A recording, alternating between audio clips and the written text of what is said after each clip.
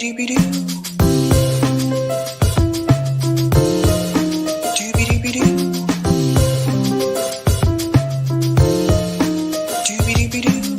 your host, sabrinasalvati.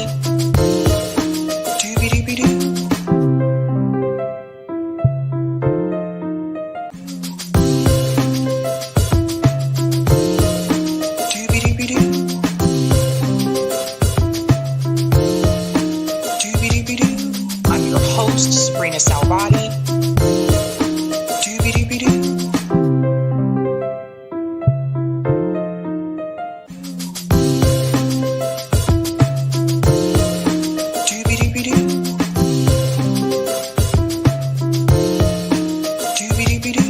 I'm your host, sabrinasalvati. Let's get ready to rumble. It is time, ladies and gentlemen, for election night. Election night. What is up, fam? Welcome to Sabby Sabs podcast. I'm your host, sabrinasalvati. If you're new, I want to let you know that Sabby Sabs podcast is a part of Revolutionary Blackout Network. You can find me there on Thursdays for the Sabby and JB show. And you can find me here on Tuesday, Thursday, Friday, and every other Sunday. What is up, fam? Well, ladies and gentlemen, it's finally here. It is officially election night, and we are going to cover the presidential election. We have a lot of things. I just want to let you know how the show is going to go tonight. Obviously, going to be a little bit different since we're covering the election. We are going to start with Georgia, since those numbers are starting to come in throughout the night. We are going to have guests that appear, so stay tuned for that. Around a little bit before 8:55, I am going to appear on Jill Stein's election night for 5 minutes, but Eric is going to also stream that on here. So I will dip out for 5 minutes. I'll do that. I'll come back and we'll continue to hang. But what's up, fam? What's up? First and foremost, ladies and gentlemen, I do want to go ahead and give a shout out to everyone who is a Sabby patron. Thank you guys so much for your support. Again, you've really been helping me out around here. Couldn't do this without you. Hello. Couldn't do it without you. Couldn't do it without you. Yeah. If you're interested in being a Sabby patron, I have 5 categories. Ultimate, Sabinators. There's also a gang called Sabsters. Yes, there is. They're just hanging out, doing a damn thing. There are Sabbies as well. Don't forget about those guys. They are the meat of the sandwich. You know, you got your condiments and you got your bread, but you got to have the meat. Or if you're a vegetarian, maybe that is portobello mushroom, whatever you want to call it. And of course, we also have members. Thank you guys so much. Again, really do appreciate you. Big props. What's up? And we want to give a shout out here to new Sabby patrons. Over here, we call them newbies. Let's give it up for April, just April. Tex Baker, Eileen Gibson, Charlie B. Barkin, Allah Hajat, Erica Robb, Stephen, Amber Stevens, Edane, and Rafi Baum. Thank you guys so much. Welcome, welcome, welcome. Yeah, we are going to get into it, fam. We're going to get into it. So first and foremost, we want to start with Georgia. Like I said, those numbers for Georgia are already starting to come in. And I want to play this video that is issuing a warning. You have to see the expression on Jake Tapper's face. We're going to go ahead and bring up this clip here from CNN. You guys have got to hear this. Awaiting first votes from Georgia and Virginia. Listen to this, fam. Trump is winning them by 11 points in these early exit poll results. 54% to 30%. Jake, 4 years ago, Joe Biden won independent voters in Georgia when he won the state by 9 points. So we've seen a swing of 20 points towards Trump in terms of the margin, from 9-point advantage 4 years ago with independents for Biden to now an 11-point advantage with independents for Trump in Georgia. Jake. Wow. David Chalian and Dana, that is really significant. We see some incremental changes here and there when it comes to young voters. She's doing slightly better. Non-college whites, he's doing slightly better. but that independent swing is Not- wild. It's a huge swing. Trump is So, ladies and gentlemen, what we're seeing right now, a big warning coming from CNN about Georgia, is that apparently it appears that a good portion of those early independent votes were actually going towards Donald Trump. See, this is the thing I was talking about before, that we didn't really actually know that just because people were voting early, especially those that are independents that were voting early, we didn't know for sure if they were necessarily going towards Kamala Harris's way or not. We really did not know. And now you're starting to see. Now, I did make a prediction when Biden was still in this race. I predicted that Joe Biden would lose Georgia in 2024 and that Georgia would become red again. Biden drops out. Kamala jumps in. I still hold on to that prediction. I still said that I think Georgia will be red again, right? And part of that has to do with the African-American vote in Georgia. She's just not seeing the same type of numbers that Biden saw in 2020. And there's other reasons for that we can get into. We're going to show this video here that's going to give you a little bit of an idea to make you understand like why this may be happening. But I told you guys before, the number one issue for voters that have been polled is the economy. When I talked to people on the ground, the number one issue was the economy. So this is a really big one. So again, we're starting with Georgia because those numbers are starting to come in, and then we're going to go to this clip here, and then we're going to go to the map.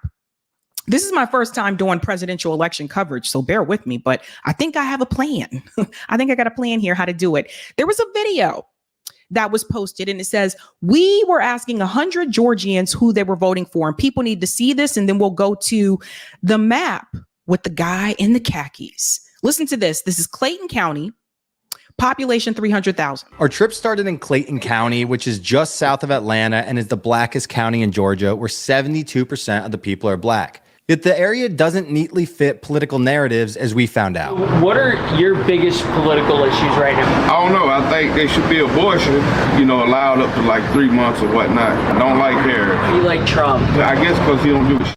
3 takeaways from here. 1, a lot of people, I think even most people we spoke to, do not plan to vote. Do you plan to vote for either one? Donald Trump, and then you said who? Kamala Harris? Yeah, that's the other one. That's the female, right? Yeah, what do you think of her? I ain't never seen her. I don't do it because I know I'm not finna vote. I've been a convicted felon since I was 20, in my 20s. He never voted. Do you know who you're gonna vote for? I mean, I don't vote, man. I don't do all that. Yeah. It's not gonna benefit my pocket. Yeah. 2, a lot of people said good things about Trump, and they traced that back to the stimulus checks. We heard this over and over again. A lot of people made a lot of money when Trump was in office. Yeah. Is it going to go for Kamala or Trump? Trump. You think Trump? It's already seen. In other words, they'll bring Uncle T back because we need to bring them funds back. And 3, a good number of people said they're going to vote for Kamala Harris, but they didn't really have a reason for why. Who do you guys plan to vote for in the election? Donald Trump or Kamala Harris? I like, you like who? Donald Trump. You like Donald Trump? Oh shit, well he like Trump. I like Harris. I mean, everybody like different people. Yeah, I'm voting for Harris. You know what I'm saying? Why Harris? Why Harris? Why Harris? Yeah. No, I'm serious. I like the new woman who coming in. I like her. Kamala, yeah. Kamala Harris, but it just, I don't know. I just want to see. I got to see how they do. Who do you think's better on the economy? Might be Kamala, maybe.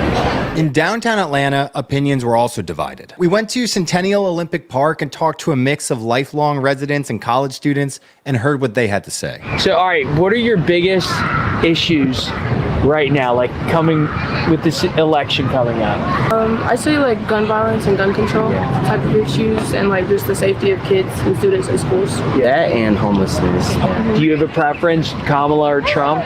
Well, Kamala? I'm gonna say Kamala because with Trump, there's that whole Project 2025 thing. Yeah. And that's kind of terrifying when you like read into it. I think we messed up both either way it go. Trump or Kamala? Kind of undecided, but leaning more toward Trump purely based on, economic policies. Yeah. I think it would be nice to pay less for stuff. Now, does everybody see what is happening here? And I'm about to bring in Zainab, who's our first guest. Notice something. We're seeing similar things here with some of these swing states. Notice again, you're hearing from a lot of people that said they're probably either going to sit this out. That's what I've heard from most people. But then you're also hearing more African Americans saying that, you know, they would support Donald Trump. Obviously, Kamala's going to get the majority of the African American vote, but Trump is seeing some gains, not just with the African American community, but also with the Latino community. Notice the two guys that we just showed a second ago in Georgia, Latino American, and they want to support Donald Trump. And this has been consistent with what I've been seeing, I would say like the past year, even when Biden was in this race. And every time I ask why, they say because of the economy. So that has been the number one issue for people. I'm gonna go ahead and bring in Zainab. Zainab, hello. Hey, how's it going? It's going good. For those who are not aware, Zainab, you can go ahead and introduce yourself. But Zainab has a lot of experience when it comes to elections. Yeah, it's good to see you. And I do. Sadly, I used to work for Justice Democrats. Don't hold that against me. And I was founder of brand. Oh, I think your mic cut out. Sorry. You're back. Glitches. Sorry about that. But I was a founder of Brand New Congress, so one of the founders of that, and we were the organization that launched Alexandria Ocasio-Cortez. We wanted to run people to challenge the establishment, people from outside. What I saw the entire time was the Democratic Party work against these people. I wasn't a Democrat, so it was an interesting vantage point for me because I watched as some people got co-opted into the Democratic Party, like we saw with AOC. I watched as the Democratic Party, even when we had Senate candidates go all the way up to the general election, we saw the Democratic Party endorse and support the GOP candidate over a progressive or over a leftist running for a Senate seat. It was really a crazy experience. It completely changed my worldview. I was already independent, but that settled it in for me. I realized there's no reforming this system. We're going to have to challenge it from the outside, whether it be if electorally, through independents, through third parties, in a different kind of way, because the machine is just way too powerful. If you're trying to work within that system, you're going to be absorbed and swallowed up by that system. 100%. And Zainab, I want to show you this as well. I'm not sure if you saw this, but this just happened in Georgia. They were talking about those early votes that are coming in. And I want you to hear what they said here on CNN about the independent voters. Winning them by 11 points in these early exit poll results, 54% to 30%. Jake, 4 years ago, Joe Biden won independent voters in Georgia when he won the state by 9 points. So we've seen a swing of 20 points towards Trump in terms of the margin, from 9-point advantage 4 years ago with independents for Biden to now an 11-point advantage with independents for Trump in Georgia. Jake. Wow. They're giant. And Dana, that is really significant. We see some incremental changes here and there when it comes to young voters. She's doing slightly better. Non-college whites, he's doing slightly better. But that independent swing is wild. It's a huge swing. Yeah. So Zainab, I want to get your take on that, and then I'll go to the Georgia map because those numbers are coming in. What do you think about that? The fact that it appears that a good portion of those independent early voters are going towards Donald Trump. And I think a lot of people were assuming those would be votes for Kamala Harris. Yeah, usually early votes are for Democrats, right? I mean, when you get the early voting and the mail-in ballots, historically, that's been for Dems. And I've been shocked watching these early ballots come in and it's like Republican. I mean, maybe partially that's because people got used to early voting because of COVID, but I think there's a little bit more to that. I think it's in part because they didn't see any change with Biden. He promised nothing will change. The economy got worse. They remember getting relief, even though a lot of that relief did come from Congress. There was some that came from the Trump administration as well, just being, honest.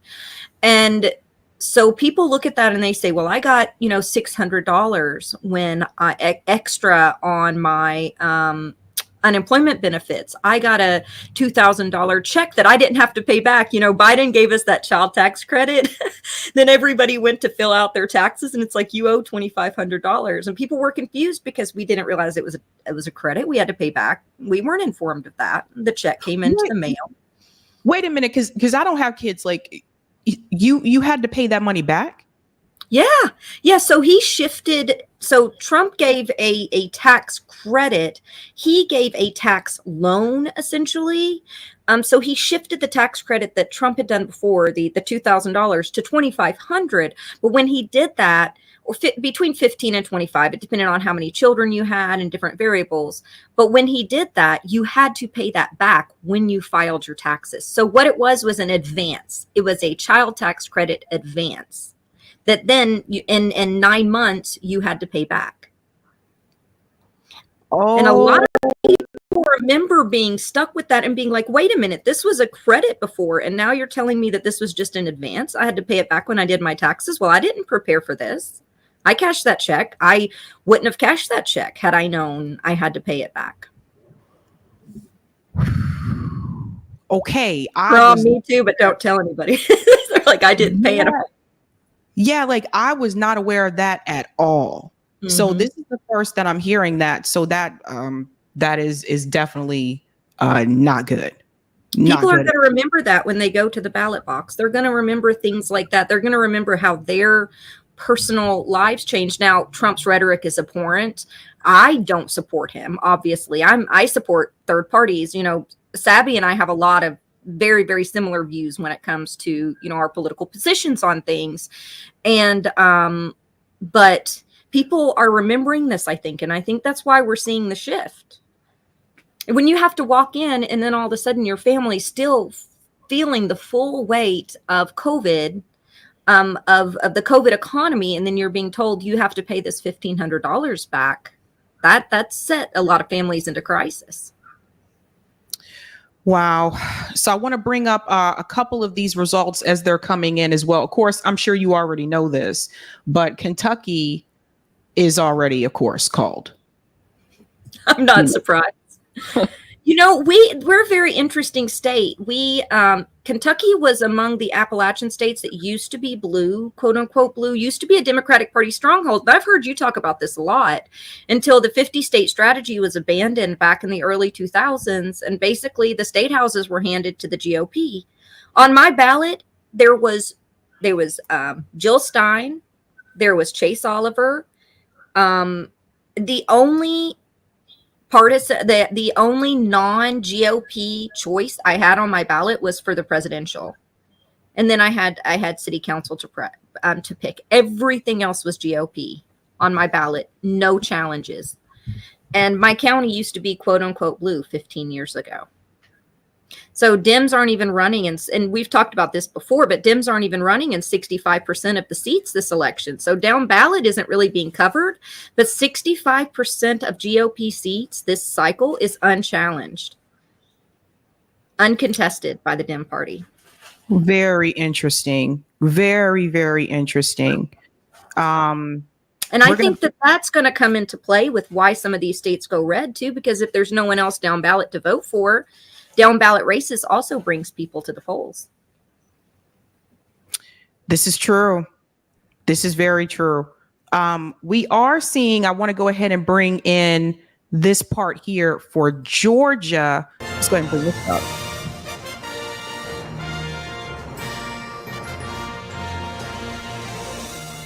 So they're saying that Georgia,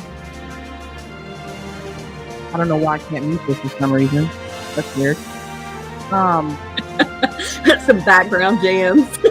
Yeah, Eric, can you mute this? It's just feels like going. Okay, that's weird. Oh, maybe it was another one I was looking at. Sorry about that. It's just weird because like, oh, okay, that was me. Sorry, Eric. Sorry, that was me. It's weird because sorry, I just saw something. I got way excited. I didn't mean to distract. Go ahead, please. I was saying, like, it's weird that they, right now Georgia is too early to call. I do want to bring in this one here because there's a bunch of different ones that I'm looking at. Let me go ahead and pull this one on the stage. Here we go. Are you waiting for good news right around the corner? Oh, I know we're going to have some good news. We are going to win this, and we're going to win it really big. Right, no razor-thin edges for you, straight win. Absolutely. And Chintan, you've been leading this Indian American Impact campaign. What do you see other than your expected optimism?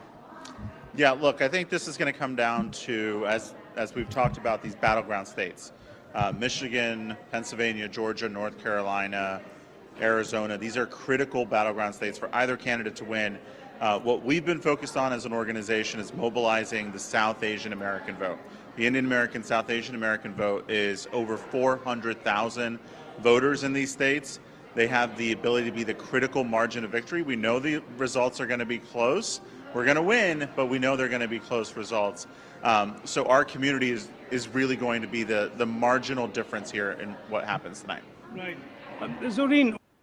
Really interesting. I'm going to let Eric pull up the AP website because AP, you guys, they're tracking these as they go along as well.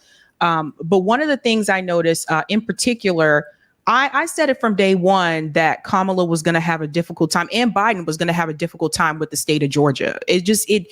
Again, like when you look at the margin of error, when you look at how many votes he won Georgia by, it was very close. So it's like you would have to overperform, I think, in order to keep that state blue, in my opinion. Do you think Roe is going to be enough for like Kamala to, because I'm not sure. I think that people realize, I know that the Dem Party has marketed themselves as vote for Kamala, win back your rights, but people understand that this legislation, people aren't dumb. I mean, they know that this legislation is coming from the state house, right? So when you look up and down your ballot, there's no one challenging this. You're going to then go, well, what's she going to do about it? Likely, because I've heard people say that, and then go and vote for who's going to, they think, benefit them economically the most. And one thing is true, even though we know it's not true, Trump is presenting himself, at least, as an anti-war candidate. He's presenting himself as that. And I think that's having an impact as well. As well as concerns over immigration. But go ahead, I'm sorry. It's all interesting things too, because ATM, thank you so much for saying this. BLM founding member is voting for Trump. I heard about that. That's odd.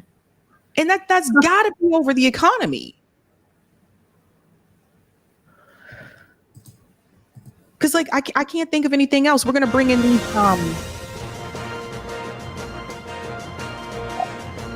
I don't know who that is. It might be, hold on 1 second. That one's. Sorry about that. We're also going to track those Senate and House seats, but I do want to show people here because on AP, you can see these results as they're kind of coming in as well. And as you can see already, I'm surprised Ohio is almost done. Wow. 39%. Okay. 39% counted because sometimes they have been known to take a long time.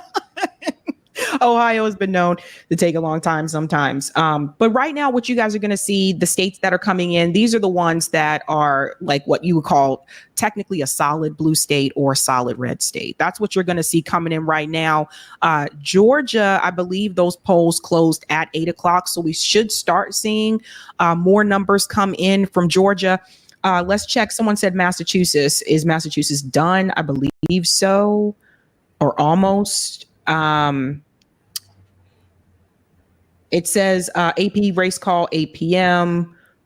Kamala Harris, 11 electoral votes. This isn't done. And this definitely isn't right. Because it says 0% of votes counted. But she would be projected. I mean, Massachusetts is blue.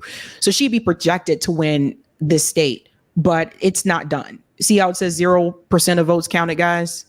So that one still isn't done. I think what's going to take quite a bit is, again, like counting like the early ballots. I'm curious to see Florida really quick. I predicted that Florida would stay red. But some people were saying, oh, it could turn blue. Right now it's Trump 55.9%, Kamala 43.2%, and 90% of the votes are counted. So I think we can pretty much figure how that's going to go. So Zainab, I do want to show you one more thing as well, because one of the things I've been asking is what went wrong, or what could have been if Kamala Harris loses. I want to show you some of the things that have happened. Number one, there is the early vote fallout. Now, I didn't know this until recently, but on CNN, they were talking about this, about how Kamala Harris, I guess, is behind Joe Biden when it comes to the early votes. Listen to this, you guys. The math doesn't work.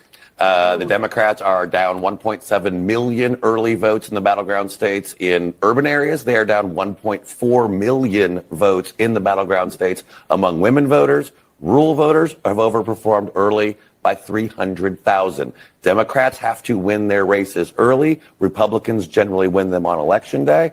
And the margins don't add up right now for the Democrats in any of these battleground states. The math. So what do you think about that, Zainab? What he's saying, that the Democrats are behind, 1.7 million votes for the early votes? That's it. What really shocked me, yeah, the 1.7 in rural or suburban areas and 1.4 million in urban areas. That really shook me, because urban areas usually has a higher turnout instead of being lower. Every election year upon election year for early voting has been higher and higher and higher and higher. I think this might be the first election we've seen a dip in that. And it's go ahead. Oh, go ahead. I think there's a slight delay on my end, so I apologize. That's what this is. So I think that what that might be, hell, I don't know. I'm trying to think of something, and I'm like, you know what? I want to be honest. I don't know what's not bringing people out to early vote. You know, it could be the fact that they're just like we are. They are just sick and tired of having two crap candidates. I mean, Kamala Harris ran with endorsements from Dick Cheney. Dick Cheney left office with 8% approval rating, and she made that the bellwether of her election. The Democratic Democrats always end up running to the right and try to get these moderate voters, because they don't want to tick off their donors and do any kind of positive, less leftist legislation, things like, populist legislation that the majority of people want, things like Medicare for all. Clinton and Obama both ran on that. That's why they won their races. They both lied, but they ran on anti-war.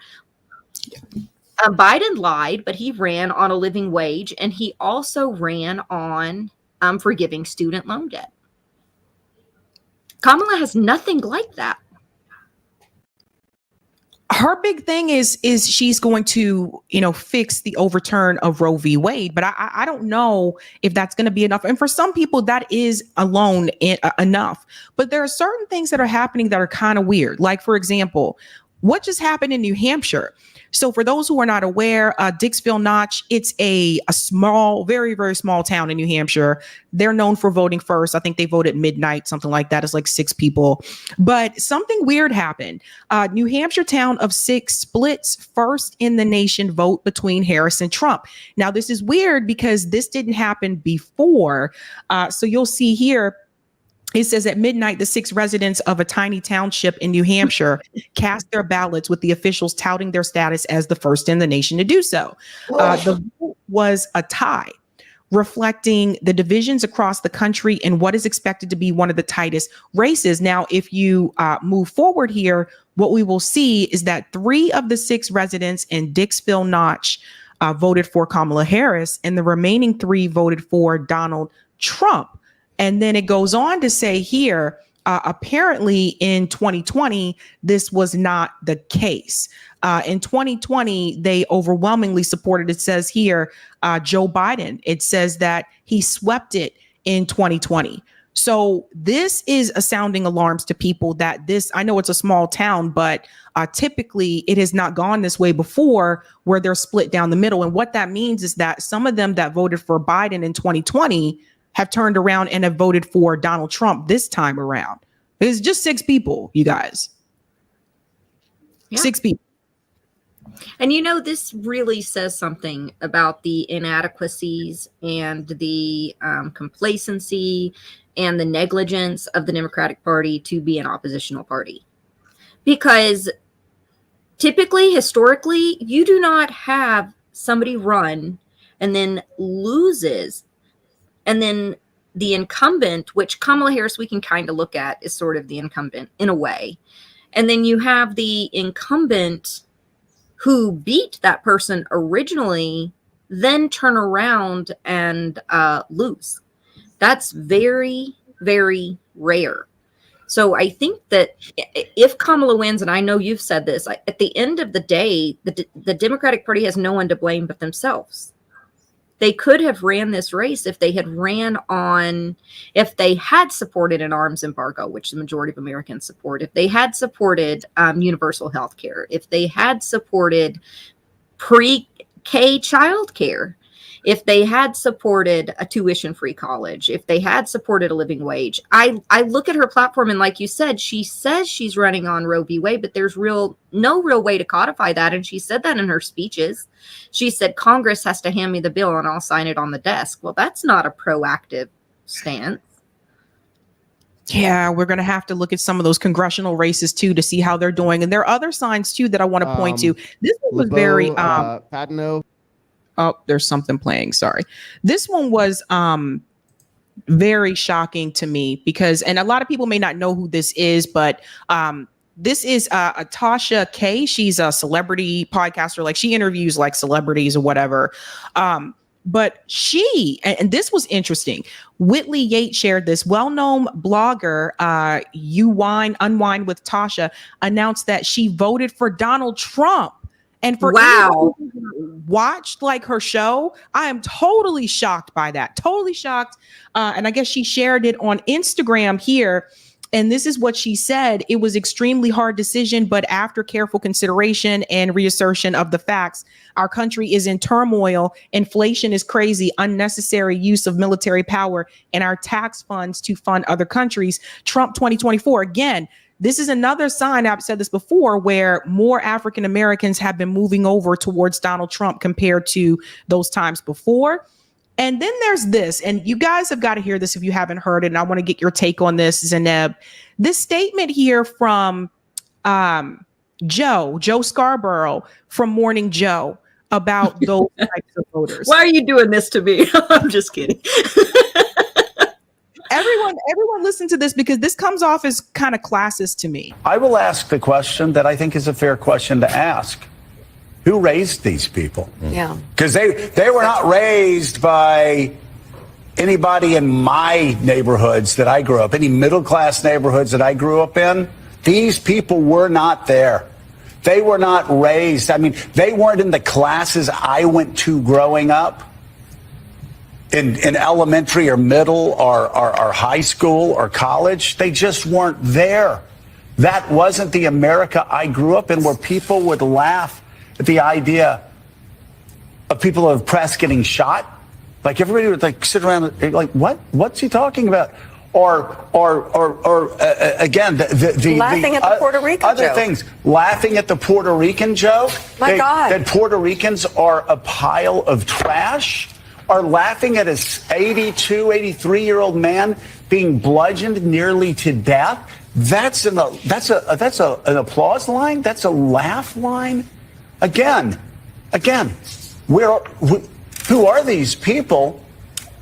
Where are they coming from? And who raised them? And how did Donald Trump twist their point of view so much in 9 years that the brutalization of an 83-year-old man is something to laugh about, or the shooting of press members is an applause line? Yeah, laughs and cheers when Trump suggested the press should be shot. And my friend, the legendary photographer at the AP, Evan Vucci, who's traveling with the Trump campaign. And then they move it on to another subject. But Danny Haifong is here as well. So I want to go ahead and bring Danny in to get his impression about this as well. But first, I want to get your take about this, Zeneb. How do you feel about that comment that he made there? Like, who raised these people? There's two thoughts. One, I'm Appalachian. That condescension from liberals. We call it looking down the nose at us. The condescension from liberals has been unhinged for my entire life. looking down at us, calling us stupid, calling people stupid. I get what he's saying about Trump's comments being unhinged and crazy. They are. He's right. But the lack of self-reflection as to why people may vote this way kind of leads into my second point I want to make. When he talks about journalists being shot and Trump suggesting that, it is happening right now. Almost 200 journalists killed in Gaza under Biden's watch. Biden criminalizing journalists that are covering Stop Cop City protest. Biden jailing 78 protesters in Atlanta at the Stop Cop City protest on bunk domestic violence charges. Democratic mayors busting heads of protesters all across the country and arresting them. Bipartisan bills trying to pass the House and Senate that would criminalize phrases like from the river to the sea. Things like that are happening now. People's heads are getting busted now. There's police militarization now. There's when he said journalists being killed, that ran all across me because that is happening right now. And Harris is literally running on a campaign of joy. So if we want to talk about abhorrent behavior, there's a lot more here to talk about than just rhetoric. Yes, Trump's rhetoric, abhorrent. I can't stand it. Let's talk about actions. And that's what's one of the things that ran all over me. It's a total cognitive dissonance. It made me really angry. I hear you. Well, welcome, Danny. Danny Haifong is here. Thank you so much for being with us, Danny. What was your take on what Joe Scarborough said there? And do you think that's a problem for the Democratic Party? Well, first, just let me know if my mic is hot. I'm using a different mic right now. So if do I sound okay? Yeah. It's a little low, but. A little low? Okay. Well, I'll try to talk louder then. But, I mean, this is what the Democratic Party always does, right? They talk down to anyone, really anyone that doesn't follow them, that doesn't support them, that doesn't just grovel over them. It has become such an interesting development to watch where Democrats, corporate so-called liberal media, they are now the ones who are primarily and principally so interested in policing people's speeches, their votes. They don't feel like they actually have to win anybody over. They feel like if you should just support them because democracy, because Trump is this, because look at these hordes of people who support Donald Trump and what they're going to do if they are energized and they are put into any kind of position of power. It's all fear-mongering, and it really is not effective.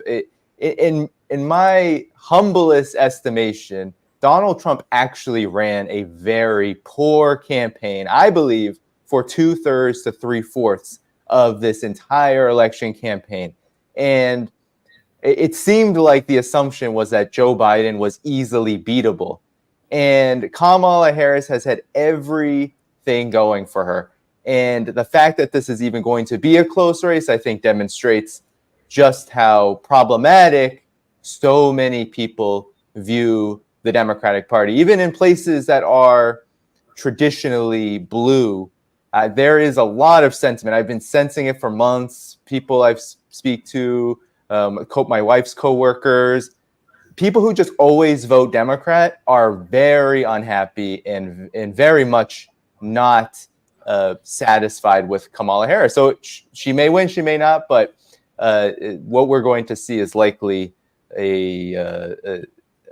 the continuation of this trend where if she does lose, we know who's going to get blamed. It's going to be the deplorables. It's going to be Russia. It's going to be just anyone except the Democratic Party and their elite backers. Totally hear you there. Well, speaking of that, that brings me to Pennsylvania, where I do want you guys to see what's happening now. Those votes are starting to come in as well. I'll go ahead and bring this up on the screen. Right now, Kamala Harris is ahead of Donald Trump in Pennsylvania. It seems like Philadelphia, the urban areas are coming in right now first. So Philadelphia is coming in. This is Lackawanna County. There's some weird names in Pennsylvania, just like in Massachusetts. But Lackawanna County's coming in. They have her at 66.7%, 27% in right now. At the bottom of the screen, we can see the popular vote has Donald Trump at 53.9 and Kamala Harris at 44.9 currently at this point. And that's just 22% that's in. And then if we also go to AP for Pennsylvania, AP shows that right now, Kamala Harris has 575,000 votes and Donald Trump has 250,000 votes. So she's way ahead of him right now in Pennsylvania. Now it's 12% of the votes that are counted. But if I remember correctly, I believe she has to get 700,000 or she needs at least 700,000 votes in Philly, if I remember correctly. But right now, it looks like Pennsylvania is in her favor. Now, this could change. Are you surprised by that, Zineb? No, but I have seen Pennsylvania start out one way and completely slide the other. So I'm not sure. This may be one of the states where, because this is the first 12%, so some of this may be the early voting, and it may be one of the states that still swung a little dim. I don't know. I think we'll have to see how it goes.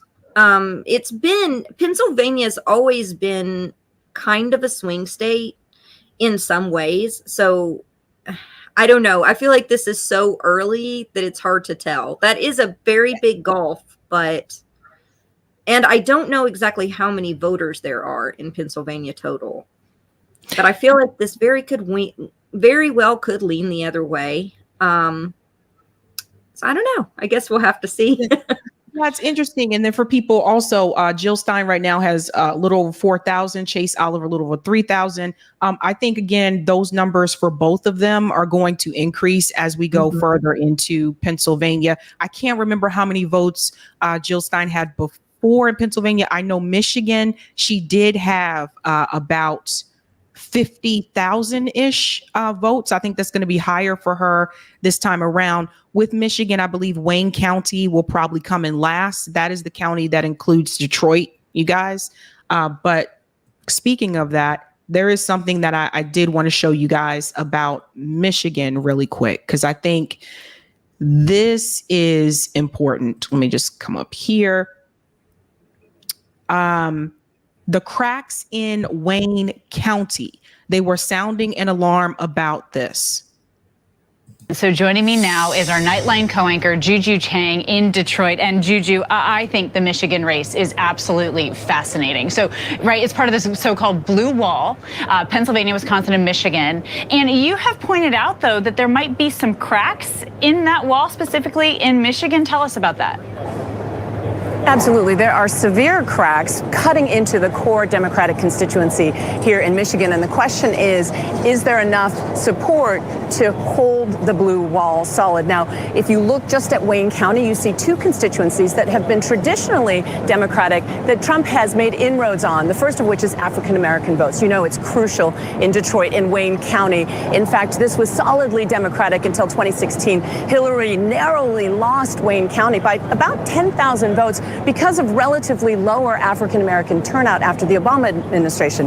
Now, that said, there has been a lot of doubling down on the African-American turnout here, but we talked to the Secretary of State's office. They told us that they don't believe that Wayne County turnout is going to even match 2020 numbers, which is not a good sign for the Harris camp.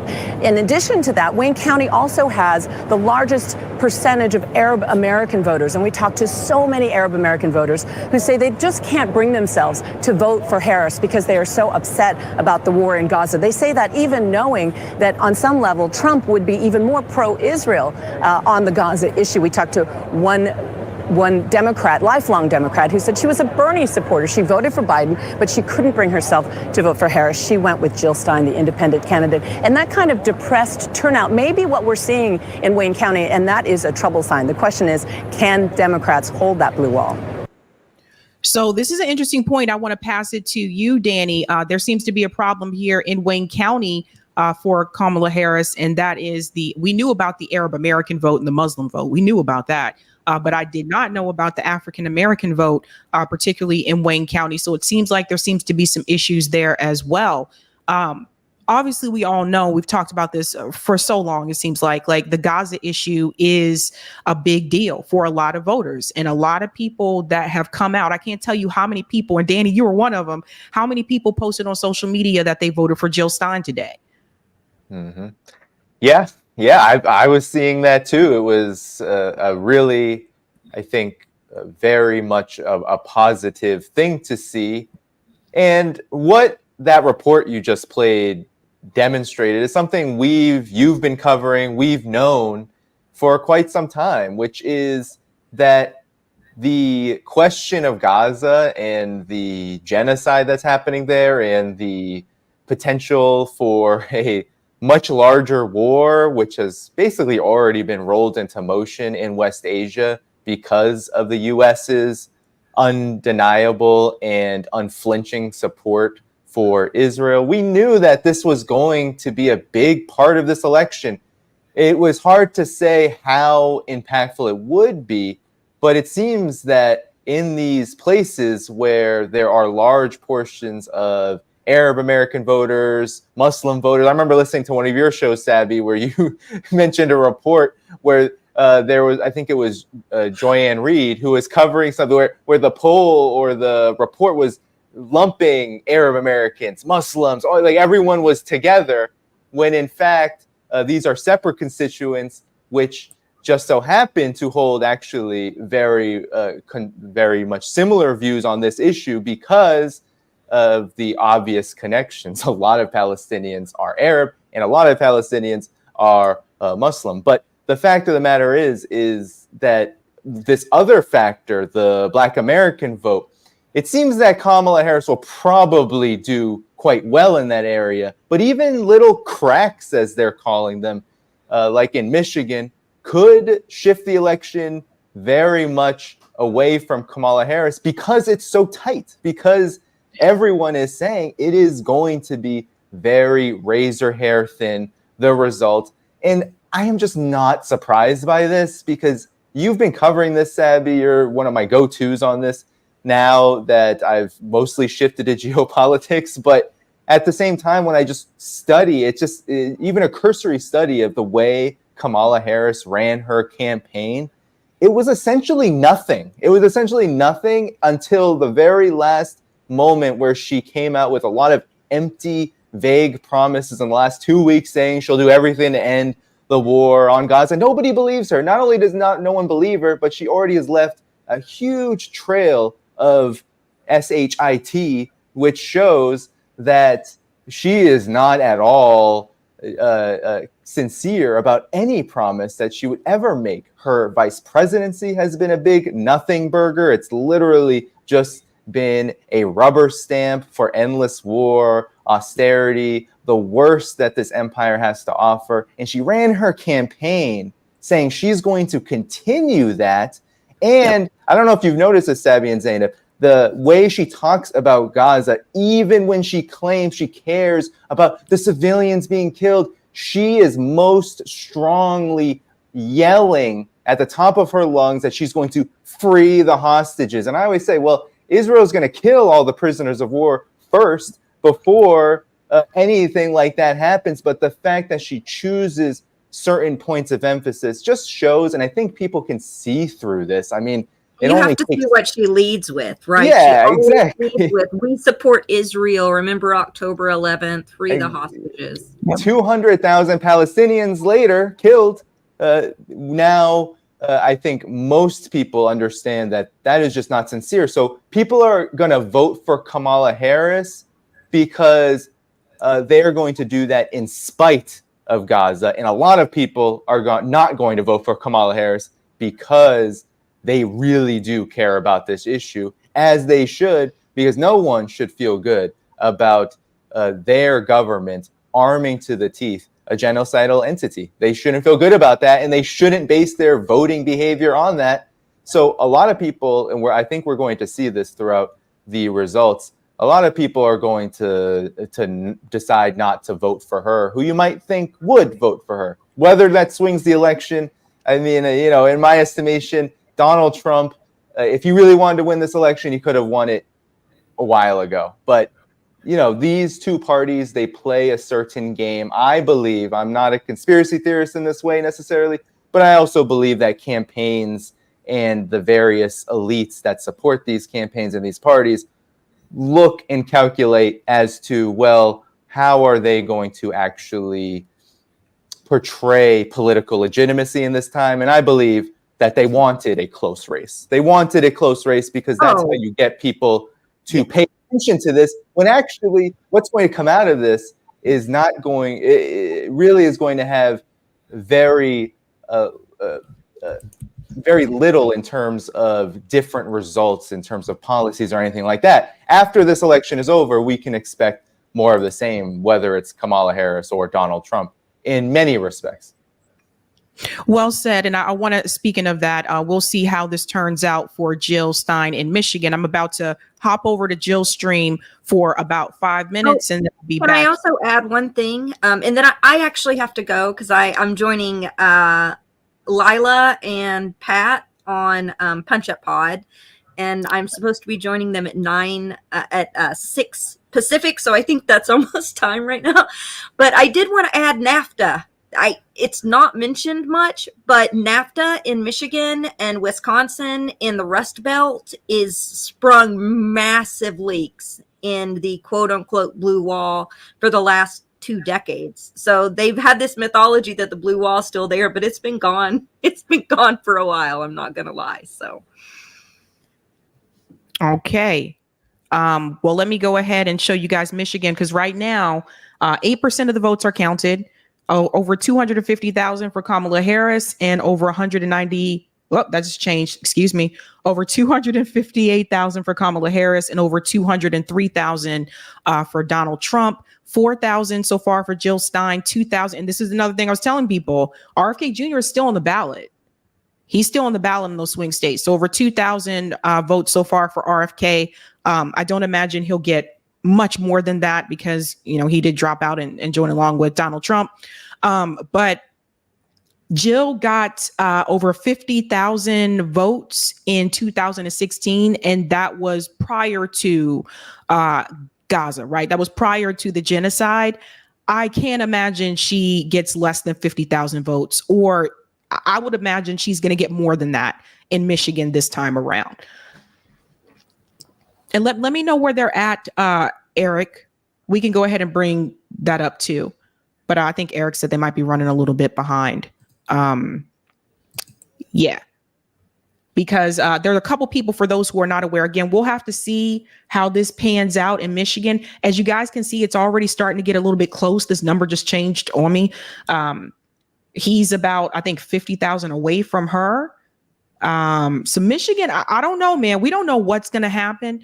But Michigan is one we're definitely keeping our eye on, as well as Pennsylvania. Of course, I told you guys again, I still think that Georgia is going to be red. And Zeneb, I want to go ahead and let you peace out. I know you got to go to another stream. All right. Well, thanks for having me on. I appreciate it. Sorry I have to dip so early. Danny, it was good to see you. Bye, Sabby. Good to see you. Bye, chat. Bye. So, Danny, what was it like for you in New York, voting in New York today? I did see a post that I guess Sarasota County in New York was telling people that they couldn't write in candidates. Really weird. Yeah, I don't know. I mean, here where I am in New York City, it was not difficult to vote. It was very, I went at a very off hour during work hours. And my neighborhood is pretty, I think that I think my particular neighborhood is not as dense as some others in New York. So it was not difficult at all. I'm always suspicious of these machines, though. I think when you see certain counties, I mean, I saw what you were referencing. I also saw, I think, somewhere in Ohio or something, right? Isn't the Green Party challenging some kind of in Ohio where they were telling people that their vote wasn't going to be counted if they tried to write in? So I'm always suspicious of the machines. I mean, that to me is a very extreme thing to do. What could happen though is just, machines.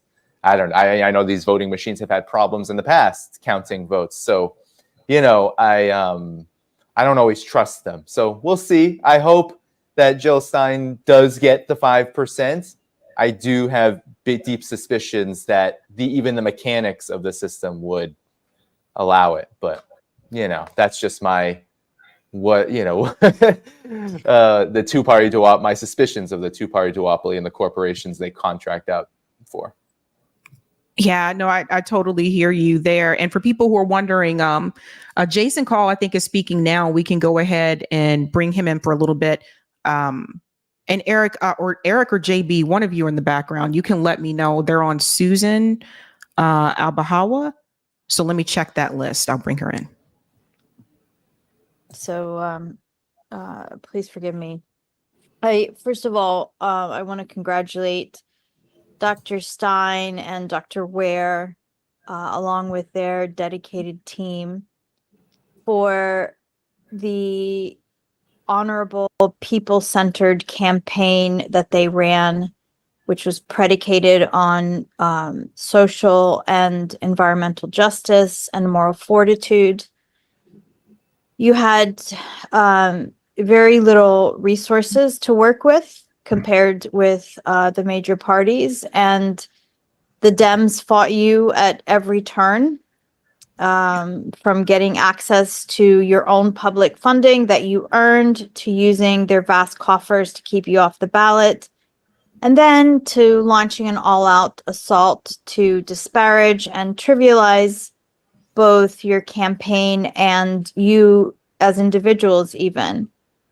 But you stayed the course, you stuck to your principles, you spoke truth to power, you embraced one of the weakest and certainly most demonized communities in this country, namely Arabs and Muslims. You uplifted our voices as our families and friends are being slaughtered and starved by Israel and the United States.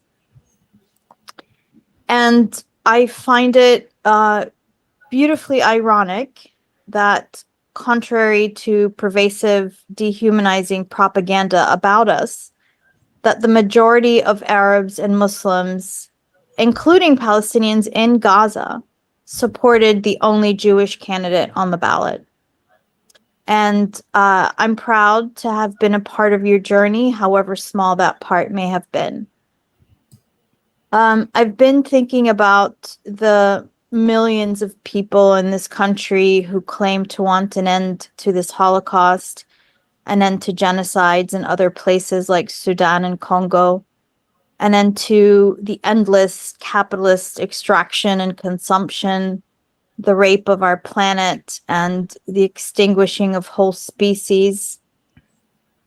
The Americans who want a fair wages, fair taxation, equitable quality public education, affordable higher education, all of these things that the Green Party stands for. But instead of voting for the only party that's actually promising these things, that's focused on these things, they chose the lesser of two evil paths, choosing evil once again and again and again. And I think their fear is clearly about a wasted vote, because they cannot imagine a victorious third party. So the result is that you have millions of people basing their vote on the perceived voting behavior of each other. It's a circular loop. It's sheep following sheep, a kind of self-fulfilling perception. And I don't know how to convince people to reach for what they actually want and what they actually need, but I think that should be our task going forward. Our votes for the Stein-Ware ticket certainly are not spoilers. They're not wasted votes. Our votes represent the will of the people to live in a country and in a world that is life-affirming rather than one marked by forever wars or genocide. the votes that are cast, frankly, for Harris or Trump are, in my view, the wasted votes. They represent a squandering of democracy and the wholesale relinquishing of our power to a ruling elite that are driven by an insatiable appetite for power and an appetite for the hoarding of wealth. So we, the people who voted for the Greens and even for other third parties, are frankly the citizens who voted with sanity, with a sense of hope instead of fear, and more importantly, with honorable ideals for humanity and for all of life. Israel's assault on Palestine and Lebanon have not stopped tonight. Our world is forever altered, at least for us, it certainly is. And if we don't stop this, no matter who wins the election, and I cannot stress more forcefully the dangers of the new world where a captive, principally defenseless indigenous population live streams its own annihilation and we let it pass. That's not a world for any of us. It'll be a matter of time before the weapons they're testing on Palestinian bodies will make their way here. Yep. The drones are going to come first, then the new quadcopters, and the robot dogs that they're just now unrolling. So I do believe that the world we want is possible. I believe it's attainable even. A world where capitalist greed is reined in and the health and well-being of our planet and our communities are the highest priorities. That gentler world can become, but the path to that world necessarily runs through Palestine. Thank you. Okay. Thoughts about that, Danny? And I believe Medea Benjamin is coming up after her. So when Medea appears, I'll have to exit to go over to Jill's stream. I'll speak there for roughly about 5 minutes, and then I'll come back over here. But Eric is going to be showing this while I'm over there. Thoughts about that, Danny? Yeah, well, so I guess I'll watch you from the screen. That'll be interesting. That'll be fun. Well, I mean, everything that was just said is 100% true.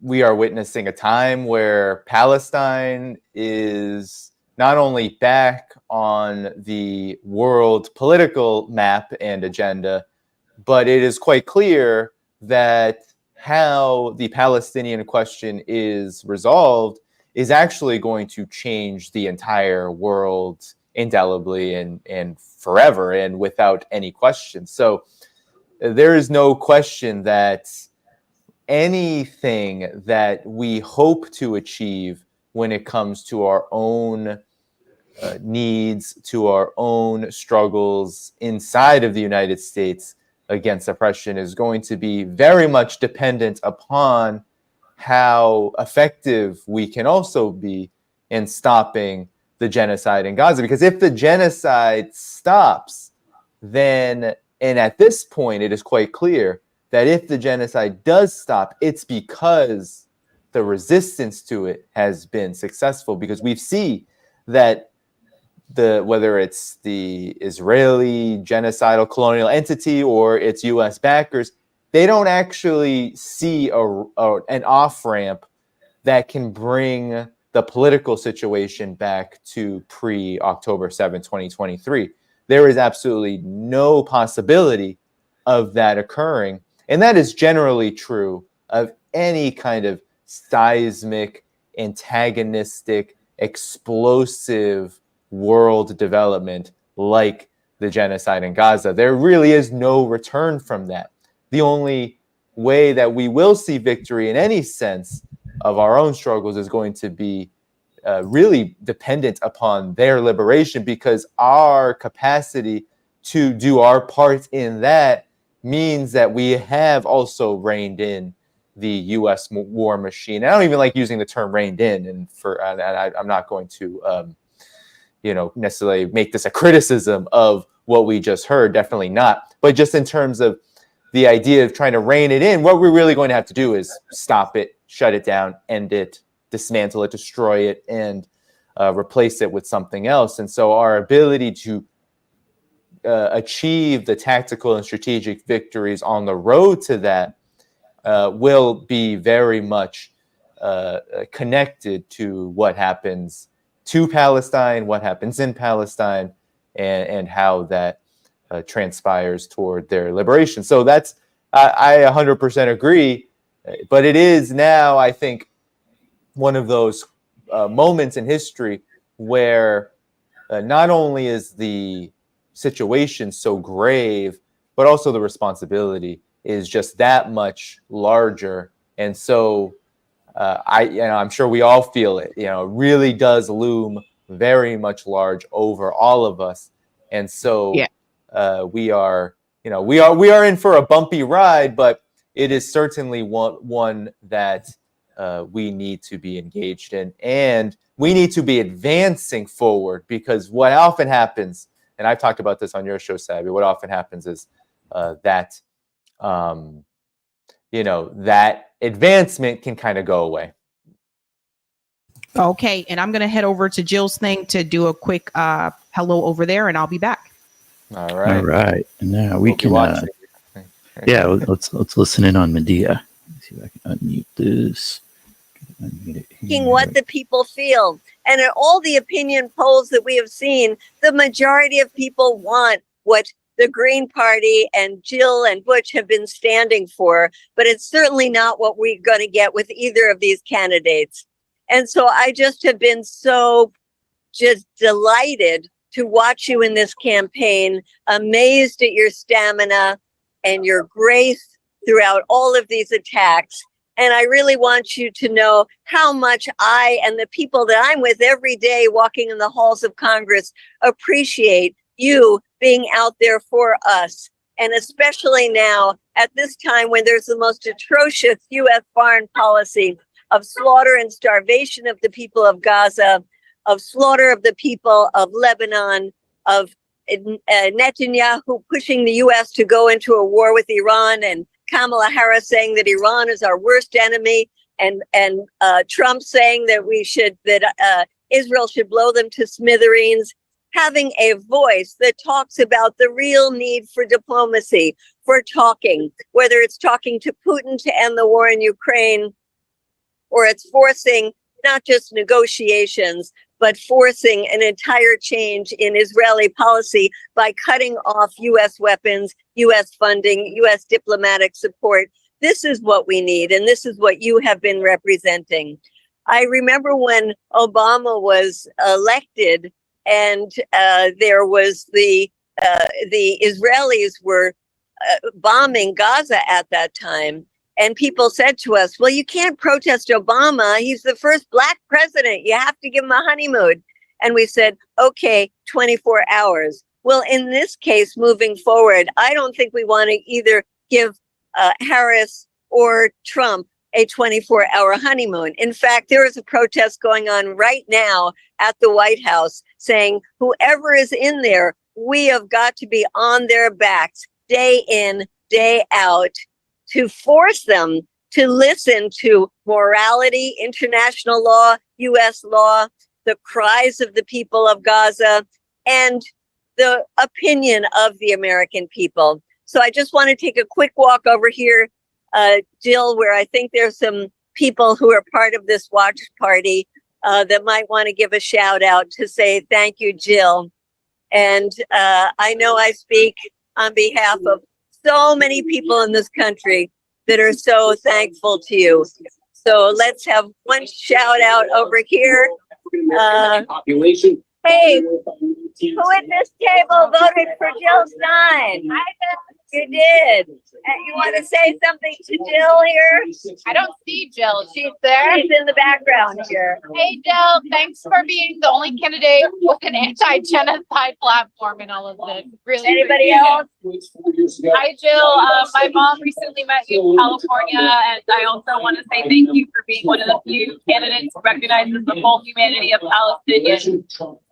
Everybody say thank you, Jill.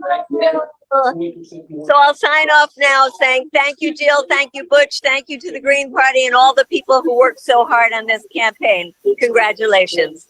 Thanks Free so much. Palestine. It's been an honor to have you with us tonight. Everybody give it up for Medea Benjamin. All right, so that was Medea Benjamin. We were just tuning in to the election night stream from the Stein campaign, and I believe they should be bringing Sabby on shortly, and we'll of course listen to Sabby's comments. We do not have Sabby. Is Jay there? See what Jason's saying. James is not in. Do we have Gloria? Almost. Not quite yet. Okay. All right, they're working on it. Yeah, I mean, one of the things I saw in the chat, maybe you can comment on this too, Danny, was one chatter who said that they're glad the election's over, so now the real work can begin. And yeah, I thought that was. I mean, to me, what really needs to happen is for the real people on the real left to figure out how to inspire a mass movement, to really get millions engaged. I don't know if you had any thoughts on that. Well, I agree. I mean, I believe that the real work is always after the elections, between the elections, during the elections. I still believe, even though I never vote for the duopoly, that elections can certainly be used for the purposes of trying to generate that kind of mass movement. But the unfortunate part about elections that I think can often be minimized by those who want to use this strategy, especially some of my perhaps communist counterparts, hint, hint, CPUSA, is that they will go so far as to engage so dramatically in the electoral process that they actually just work for the duopoly during that period. And if you work for the duopoly during the period of the elections, you are actually disorganizing yourself, your organization, your party, whatever it may be. That is how I see it, because you can't funnel people into the duopoly and expect different results than what the duopoly is actually churning out. That to me is just complete and utter cognitive dissonance and wishful thinking, and actually just fantasy. So that's how I see it. A lot of people have come to that now, more than before.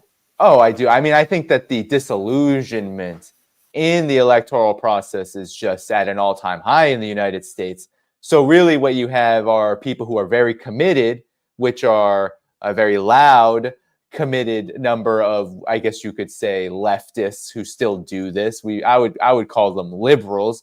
But for most people, there's either disillusionment, or for those on the left who are actually trying to do independent organizing, there is no faith in that machine anymore, that it can actually generate any kind of outcome that will move things toward a direction that is more favorable for the generation of a mass movement. I definitely see that. All right, and we got Sabby on. Let's check her out. Her own show, Sabby Sabs, within the Revolutionary Blackout Network of journalists. She's been a staunch friend of ours.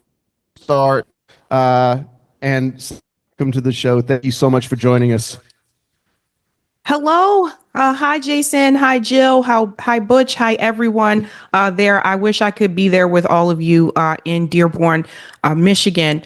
But I have to say that I am incredibly proud of the work that Dr. Jill Stein and Butch Ware have done, not just with this campaign, but obviously with their activism on the ground for the pro-Palestinian movement. For those who are not aware, the very first time that I met Dr. Jill Stein in person was not during a campaign. It was during activism. It was during an Earth Day event here in Boston. And so I have seen Jill Stein not just be a candidate, but also an activist on the ground. What we have seen happen to the Palestinian people, the Lebanese people, what we have seen happen to people in the Middle East at the hands of Israel is 100% not acceptable. And I think what is very concerning to me is that I live in a country where people have managed to make excuses for genocide. And that is not appropriate, and that is not okay. Anything to get people to support the status quo. I voted for Dr. Jill Stein today because Jill Stein, from what I have seen, has been consistent on the issues. She has been consistent on the issues when it comes to being anti-war. She's been consistent on the issues when it comes to climate reform and climate issues in this country.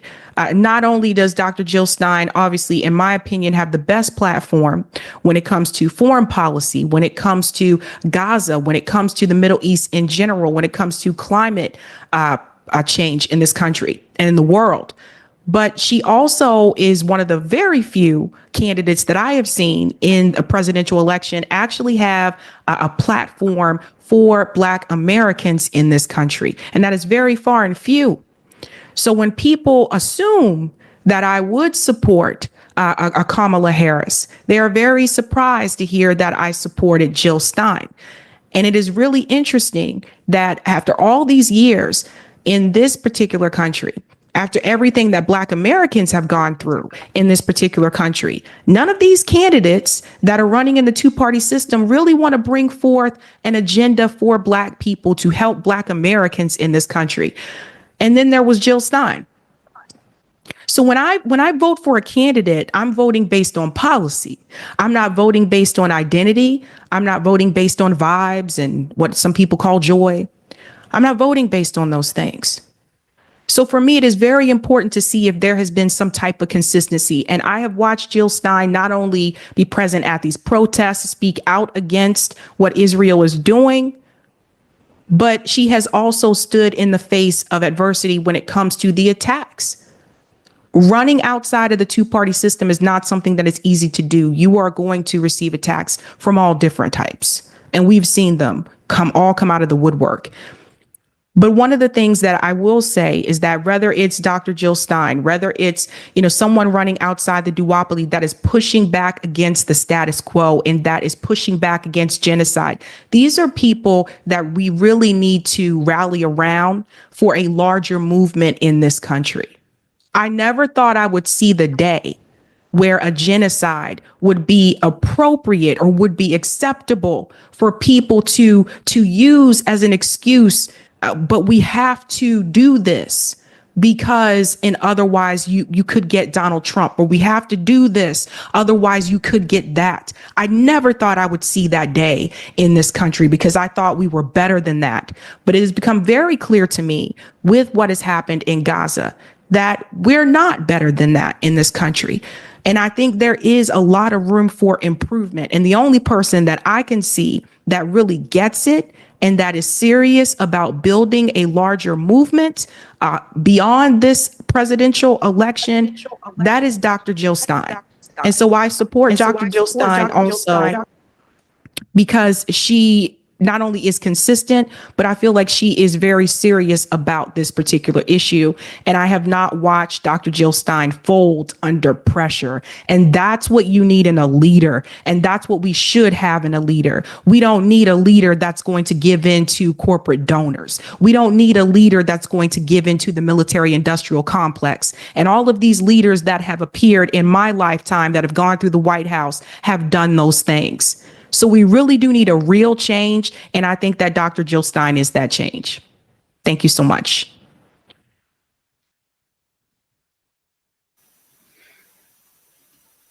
All right, that was Sabby's very based comments, and we'll see. We'll see. They were due to have. Hey, it's Sabby Sabs.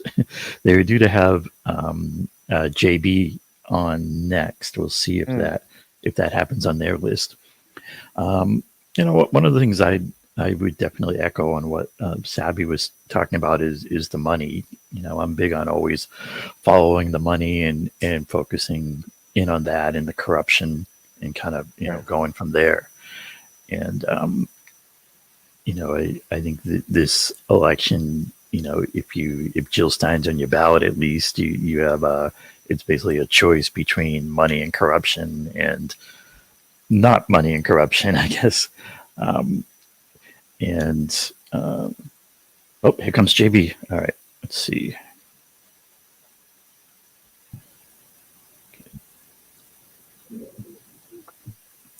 Speak to us, JB. Speak to us.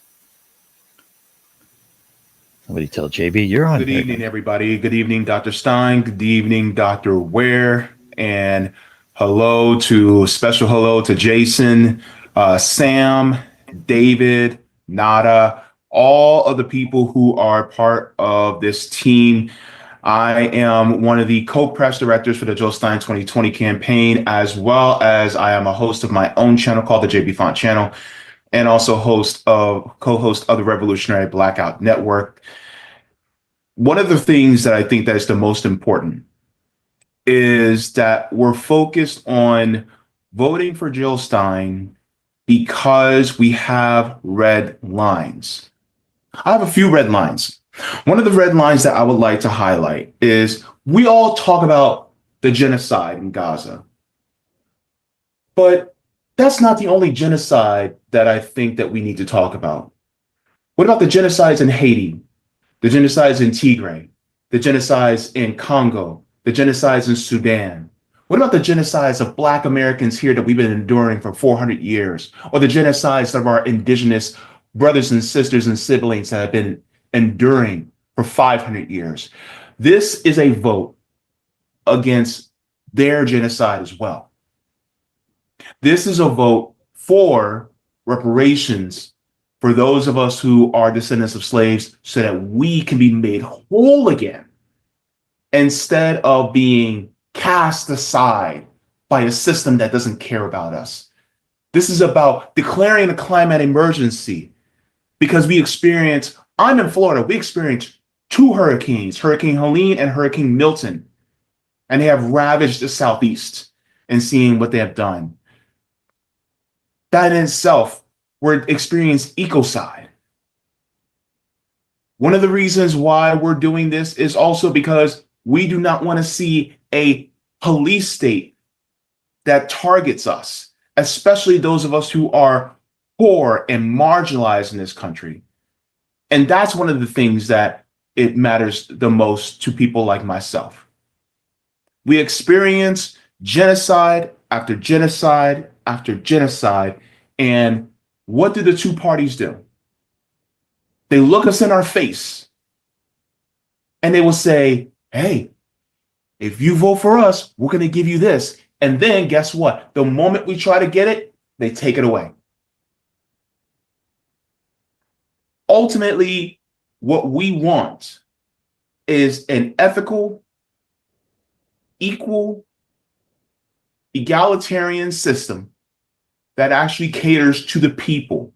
And here's one thing that I think that sets Jill Stein apart from the rest.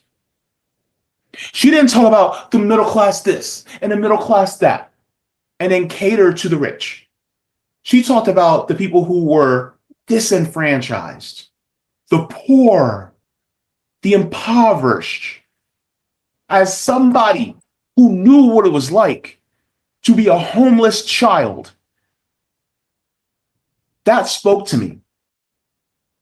Kamala Harris didn't speak to me. Donald Trump doesn't speak to me.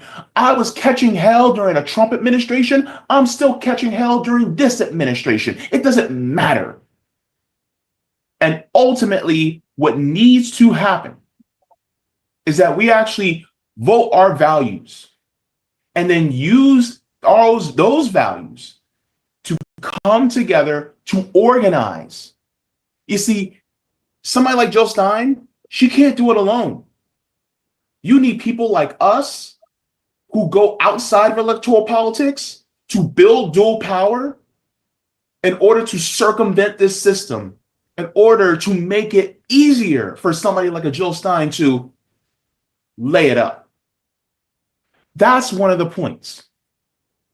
It's not just about electoral politics. You have to use that as a tool in order to get what we want. And the thing is we know that the ruling class do not want us to truly have what we should have. And we got to talk about the policies and get on those policies because, look, Jill Stein's policies, some of the best policies in this race. And so I just want to say that I want to thank Dr. Jill Stein for being a leader in this. I want to thank Dr. Butch Ware for being willing and able to be tagged in. I want to thank all the people who I've worked with in close proximity. I want to give a big thank you to Dave, as well as Sam, Jason, as well. I want to give a huge thank you and a big gracious hello to Nada for being very patient with me, especially when it comes to scheduling. And I also want to thank everybody, Georgia, Lateria. I want to thank Rose. I want to thank all of you who have been doing, some powerful work on the ground. Thank you to Justin and everybody who's been on the ground work, because ultimately what needs to happen is happening. And look, we're going to keep doing it. Hopefully we'll get to 5%. And even if we don't, we left it all on the table. And I'm just proud of you guys.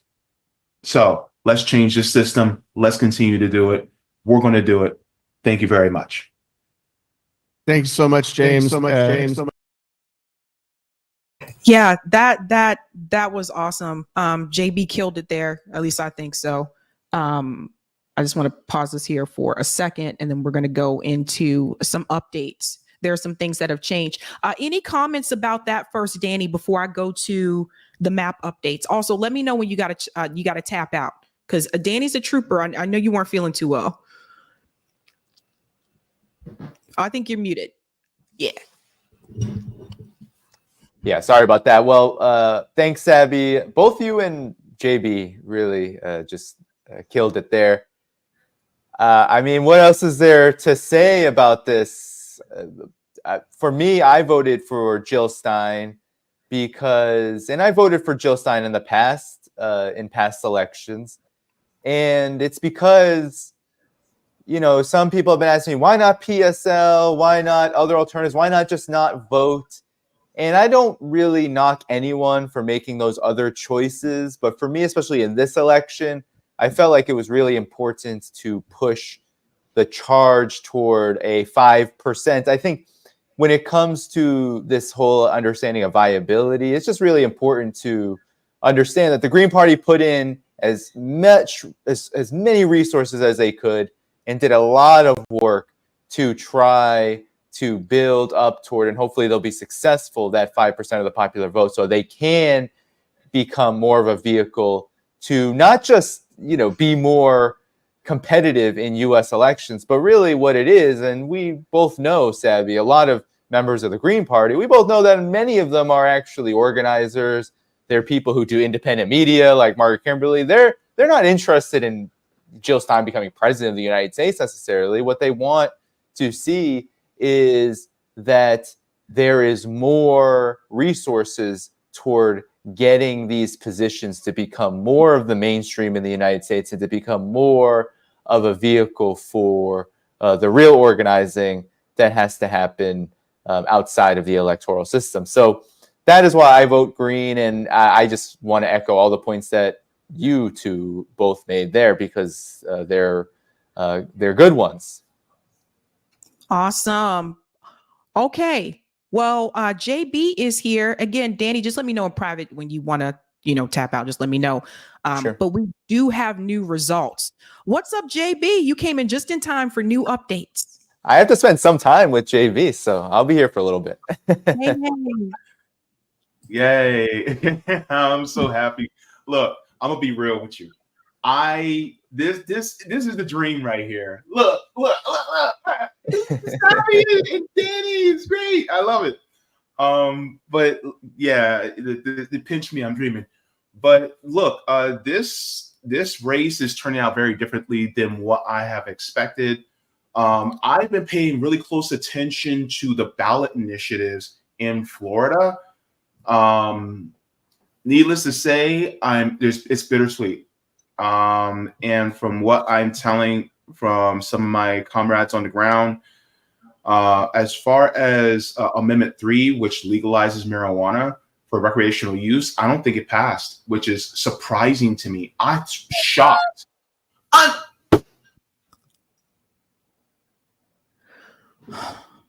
pissed. You want to smoke in Florida? They all do. In fact. I was about to say, like, how? What? Anyway. Yes. In fact, sheriffs were doing commercials for legalizing it. They were saying, like, there's no point in us using our resources to go after people for marijuana use. That's a waste of our resources. Sheriffs were literally doing ads.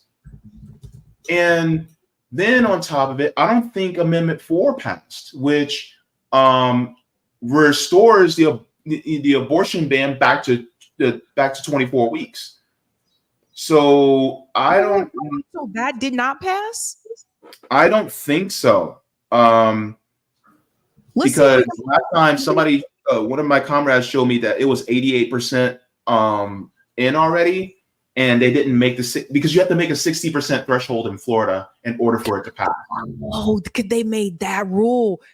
Eric, if you have a moment, can you pull up some of the BIs? I'm curious, Florida in particular, because they're pretty much all in, and also Massachusetts, we're pretty much all in too. If you have a moment. Oh, but go ahead, JB. I'm sorry. Yeah. So as far as, of course, Donald Trump has been declared the victor. Joe Stein got over 40,000 votes so far in Florida. Pause. She got 40,000 votes in Florida. 41,375. She beat Chase Sullivan. Wow, because I don't think that happened before. Not in Florida. Yeah. And then I'm trying to look for the ballot measures because I want to see what the ballot measures are. But as far as here we go, ballot measures. Okay, so Amendment 1, which requires partisans elections for schools that got voted no, that's a good thing because that would force us to have partisan elections in schools, which I do not think we should have. I'm disappointed in Amendment 2 getting passed because it's create a constitutional right to hunt and fish. We already have a constitutional right to hunt and fish. We don't need that to be on the ballot, but now this is going to give corporations, a free reign to, mess up our delicate balance, in nature, with overfishing and overhunting now. So that's not a good thing. Amendment 3 did not pass, got 44.2% of the vote, and that's 92% reporting. Amendment 4, which creates constitutional right to abortion, that did not pass. It got to 43% with 92% reporting. Amendment 5 adjusts home property tax exemption for inflation. I would have voted no on that. That passed with 66%. And then Amendment 6, repeal public financing of campaign for political campaigns. That did not pass with 49.6%. And I'm glad that did not pass because that meant that would have repealed our public financing of state elections. So I'm glad that did not pass. But for the most part, the ones that I was watching, especially for, were 3 and 4, and they didn't pass, and I wanted them to pass. So. Okay, so I think another quick update I want to bring up here as well. Someone's keeping tally in the chat. Thank you guys so much for this. People are telling me in the chat right now, Jill Stein already has over 228,000 votes. That's really good. Again, considering we're not all in, that's really good. I'll have to double check that in a minute. But speaking of ballot measures, I want to bring this up as well. Eric just had Massachusetts up here. If you can pull that back up, Eric, so we can, I don't know where you put it. We can get back to the ballot measures. Let's go ahead and see how this is going too, because again, these are big things here. Auditing legislature, yes, 71%. That one's not like a big deal. It was like, do you agree with the state auditor being able to audit the legislature? Yeah, I don't care. Like that, like I feel like that was a waste of a measure. Like, does that make sense? So that's not one of the big ones I was looking at. The MCAS requirement, this is one of the ones I am hoping that this is not continued. The MCAS is a standardized test here in Massachusetts. I remember it. You remember, Danny? Yeah. I remember it was implemented when I was in school. So I remember the moment it came into effect. It was horrible. Ugh. Yeah. Yeah. And it shouldn't be. Again, it holds some people back because let's say you're performing well in a class, but you're not getting that score that they want you to have on the MCAS. And then there was this I guess, a treat that if you received a certain score on the MCAS, then you can attend any state public college in Massachusetts tuition free. But from what I've been told by people who graduated from high school in Massachusetts, even that has certain restrictions on it. It's not like you can just pick, like, I guess it's certain schools and all that. But anyway, right now that's at 59.7% for yes and 40.3% for no. I really do wish they removed that requirement. It really does hold back a lot of Black students in Massachusetts, especially students that are low income. It holds them back. Question 3 was the Ride app unionization. I can't even believe this is even this close. So 56.5% so far have said yes, and 43.5% have said no. Why would you say no for the ability for people to unionize? I'm pleasantly surprised there's so many who say yes, but I think now unions are a lot more popular than they have been, even though they're not necessarily more populous than they have been. But yeah, I don't know. 43% in a state like Massachusetts. That's interesting. So those numbers are still coming in. And then these two here as well, legalizing psychedelics. So this one is also very close. It's 55.5% is saying no, and 44.5% is saying yes. Now, I actually think that this should pass. I mean, I don't use psychedelics, but I feel like that should pass because one of the things that they have pointed out is that this can help people that are veterans that have been in combat. It can help them with PTSD and like mental health, like issues, stuff like that. And the last one is the tipped minimum wage. Oof. I'm pretty sure a lot of restaurant owners are voting no. So the question was to increase the tipped minimum wage in Massachusetts over the years.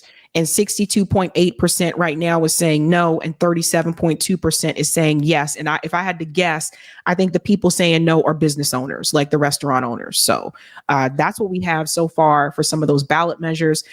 Eric, can we go back to the first part of Type V and C so we can pull up those new results? Wisconsin, I just took a peek at, looks like it is moving red right now, at least. We're going to pull this up. This is the AP map here. So, it just changed on me again. Let me refresh.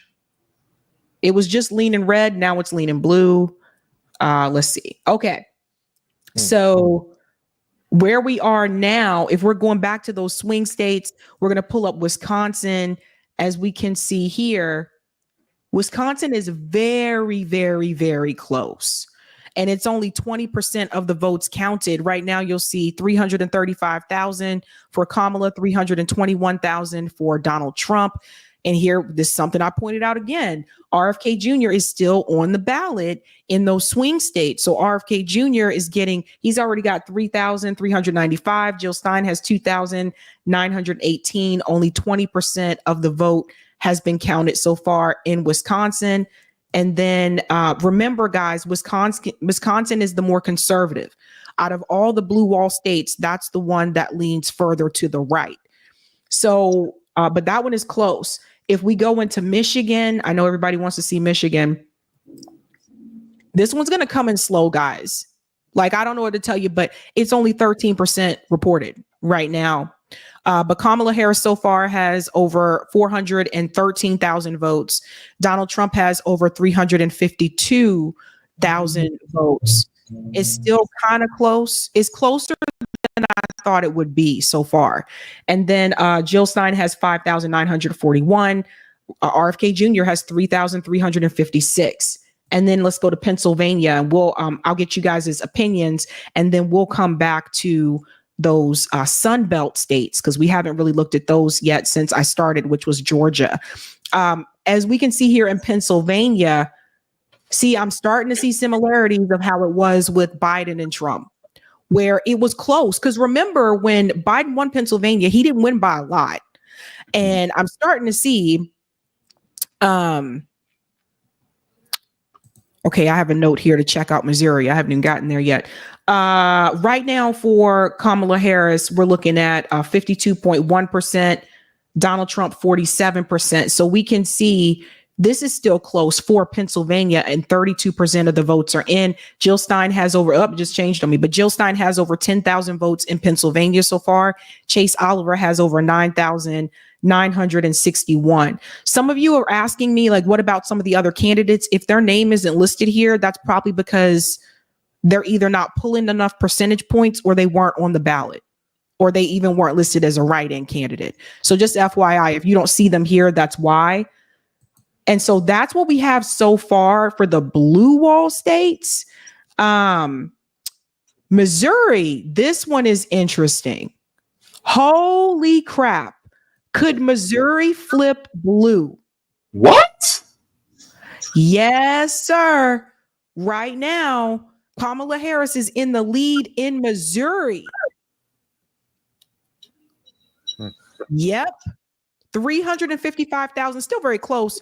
And Trump, 352,000. Again, this is probably the Roe. This is probably the Roe v. Wade voters coming through. I don't know how strict the abortion measures are in Missouri. I have to double check that, but this could be what we're seeing here. Now, there's only 22% of the votes in, so we do have to wait. And then Chase Oliver has 4,611. Jill Stein has 3,275. So this is the thing, guys. Like, Jill Stein isn't just getting votes in the swing states. She's getting votes in almost every state where she's on the ballot. But that is interesting with Missouri. Well, Sabs, just as a reminder, I think it was Missouri that actually did a ballot measure that actually legalized abortion, I think, for viability in Missouri. So, of course, if they would vote for that for a ballot measure, then that it's kind of making more sense to me now that Kamala Harris is having actually a fighting chance in Missouri. Also Iowa. So it appears that that one pollster in Iowa may have known what she was talking about. I want to pull this up here. Iowa is 6 electoral votes. So Kamala Harris right now is in the lead in Iowa. Again, it's only 19% that's in, but still over 185,000 votes for Kamala Harris, over 152,000 votes for Donald Trump. So everybody can see this here. And I don't think Jill was on the, hold on, let me see. Yeah, I don't think Jill is there in Iowa. So here you can see RFK Jr. is getting a little over 2,000. Chase Oliver, 1,300. Claudia De La Cruz, 323. 80 for Dr. Shiva and 75 for William Stodden. So does everybody see this here, what's happening in Iowa. Again, it's only 19% of the vote is in, but the fact that she's in the lead in Iowa, that is very telling. Again, that could be the Roe. That could be the Roe push that's coming in there. Thoughts? I'm also wondering too where the counts are coming in first. Like, is it the big metropolitan areas? Whether, you know, these states, you know, I know that their cities are not maybe to the degree and size of some of the bigger cities on the coastal areas of the United States, but I'm wondering if the cities first are reporting. I don't know. I mean, it's very early, it seems like, but it is going to be interesting to see how certain political decisions made by these, especially by Donald Trump himself, which I've said, I am not pro-Trump. I did not support Trump at all, ever in his political career.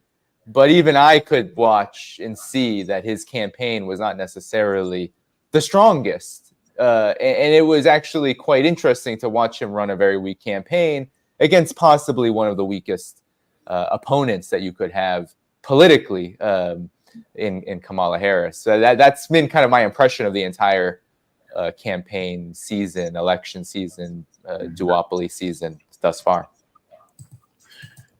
Yeah, it's quite a, just to echo what Danny just said, if you're Donald Trump and you lose to Kamala Harris, you suck. And if you're Kamala Harris and you lose to Donald Trump, you suck. That's how bad you have to be. And to be honest with you, look, Kamala Harris could have mopped the floor with Trump, and the election would be called by 10 p.m. if they actually did what the left actually wanted them to do. If they would have held the line and, like, for instance, pass the Higher Education Act, right? Just that alone, that they had a chance to codify Roe v. Wade into law. They had a chance to at least push for it. Imagine how much better it would be if they even just got us to a $15 an hour minimum wage, instead of letting the parliamentarian basically talk them out of doing it. So ultimately, like, whoever loses, it's their own damn fault. And whoever wins, they tripped over the finish line. That's basically what it was. And that's what it feels like. Yeah, this is a really good point. And another thing that I want to bring up as well, if we go back to Georgia right now, here's another thing that we can see. It looks like Georgia, it still says Georgia is too close to call, but they do have Donald Trump in at 52%. They have Kamala Harris in at 47.1%, but it seems like it's going in his direction, which is what I predicted, that Georgia would probably be red. Now, they still do have parts of Macon to fill in here. It looks like they have a good portion of Atlanta there, and then also Valdosta, like down here as well. But it looks like Georgia looks like it's going in his direction. But the thing is that, and we'll see the live count here. This is probably what they meant when they said Kamala Harris is trying to see if she has another path. If she had another path, and that if she didn't need those blue wall states. Pennsylvania, I don't know, dude. And these are the counties they're showing you in Pennsylvania. So some counties are like 95% in, and others are like 20% in. So just keep that in mind. And people are asking what PA counties are left to count. So if I go back to AP really quick, I think I'll find another map that's better, that has the counties. I think that might be better. Yeah, Pennsylvania. I wonder if Pennsylvania will even come in tonight. I'm kind of doubting it a little bit. What do you think, Danny? I don't know. I mean, I feel like the COVID election was just so different than this one, and I wouldn't be surprised if this one took longer to come in for all of the reasons that you cover, Sabby, in terms of the very inefficient character of the U.S. electoral system by design. So I really wouldn't be surprised if we didn't know who won the election when we woke up in the morning. That seems to be a pattern, actually, each election. Every 4 years. It seems to get more and more prolonged, this process. And there's a lot more scrutiny on the voting process now, too. So that also might serve a bit of the kind of shakiness with getting in these results, because now we have a situation where it's not just people who are anti-establishment who think that the U.S. voting system is not fair. You actually have both parties constantly talking about how either the elections are getting hacked by Russia, or the Democrats are rigging it through getting undocumented people to vote, or some all these like very fantastical, mythical things. But it's an attack. These attacks on the voting system definitely might play a role, at least in how these things are counted too. Yeah, I think this is a really good point. And another one I want to bring up too, and I'll pivot back to you, JB, as well. There was also this issue of something that happened in Ohio. So I want to get to that as well. But go ahead, JB. Well, another interesting thing I saw, and you probably saw it on Twitter as well, even the Amish people are coming out to vote in places like Pennsylvania. And I'm like, the Amish? They're voting? So it's quite an interesting turnaround. I'm not sure how big of a swing that will make, because it's relatively small community, but as far as terms of numbers, but it's kind of interesting to see that this is coming out now. And and you have people like Elon Musk, who has a very large voice with owning X, and so he's been pushing Trump. And it's no surprise that now that everybody has to see all of his tweets, that he's now advertising Trump. That might have been partially a political strategy to get Trump in front of more eyes, to try to make it sound like Trump is better. But even still, Trump was that bad that even Elon Musk couldn't make Trump seem as palatable for us as he would want. But yeah, it's kind of interesting. And then on top of that, I'm seeing more gay men especially support Trump now too, which is quite interesting. And I'm like, girl, you serious? That's how I'm feeling right now. I'm just like, what? So that's very interesting. I'm surprised by that. I think it's part of it is because of the economy. And so that's the way it is. Yeah. So let me bring this up. Thank you so much for this, Lainey. This might have been already said, but Kamala is only leading in counties in Missouri that Clinton won in 2016. Trump is leading in all the other counties at this time anyway. Okay, that makes sense. So that would make sense. I was about to say, if she flips Missouri, I'm like, wow. She's got it going on. She's got some black girl magic or something. I don't know. And then, guys, we got to bring in this video. There's this issue in Nevada, and I want to bring this in. I don't know if everybody heard about what's happening in Nevada, but they're saying Nevada could take 4 days. Let's go ahead and bring in this video here. They don't have enough machines per people in that county. What that means is, unfortunately, because they cannot really release the data on how many people have voted, who has voted, some of the returns until the last person in line across the state has voted, it means numbers are going to be very slow. They can obviously tabulate sort of in person, they can tabulate the early voting, they can tabulate the mail-in ballots, but they can't release any of that data until the last person has left the line, which means it's going to mean a lot more coffee tonight for people that are trying to watch the vote. Also, one thing to keep track of, the nonpartisan vote. That's the reason why we're in Washoe County. This is an incredibly purple county. People vote the issues, they vote their feelings. They don't. Let me pause. Everyone look at the numbers on the right-hand side of the screen. It says Joe Biden 50.1%, Trump 47.7% for Nevada 2020. 2016, Hillary Clinton 47.9%, Donald Trump 45.5%. So I guess Nevada was always kind of close.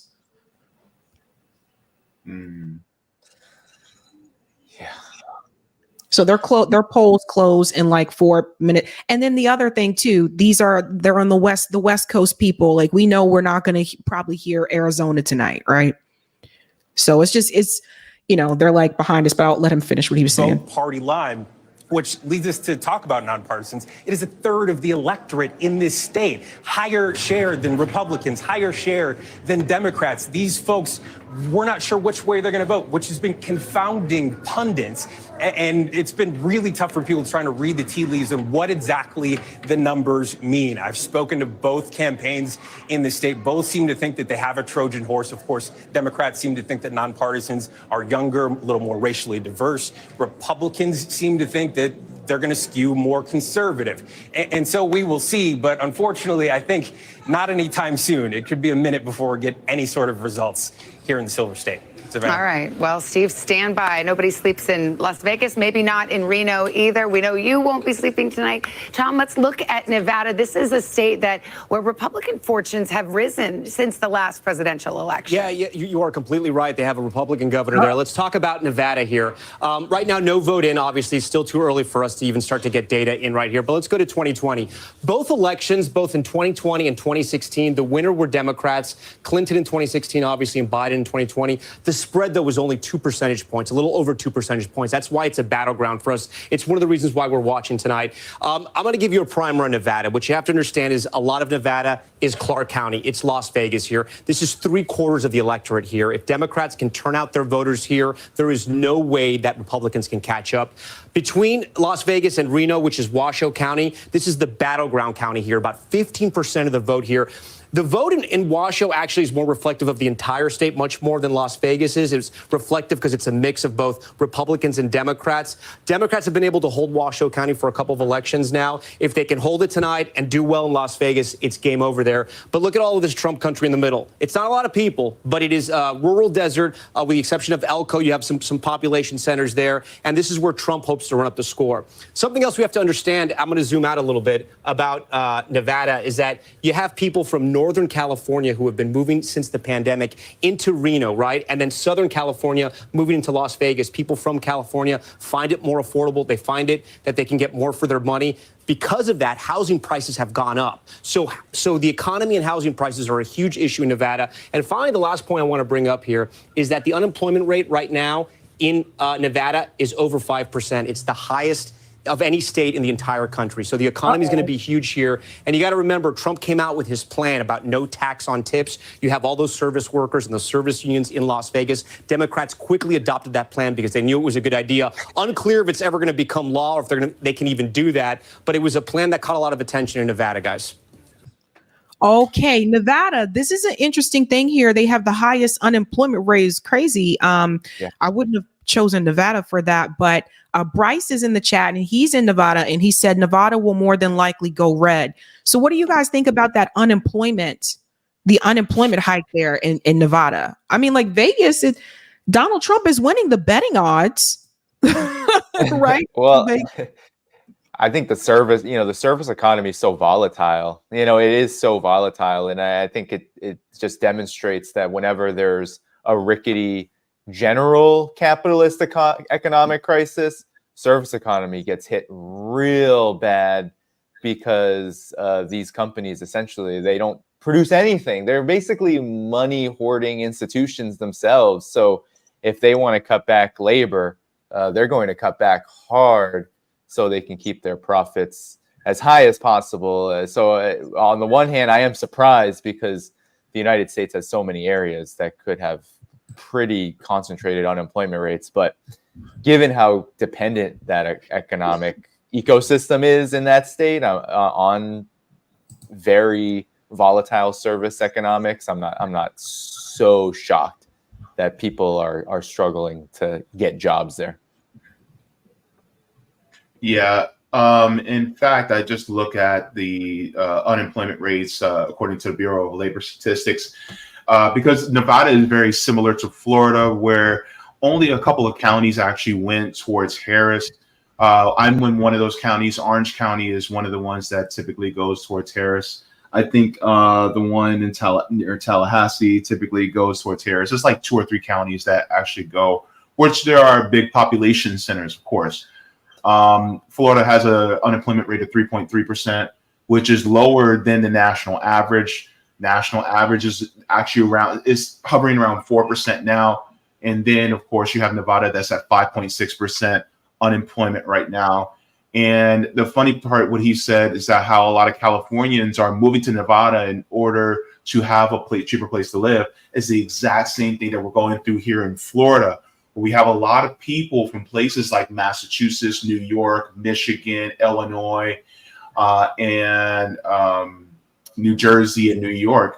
A lot of them are moving down here, and you're causing our prices to skyrocket here in Florida because of really what I like to call that intrastate gentrification that we have.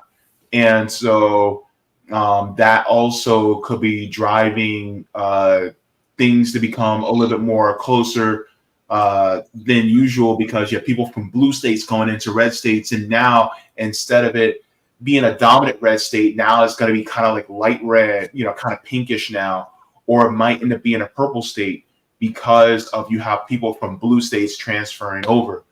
And yeah, so it's going to be interesting. Even though Trump won Florida, I'm actually curious to see how much did he win Florida now as compared to back in 2016, to be honest with you. Because 2020, 2016, 2020, I would like to see that comparison, because if he's won Florida by a lower margin, then that means that it might also be because a lot of people from blue states have been coming down here. Sabby, can I say something on the prior video we were listening to about the Nevada result voting process? And I just found it really funny that there was the approach of that journalistically to almost lightheartedly talk about how slow this process is because they simply don't have the resources to count all of the votes in a timely manner it just demonstrates the complete and utter uselessness of the corporate media. But also, what is so interesting about this too is that this is a traditionally, or at least it has been the last few elections, several elections, a blue state, and the Democrats run on voter turnout. You would think that they would be making this an actual issue, because any vote that isn't counted or any kind of irregularity or inefficiency in a system could lead to problems in the results. You would think that the Democratic Party would care about that, but they never actually do care about that, because they like to, in their own blue states, which Nevada seems to be one of them, they like to do their own kind of, voter suppression. So they can never bring up that can of worms to a real significant degree. They'll talk about the broad issue, voter IDing, things like that, but they won't actually get into the mechanics of the system too deeply, because, in a state like New York, for example, it's a huge machine here. And Jill Stein experienced how difficult, and she's experienced it many years, for many elections, how difficult it is just to be able to run in a hardcore blue state. And that's most hardcore blue states, because they want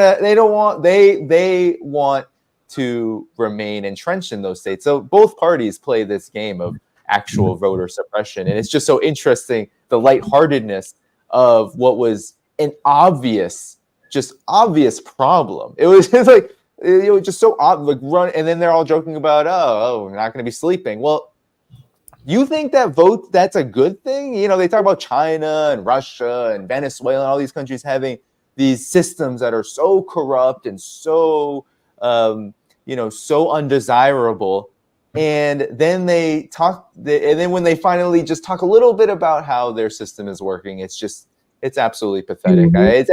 just a demonstration of how American exceptionalism is not just fraudulent, but just really being exposed as that. Sad. Just to let you know, I got my popcorn. Because look, it's gonna be a long night. So I'm getting ready. Well, one thing, we do have a quick update because the map is already changing. So check this out, folks. And I keep having to refresh it. That's why you keep seeing me look over this way. Me too. I've been doing that too. With these swing states. So now we are starting to see a little bit of a shift again. Wisconsin is now shifting back over red. Right now it has Donald Trump at 49.5%, Kamala Harris at 48.9, 37% reporting. Very, very close in Wisconsin. And look at Minnesota. Minnesota is right now light red. In Minnesota. Now, it's only 2% reporting, so keep that in mind. But I just don't remember Minnesota starting off that way. I could be wrong. 57% so far for Donald Trump, 41.1% for Kamala Harris. And then I want to swing back over here to Michigan. Again, still really close. Notice Michigan is taking the longest to come in my opinion. They're now at 17%. They're slowly, trugging along here. We have 50.7% for Kamala, 47.6% for Donald Trump. Let's click on this to see a little bit deeper here so we can see. Okay. So as you guys can see, there's still a lot more to come in from, let me get out of here, from Michigan. I hate the way they do this. Okay. Get out of here. Thank you. But if I scroll down, you'll see here more results. Again, there's just a lot of people like Kamala Harris, 50.6%, Donald Trump, 47.6%, Jill Stein, 0.7%. She has over 6,846 votes. Again, they're slowly bringing these votes in Michigan. RFK Jr. has 4,410 votes. Cornel West has, Chase Oliver has a little over 4,000 votes. Cornel West has over 1,000 votes. Randall Terry, 951, and Joseph Kishore, 356 votes. So Michigan seems to be taking the longest from what I can see so far. And let me just hit refresh here. And then I want to hover over to Pennsylvania. Donald Trump has now regained the lead in Pennsylvania. So this is very close. He's at 50.1%. Kamala Harris is at 48.9%. Let's see what Pennsylvania says as we go further down. It looks like Chase Oliver has a little over 15,000 votes. Jill Stein has a little over 14,000 votes. And this is where I say, and you guys can tell me how you feel about this, but this is honestly, this is where I say, I feel like the third party, if it were me and I was a third party candidate in this race, I honestly would have told all of my people to get behind Jill Stein. That's what I just would have done. Because to me, yes, she has the best chance of breaking the duopoly.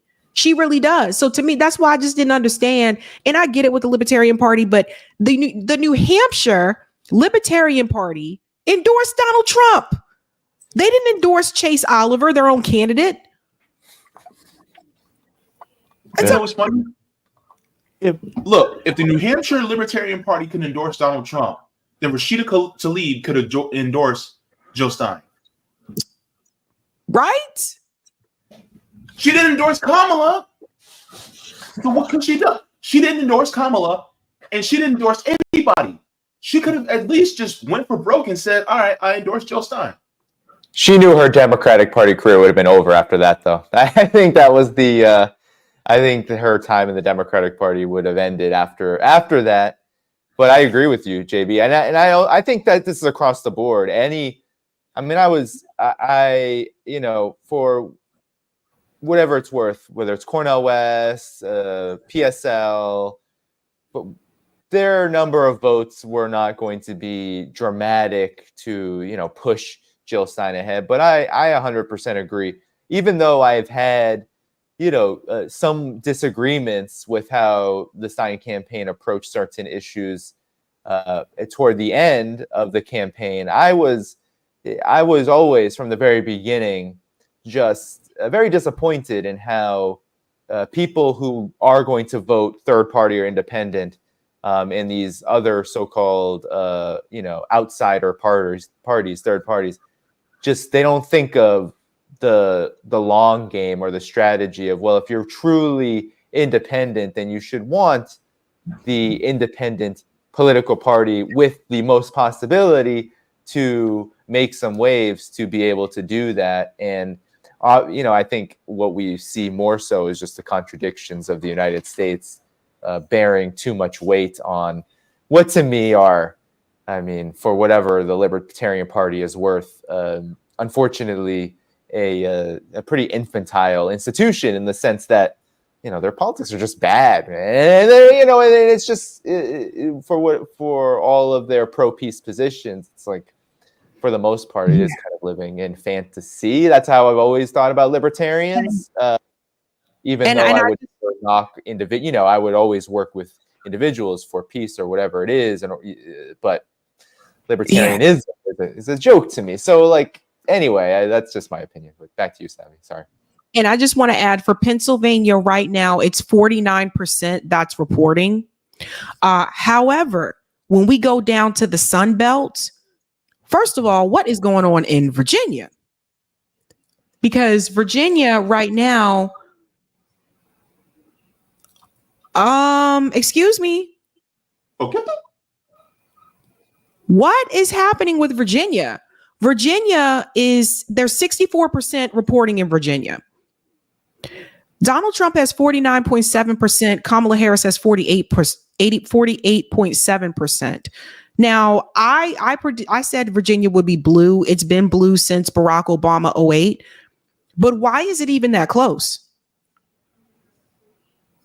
Yeah. That DC bubble, I can tell you guys, okay? My family from the old DMV, Maryland, Virginia area.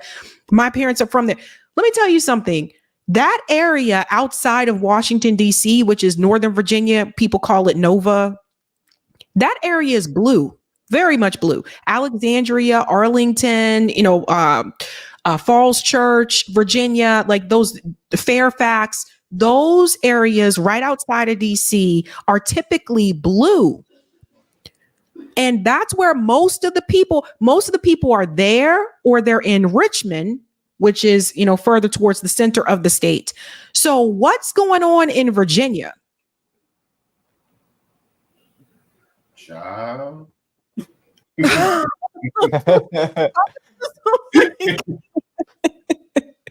going to be a wacky one. It's going to be a wild one. So that means that Donald Trump, we'll have to check the popular vote here in a second, but that means that Donald Trump has made gains with the popular vote. Because for those who don't understand, so the popular vote, if he's making dents in some of these states that are blue, that means that he's getting more supporters in those blue states, which would also explain why he's doing better with the popular vote than he did in 2020 and 2016. Ooh, so what if he wins the popular vote and the electoral college? Or what if it's reversal and she wins the electoral college, but he wins the popular vote? What does that say? Are the Democrats the Republicans now? Is that? I don't know. And then we go to, anyway, I wasn't even going to go to Virginia, but I saw Virginia was light red. North Carolina, which is one of the swing states.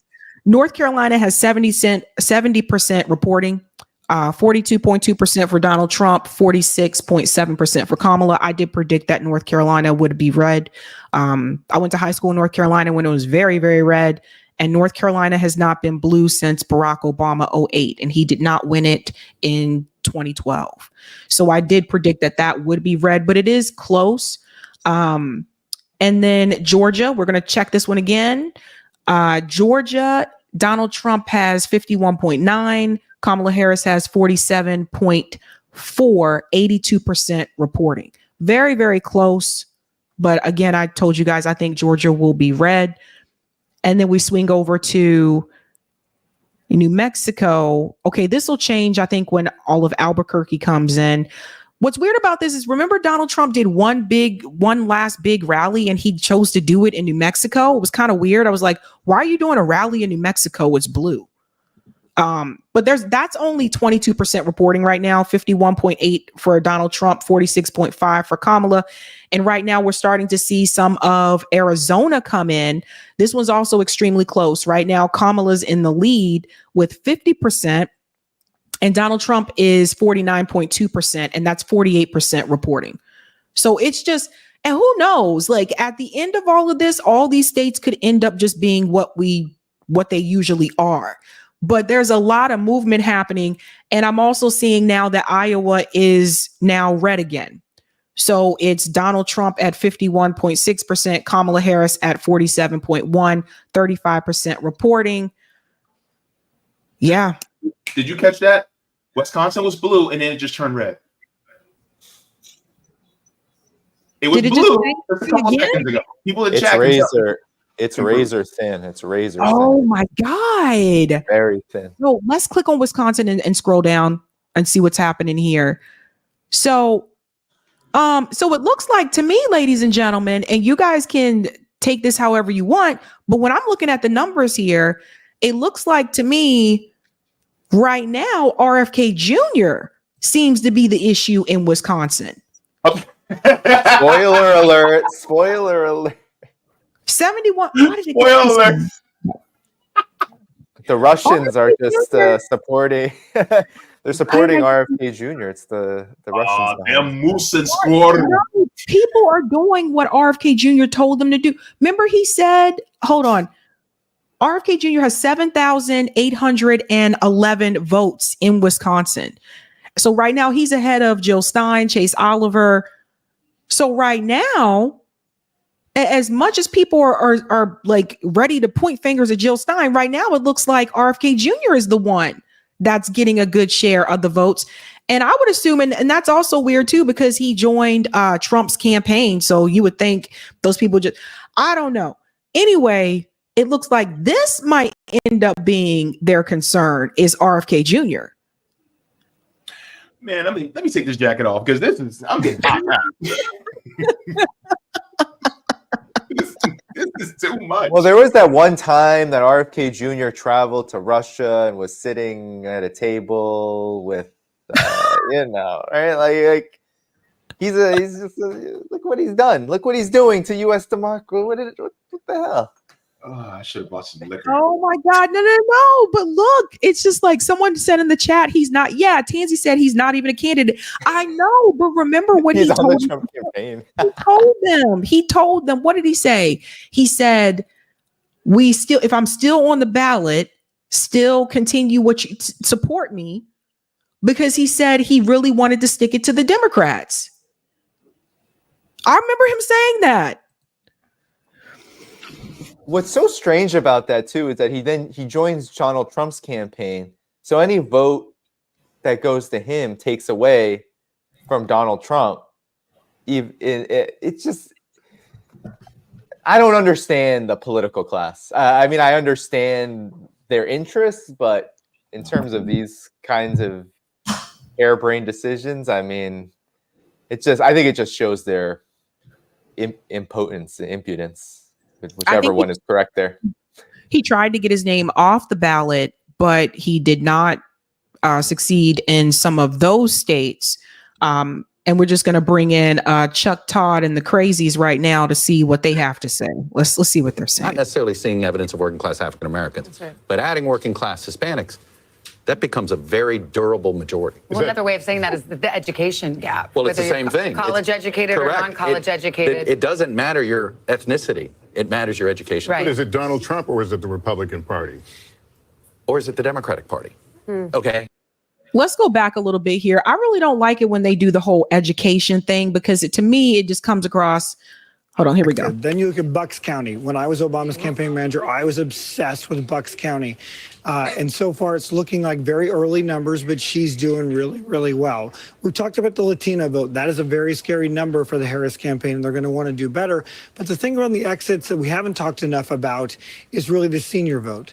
Kamala Harris is doing better with white seniors in the exit polls and some of the early results than expected, than a little bit better than even Joe Biden. You'd rather have those much more high propensity voters and a lot of a bigger overall number with those seniors. So those are three things that I'm seeing very early that make her campaign pretty happy. But in general, Trump is running up numbers in rural better than he did in 2020, which has to concern the Harris campaign. And we talked a lot about young men who are breaking for Trump. We saw the MAGA hats and some of the long lines at the universities. Yep. Is that unexpected at the level of the lines you're seeing? I think both sides have a little bit of excitement here. I've talked to Harris officials in the last hour who said, look at the lines in Penn State, look at the lines in Arizona, look at the lines in the Philly college campuses. They feel really good about their ground operation. They have the best ground operation person in American politics, and Jen O'Malley Dillon is the chair, who has built a $1 billion field campaign for this moment. And they're really going for it on the college campuses, and they kind of need it right now. Jim Messina, good to see you. Thank you. All right, we've got a winner to announce. Kamala Harris takes Colorado as expected. It used to be a battleground years and years ago, but has really trended to the Democrats in the last couple of presidential cycles. And here's how it shakes out. With 54% of the vote counted in Colorado, they vote by mail, and those ballots get to be counted quite quickly. So we see Once Colorado legalized marijuana, they kind of stayed blue. Should have went green. You know what I mean? Oh my gosh. Okay, I'm trying to get to this part here. Did I? Oh my God. Did we miss Chuck Todd? Let me just. Okay. Let's see here. who is at Trump headquarters in West Palm. And Garrett, what's the mood there? What are you hearing? Savannah, I've been talking to Trump campaign officials, and look, we all know the cliche on election days where you hear campaign sources say they're feeling cautiously optimistic. What has happened in the last half hour is my sources have stopped using the word cautious to describe their optimism. They are feeling increasingly confident as more and more votes come in, despite the fact that no battlegrounds have been called, that their theory of the case is being proven correct. And what I mean by that is the Trump campaign set out at the beginning of this race to expand the Republican Party. They knew they couldn't win with their old coalition. They had to get more younger voters, more black voters, more Latino voters, even by small amounts, to join their coalition. In the battleground states, they are seeing that happen. And if it does happen, it would be a historic realignment of the parties. Now, again, none of these battlegrounds have been called, but with all the battleground, states now closed, the voting is done, except for the folks who are waiting in line. They feel like there's not much else left for them to do but watch and wait in an increasingly optimistic atmosphere, both here at West Palm Beach and at Mar-a-Lago, where Trump and his closest allies, friends, and family are watching the results come in. Savannah. All right. Thank you, Garrett. All right. Let's. I was trying to get to the Chuck Todd part. Okay, here we go. Of them all with 19 electoral votes. I spent many of the last several days up there, and I was in the urban centers where the Harris campaign put a lot of its energy, including in Philadelphia, and particularly in places like Philadelphia, where they were sending buses up there to knock on doors to help swell the number. They're really relying on big numbers in places like Philadelphia and the collar counties that surround it. They need to run up the numbers among some of those suburban women in particular, the suburbs more broadly right now, and in Philadelphia. So that's where a lot of them are hanging their hat, at least according to the allies I'm speaking to right now. We're going to keep a close eye on that as this night progresses. All right, Peter Alexander, thanks very much. I think we have a call now in the Texas Senate race. NBC News projects that Ted Cruz will retain his seat again in Texas. Democrats are taking some big. I got to pause here. We got to talk about this Senate seat here in Texas, because I remember Democrats were getting really excited about this, and they said, we have a chance to win Texas. And I was like, they said, it's so close. Ted Cruz and Colin Allred, it's so close. And I was like, it was close between Ted Cruz and Beto O'Rourke too. Does everybody remember this? How close it was between Ted Cruz and Beto? And they were like, Beto's going to win. And I said, these guys are not going to win in Texas. So I was right. Go ahead, JB. I think you were going to say something. Of course, Grandpa Munster won.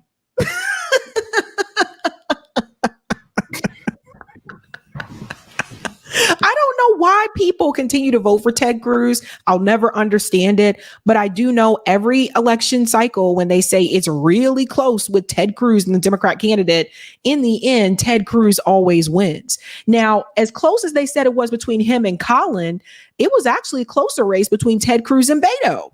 In the end, Roger doesn't like Colin. Roger said corny Colin out. But yeah, I wanted to just show that really quick, and I'll let them play. Swings in recent years in Texas, but unable to land a haymaker. Colin Allred will come up short tonight in his bid to unseat Ted Cruz. Let's go to Chuck on this because, I mean, Texas is the white whale for Democrats. Chuck Schumer, the Democratic campaign committee threw money in Texas at late in the game, thinking maybe there was something going on there. Texas has a very restrictive abortion ban, as we know. The Democratic Party went way late into both of those two races. They were sent a signal to donors for a year and a half. We're not going to bother with Texas and Florida. They're too expensive to do, and they had too many incumbents to defend in Ohio and Pennsylvania and all of that. Then Allred just kept hanging around. So they thought maybe late money, but this is, you don't just flip a, notice we haven't seen any big flips tonight in general. You don't just flip a state in 3 weeks. You don't just show up in 3 weeks and think magically things are going to happen. Not with how embedded, not with how nationalized our conversation is, not with how polarized we are. And this is a case where at some point the Democratic Party, if they're serious about Texas, they got to spend 4 years there. You can't just do it in 4 weeks. And it's the same story we just talked about in Florida. And this is the difference. Again, I go back. The Republican Party for the last 4 years has been much more aggressive. You heard Garrett talk about it, and the Trump campaign is flexing its muscles because it worked. They had massive voter registration campaigns for the last 3 years. And it has padded them. It's what Texas, look, Republicans got. Let me pause for a second. And I'm going to pivot to you guys about this. You know why I think the Democratic Party won't win Texas? And not to say it can never happen, but do you know why I think they can't win it? Because a lot of people that live in Texas that grew up in Texas are not too happy about the influx of transplants coming from states like California that are really expensive, moving to Texas because Texas has a cheaper cost of living, because they're like, stop coming here. You're making things expensive for us in Texas. Yeah. I would definitely. That's happening all across the South, So I wouldn't be surprised at that one bit either. It is such an obvious class contradiction that just truly builds up resentment. It really does. It's something that it really is a slap in the face when your political class is being supported by these developers that then bring in this influx of people who are just pricing you out, and you'll, and so they're coming in seeking a so-called cheaper standard of living, and while they're being perceived as making your life a lot worse. That's kind of this interest. That it is a really interesting development that's been going on now for many years, and I know you talked about it surrounding the hurricanes too, Sabby.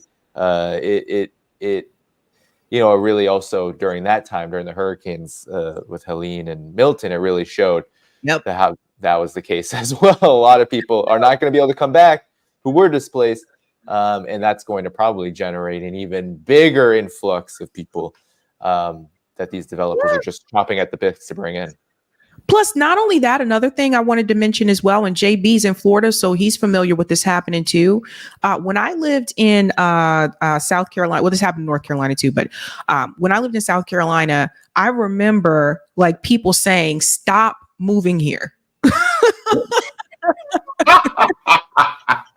Yeah. I remember a coworker told me, older woman, she said, oh, you're moving back up north? And I said, yeah, I'm going to be moving to Massachusetts. She said, okay. She said, well, when you go up there, don't come back. She said, I like you. She said, I'd love to hang out with you, but don't move back here. You guys are making it too expensive. Go ahead, JB.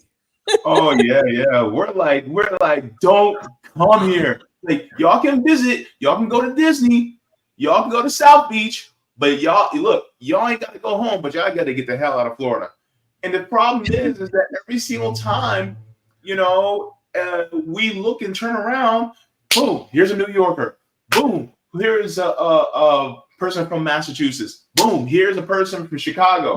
And we're like, why are you here? They're like, well, it's sunny. It's sunny year round. We don't have to deal with the snow. Also, you guys don't have an state income tax. And we're just like, geez Louise. And the thing is, that not having a state income tax is not actually going to help anymore because things are getting so expensive that you're not really saving anymore.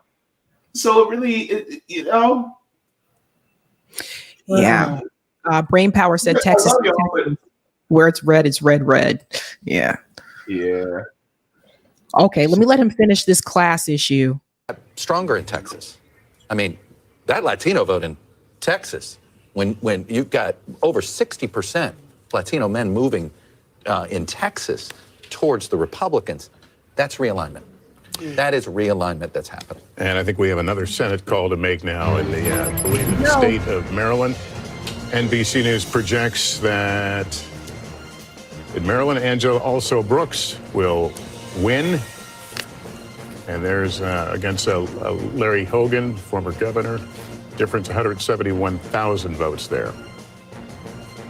So here's the Senate at this hour. The Republicans have picked up one. Let's pause here for the Senate seats because this is important because this will determine whether or not whoever wins will actually be able to get anything done, right? The Senate seats. There's 35 Dem seats right now. There's 47 Republican seats. So they have a +1 net gain. This is a little bit of a civics lesson to you guys, everybody watching. The reality is whoever is in the Senate actually matters. Yeah. Is that'll tell you whether or not the president gets to get anything done. And then there's the Iowa thing. So Iowa did flip back red. Okay. Let's get to this part of the discussion here. We're just going to fast forward a little bit for the panel. Let's hear all their crazy cringiness that they're talking about. Oh boy. Oh boy. Let me hit the live. Very divided, and this is what the pollsters were showing. And right now, so far, that is what the results are bearing out. And I will say, we're sitting here, it's 10:30 Eastern time. This is kind of a little bit of a strange moment. We have some data in, but not all. We have a lot of exit poll data in, but not a ton of vote count yet. We still have a ways to go. We haven't called a single key battleground state yet. So this is an interesting moment in the evening, and I think it bears having this conversation because when you look at the strategies from each of these campaigns, the vice president did something very specific. She looked to once she got into the race not too long ago, she looked to cast Donald Trump as a danger to democracy, but she also looked to make the positive case for herself and why she should get another 4 years.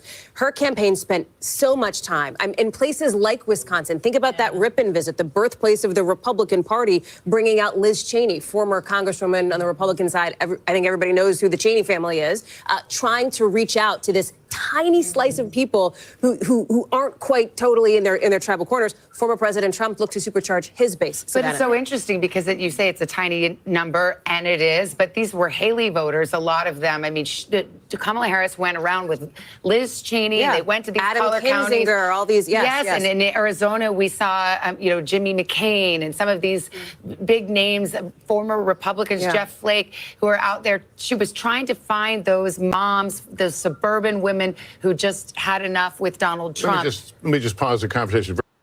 She was trying to find, let's just be real. She was trying to find the Nikki Haley supporters. Yeah. Right.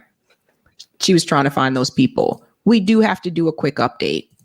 Just want to go in here. And then I do want to go to that Joe Rogan endorsement. So Eric, make sure you clip this part because this is driving people crazy.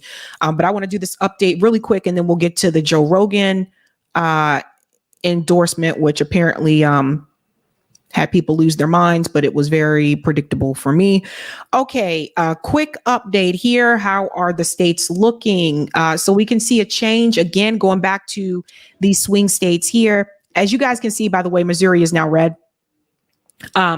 But Wisconsin is still red. It looks like Donald Trump, it is very, very, very, very, very close in Wisconsin. Over 881,000 votes for him, over 878,000 for her. Other candidates, 26,000.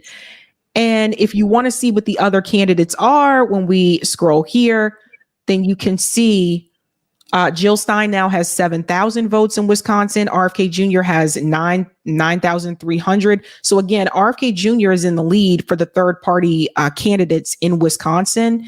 And then also you guys can see here, right? Like Chase Oliver, Randall Terry, Cornel West, Claudia De La Cruz.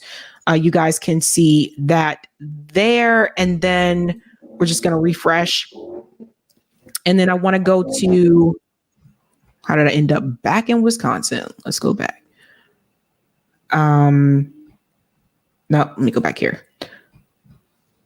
Sorry, guys. The AP site is like this. I had a different AP site up here, and I don't know what I did with it. Oh, it's this one. Yeah, this one's a lot better. Let me just refresh this one. Okay. So I guess not as much change, except, of course, like New York has been called, and Maine is called, and oh no, it's not called. I'm sorry. Maine is 11%. Sorry, still going. But Virginia is now blue again, but it's still really close. It's 49.5% for Kamala Harris, 48.9% for Donald Trump. It's razor thin right now in Virginia, and it's 70% reporting. So we'll keep an eye on that one. Very interesting there.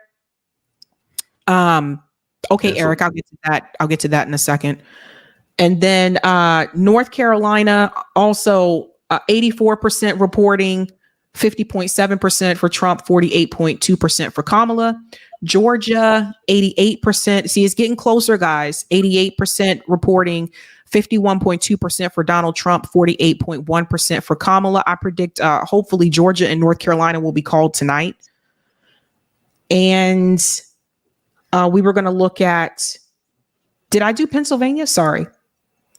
Pennsylvania, 57% reporting, 50.9% for Trump, 48.1% for Kamala. And I don't think I went to Michigan again. Michigan is very thin. Everybody seeing this? You seeing this, JB? It's 23% reporting in Michigan, but now we're starting to see it's getting a lot closer. 49.2% for Kamala and 49% for Donald Trump. Let's click on this and see. Yeah. It's interesting. It's moving so slow, though. Like Michigan is really moving slow. So we can see 8,558 votes for Jill. And we're just trying to see, again, what is the percentage here? I think 22%, 23% reporting. So they're moving slower. The southern states are moving faster, you guys. You guys notice this? Like North Carolina, Georgia, they're moving at a faster pace. I wonder also if it's because the voting systems that we have, because here in Florida, we have paper ballots. We do too. Do you think that's what it is? I don't know, but it feels like if they're all computerized in some of these blue states, especially. I'm not sure if it's all blue states that have computerized, but I mean, if they have computerized, then I would assume that they're able to tally those votes, like that. I mean, because when I voted early last week. In fact, it was a week ago today that I voted, and we just did the paper ballot, fed into the machine, it counted the votes right there. So, I mean, if you're doing it through electronically, then you should already have it. Oh, how is it in New York, Danny? Or do you have paper? Yeah, it's exactly what JB just outlined. Exactly like that. Yeah, I don't understand why it's taking some of these states as long as it is. Very weird. But I know Eric wants to go to some of the chats. Let me see Virginia again. The fact that Virginia is this close and is 70% reporting. I'll wait till it gets to the 80s. Usually when it gets to the 80s, that's when I can kind of feel it out.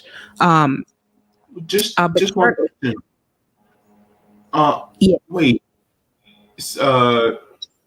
Michigan was red. Pennsylvania looked like it was blue a minute ago. Am I going? In Pennsylvania, Donald Trump's still in the lead. You mean Michigan? Michigan just changed. Okay, it might have been Michigan, but yeah, it's man. 49.5%. By the way, I do want to add this just in case people are not aware, and this could be also a factor. Donald Trump went to Dearborn, Michigan. Kamala Harris did not. That's a huge factor. Yeah. Wow. And from what the geography that I know of, Dearborn is essentially right next to Detroit. So, it's not that big of a jump. Kamala really did the Hillary Clinton campaign strategy there. Just don't show up. Just don't go. Don't go. Yeah, like she did not go to Dearborn at all, which I think was a crazy mistake. I do want to do a quick change of subject really quick. The Joe Rogan story. I do want to get into that to get you guys' opinion, to pick your brain here for just a second.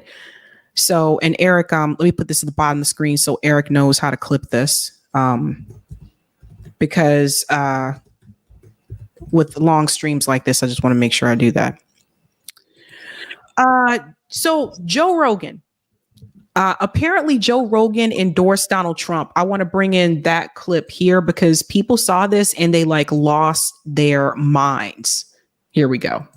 Joe Rogan endorsing Donald Trump. This just after Elon Musk made the case for 45 during his 2.5-hour sit-down interview on Rogan's podcast today. So two major endorsements, Megyn Kelly and Joe Rogan at Monday night, right before the election. Joe Rogan endorsing Donald Trump. So to me, I'll be honest with you guys, I was not surprised by this, but this happened last night. Yes. And I want to get your opinion about this. We'll start. JB has a weird look on his face.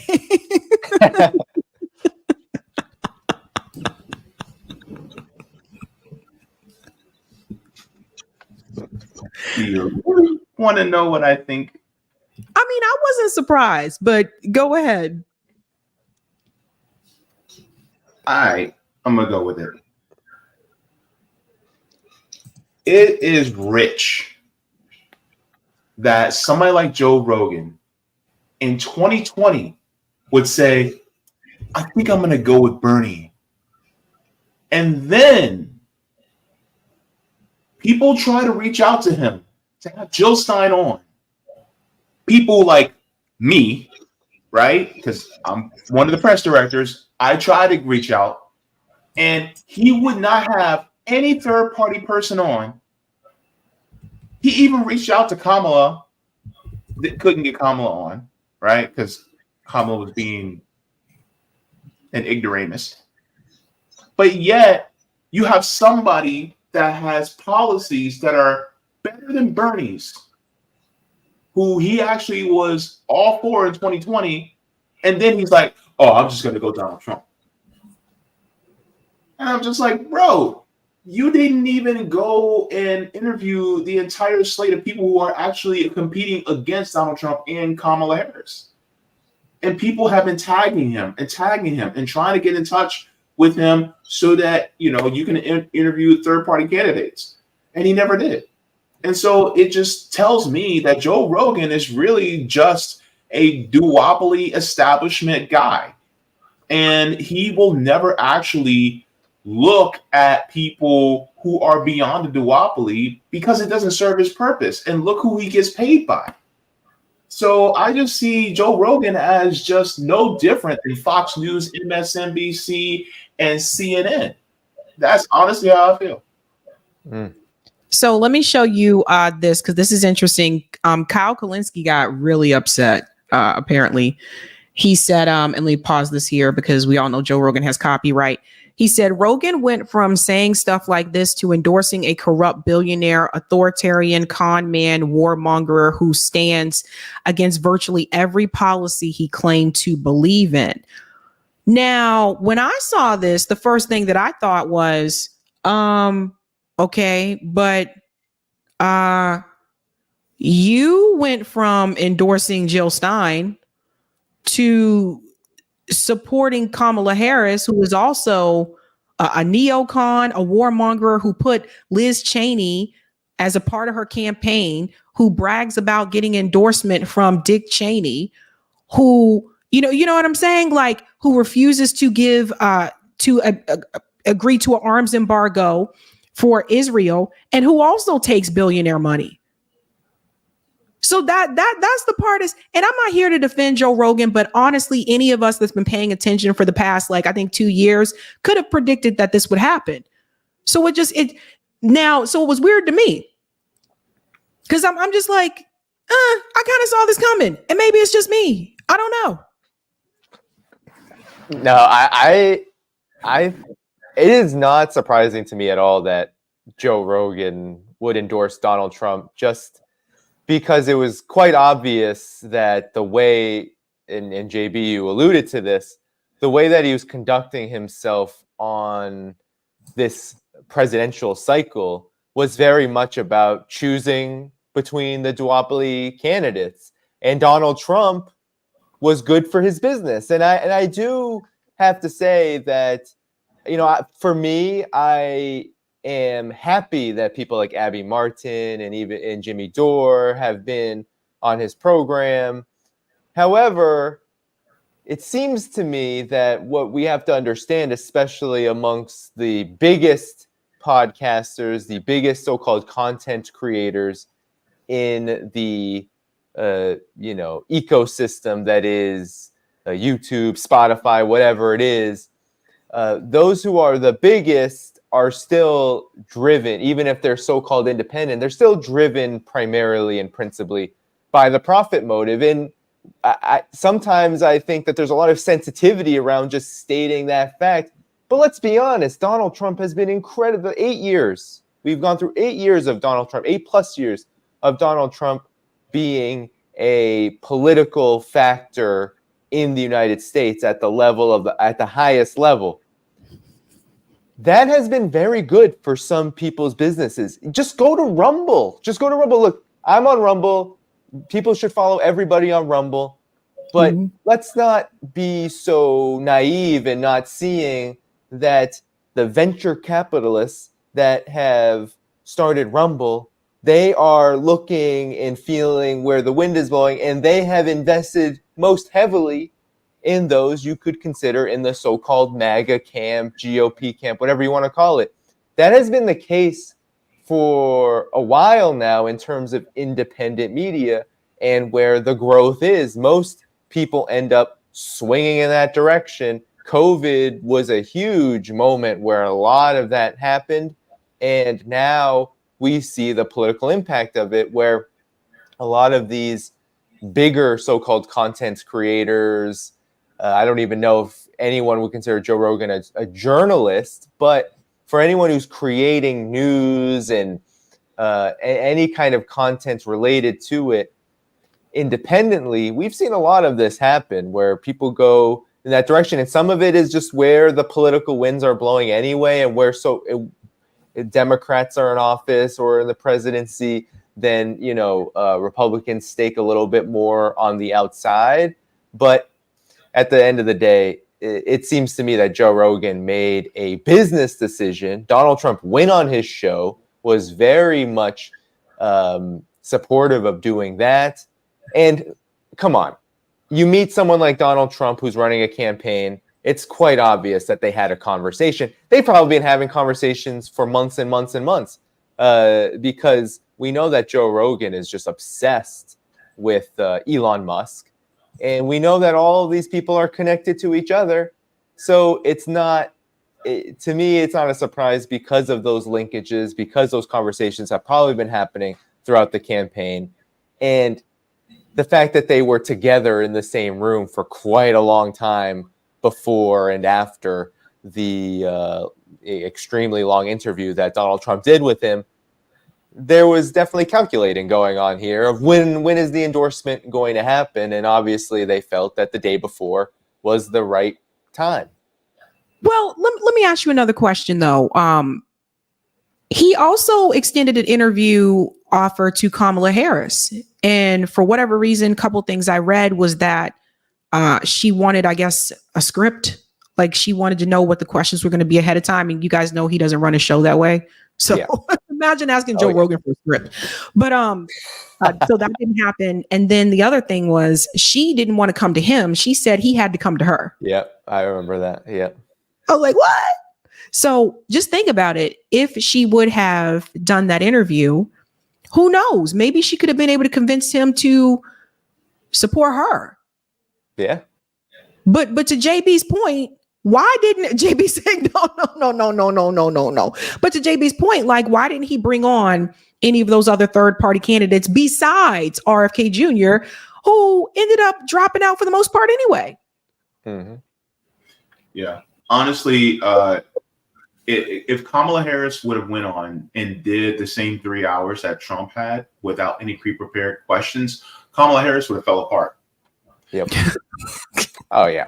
Yeah. Because she has to know what's coming her way. She has to be able to prepare for that. And in a free form conversation, she would not do very well. The thing about Trump that is one of his greatest strengths is that he can think on the fly. He can read the room.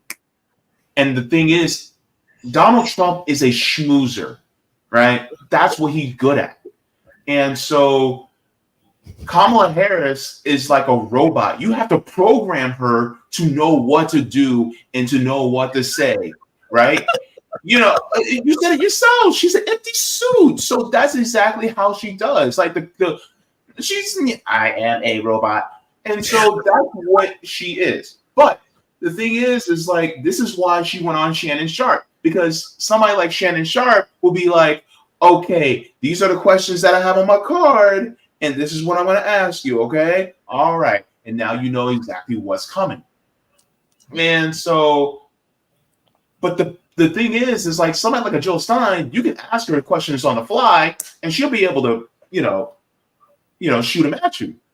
But the problem is somebody like Joe Rogan, he's just not interested in talking to anybody third party because, like me and Danny pretty much have a same consensus is that it doesn't feed his bottom line to go with anybody as third party.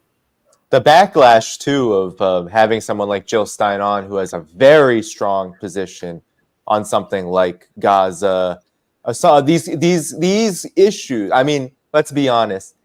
If Jill Stein went on to Joe Rogan, the Zionist backlash on Joe Rogan for his, I don't know Joe Rogan's audience base. I'm sure there's quite a number of Zionists who actually do follow him, despite the Abby Martin interview. I'm sure there are. There's no question about it, given how big he is. And then, what you were saying, JB, about Kamala Harris falling apart.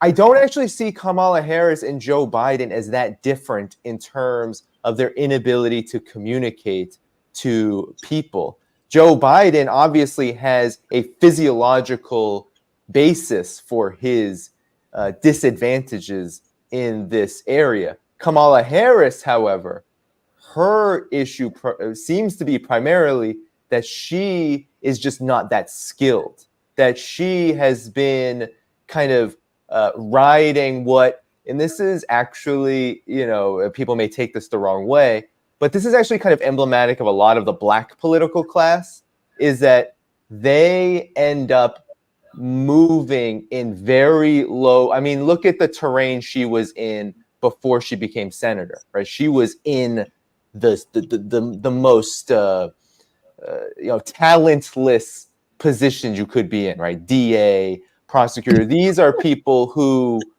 are just bottom feeders. They are there to just punish, to just destroy.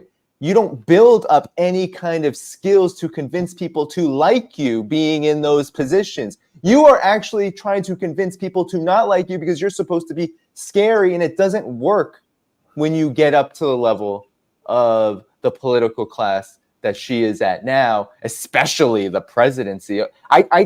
Her campaign has been just so vapid, so empty. It makes me almost believe that Hillary Clinton is better than her, which is like Hillary Clinton is the worst of the worst. And look at Kamala Harris go. Look at her go. Anyway, Well, you brought up something that I want to bring up. You brought up Hillary Clinton, and we're going to look at some numbers really quick. I want to show people this because I looked at this yesterday. Now, obviously, this is going to change once all of the votes are tallied. But as of yesterday, when we looked at the gender gap, because this is a big thing people keep talking about, like the gender gap, right? We talked about this before. A lot of women came out to vote early. However, is it really that different from Hillary? Because what we're seeing right now, Hillary Clinton received 54% support from women.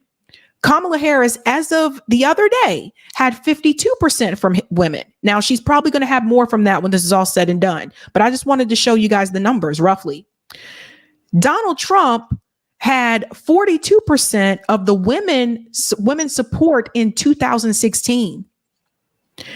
As of 2 days ago, he had 44% of women's support. That means that Donald Trump increased his support with women. And nobody's talking about this. And I have the pictures here. Look, I got the graphs to show you guys. 2024 election, the gender gap.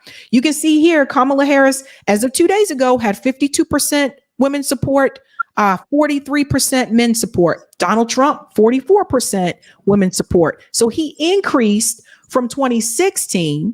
And in 2016, Hillary Clinton is blue, Trump is red. You can see Hillary Clinton had 54% of the female vote. Donald Trump had 42% of the female vote. So when we get back to this issue of the gender gap, is it really as big as we were told it was?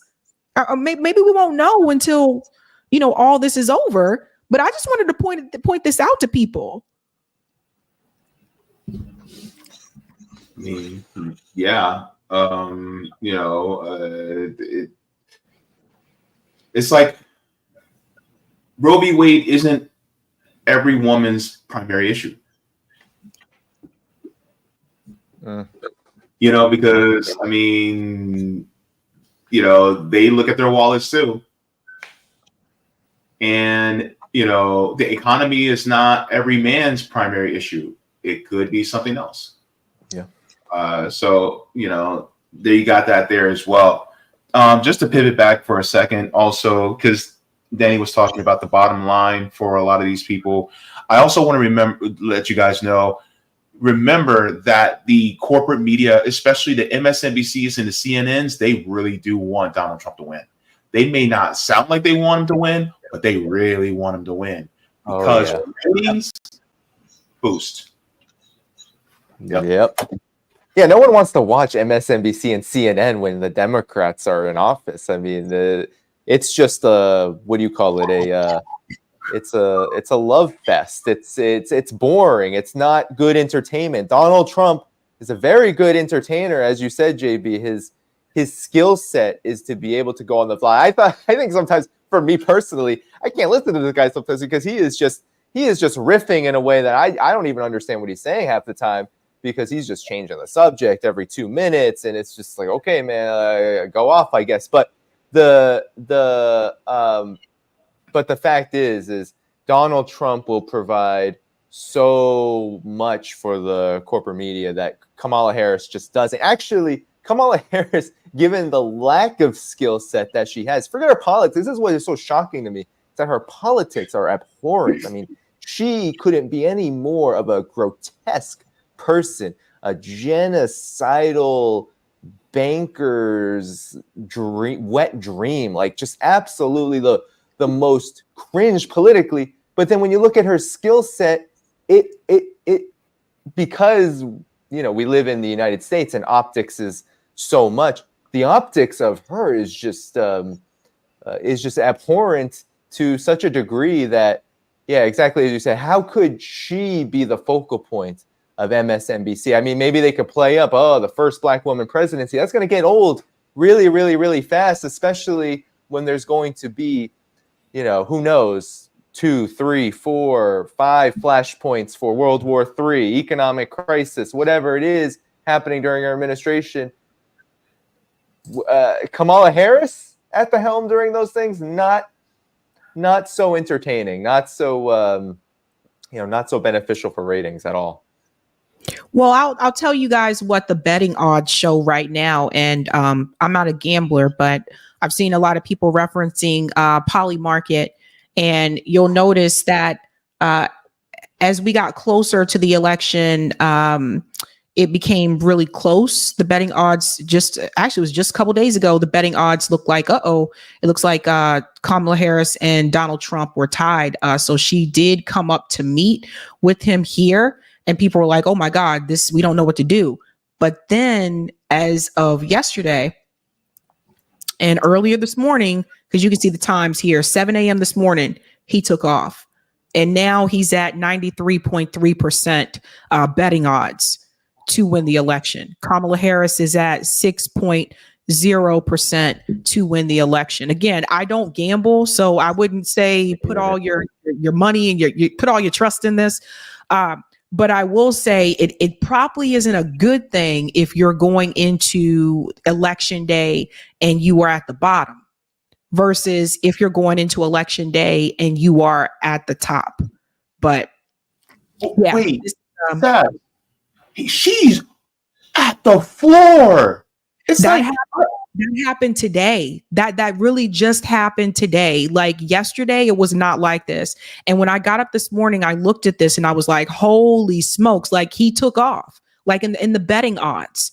So again, I don't know if Poly Market has been, great with these types of predictions before in the past. I really do not know. If you guys know in the chat, let me know. But if I were to guess, if I were to make an educated guess, you're probably better off going into election day, being at the top of this on the bets, not at the bottom.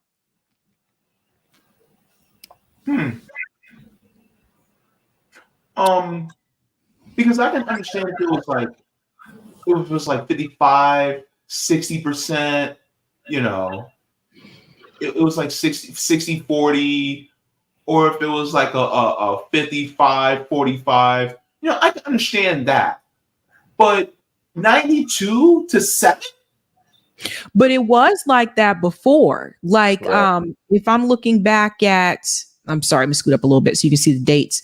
The dates are right above the graph in the gray. I wish they used different color font, but if we go back to October 14th, 54% to 45%, right? Yeah. So if we go back to, I'm trying to see where it got even closer, right about here, we had 50% to 48%, Trump and Kamala.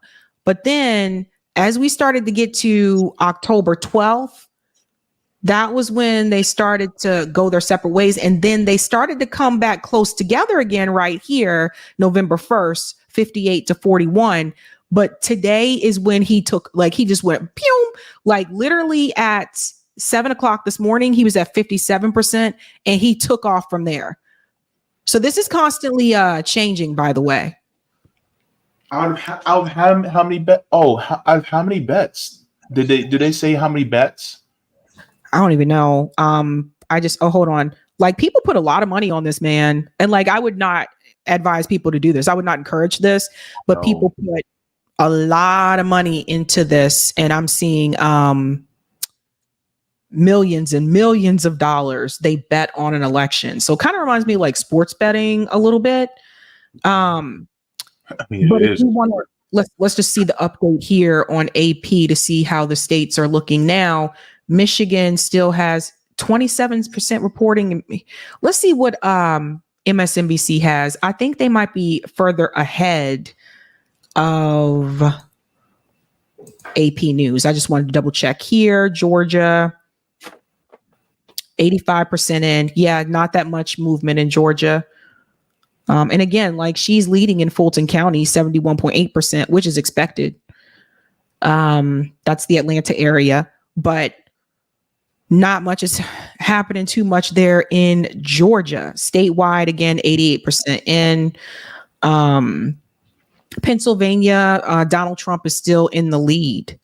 Remember, I told you guys Pennsylvania was going to be a struggle for her. I told you a while back that in particular, they were saying she was not making the kind of inroads in Philly that Joe Biden was able to make, but Joe Biden's also from there. So they probably could have mentioned that too. He is from there. But one of the things I was going to ask you guys this is when it comes back to this issue. Was it a bad idea for Kamala Harris to choose Governor Walz instead of Josh Shapiro? Because Josh Shapiro's in Pennsylvania.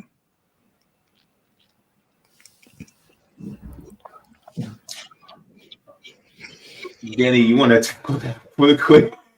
I don't know.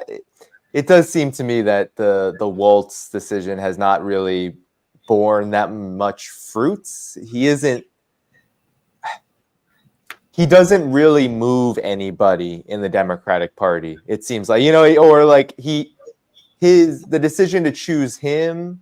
I don't know if it was to pander to moderately progressive Democrats, if we can call them that, people who may lean a little more Bernie. I really don't understand the decision to choose him, and it just seems like he's not really borne that much fruit. So, in my opinion, really, if the goal is to win the election, it would seem to be smarter to just choose someone who is going to actually help you in some key area that you're more likely to lose than win. But given especially how vapid and empty Kamala Harris is politically, it's not as if Kamala Harris is making choices based on politics, really, like in terms of policies and alignment and all this nonsense.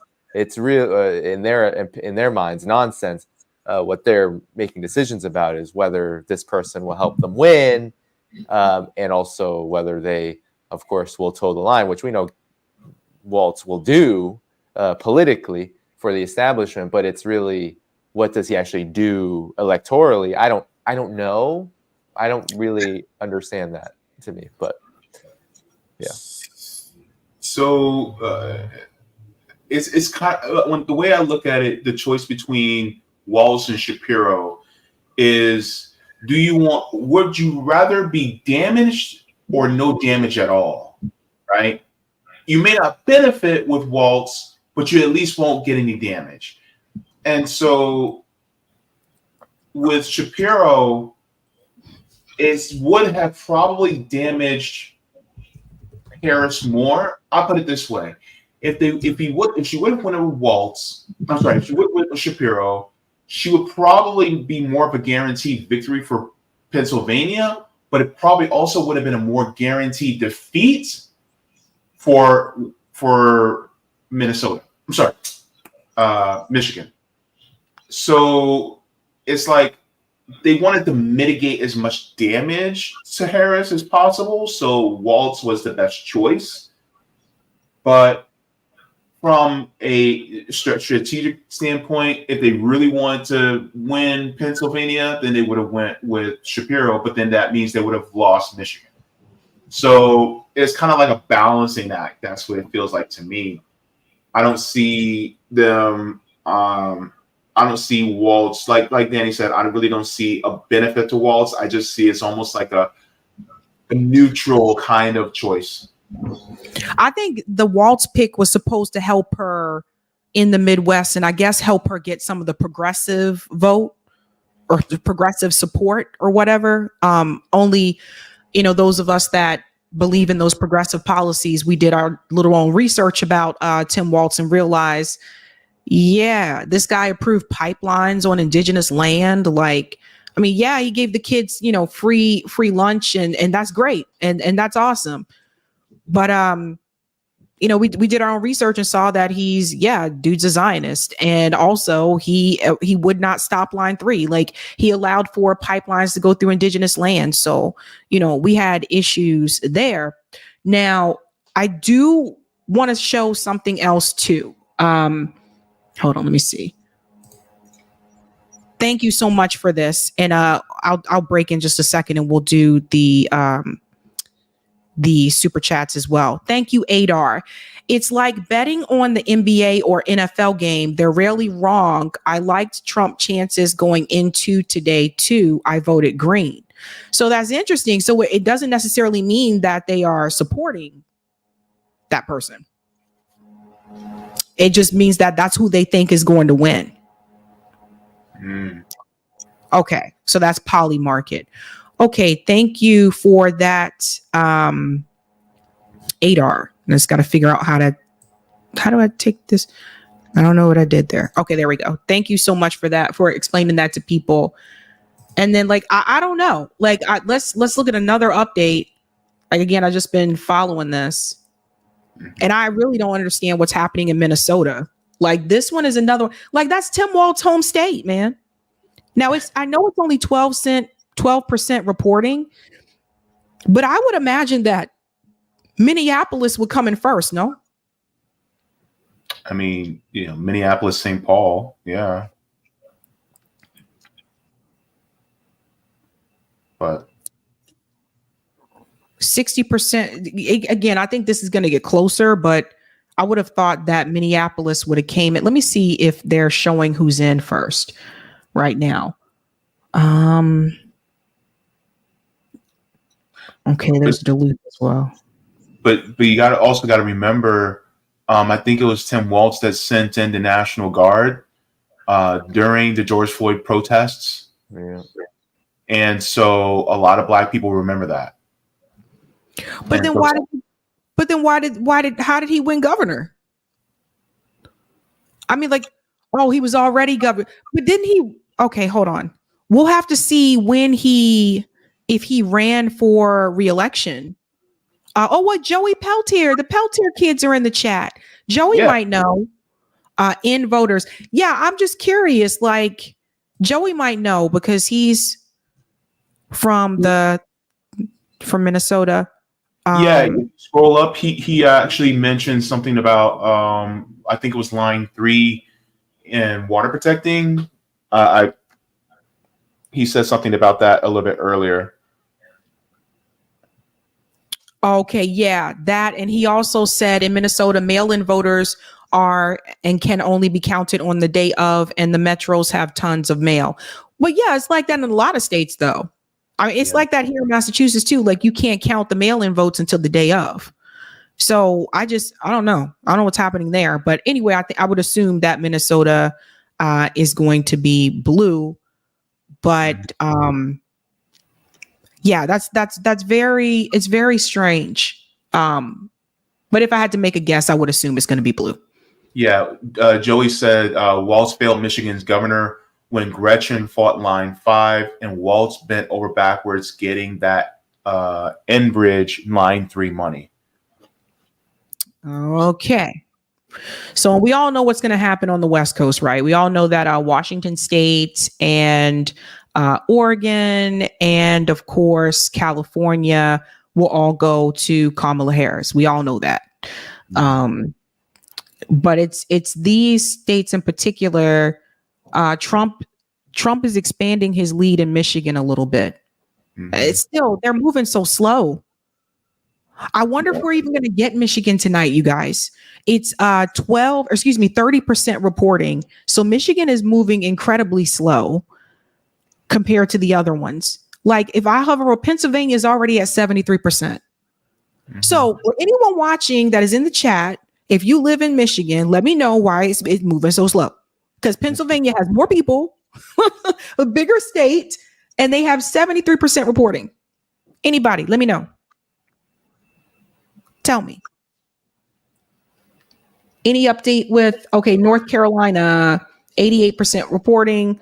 Trump's still in the lead there. And same thing with Georgia. Georgia's the closest between North Carolina. I think right now, 88% reporting. Like, Georgia is very close. 51.1%, 48.2%. But Pennsylvania, man. Wow. Let me ask you this. What is your guesstimation, like a percentage wise, do you think that my prediction will be correct about the swing states?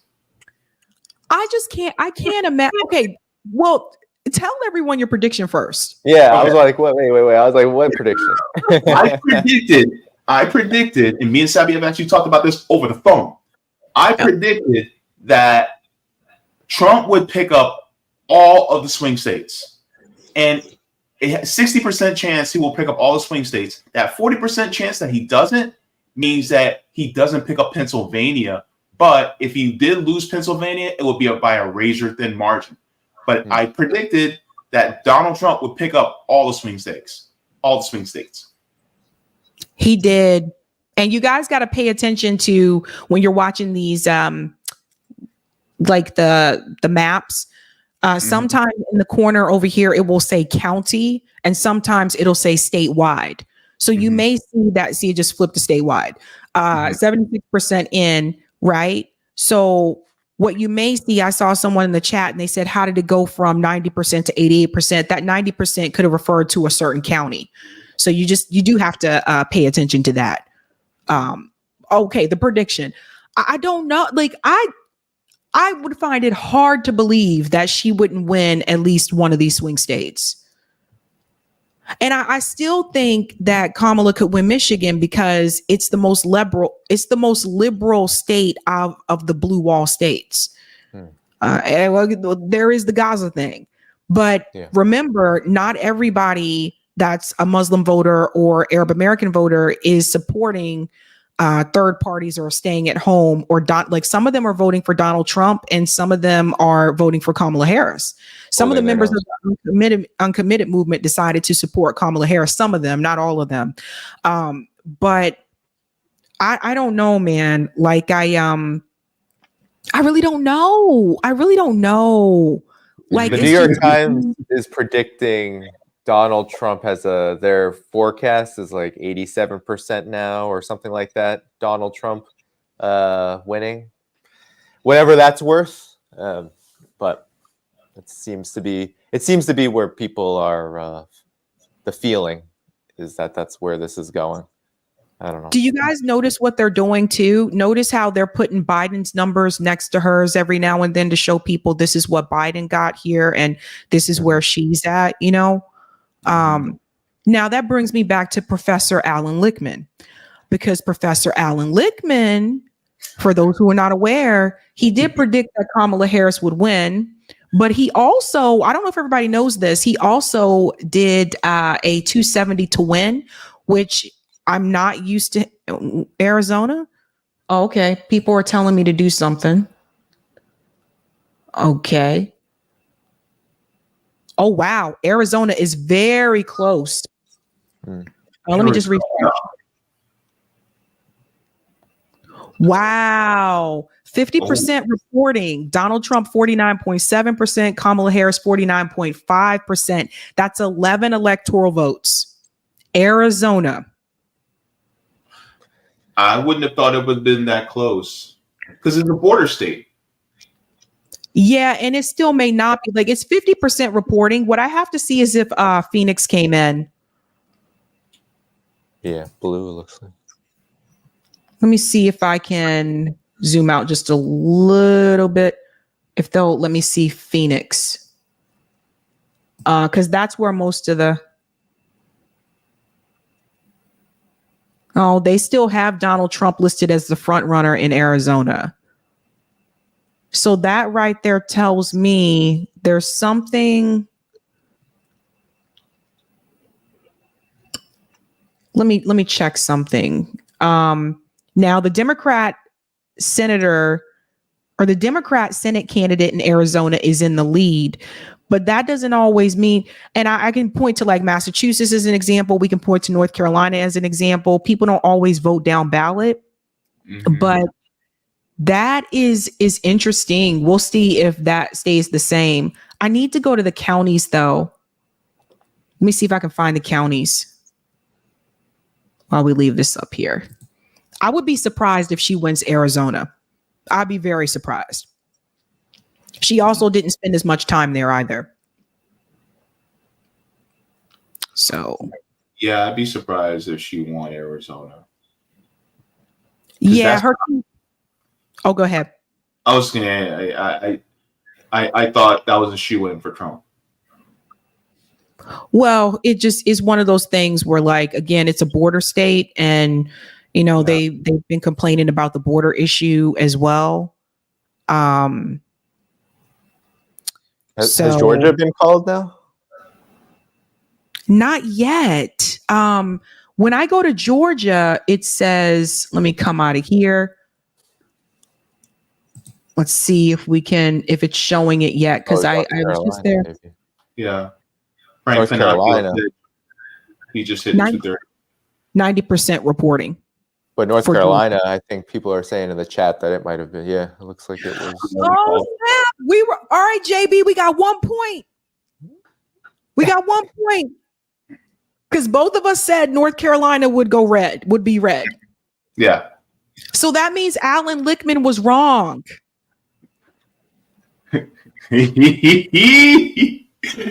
Oh, man. Just got pwned. Alan Lichtman, let me explain to people who don't know. Alan Lichtman this time around didn't just say Kamala Harris is going to win. Alan Lichtman also recently went onto a podcast and he did an electoral map prediction. The only swing state he said he was not sure about, he said, I'm not sure about Pennsylvania, but he said that she was going to win North Carolina and Georgia. Uh-oh. Oh, are we better predictors than Alan Lichtman?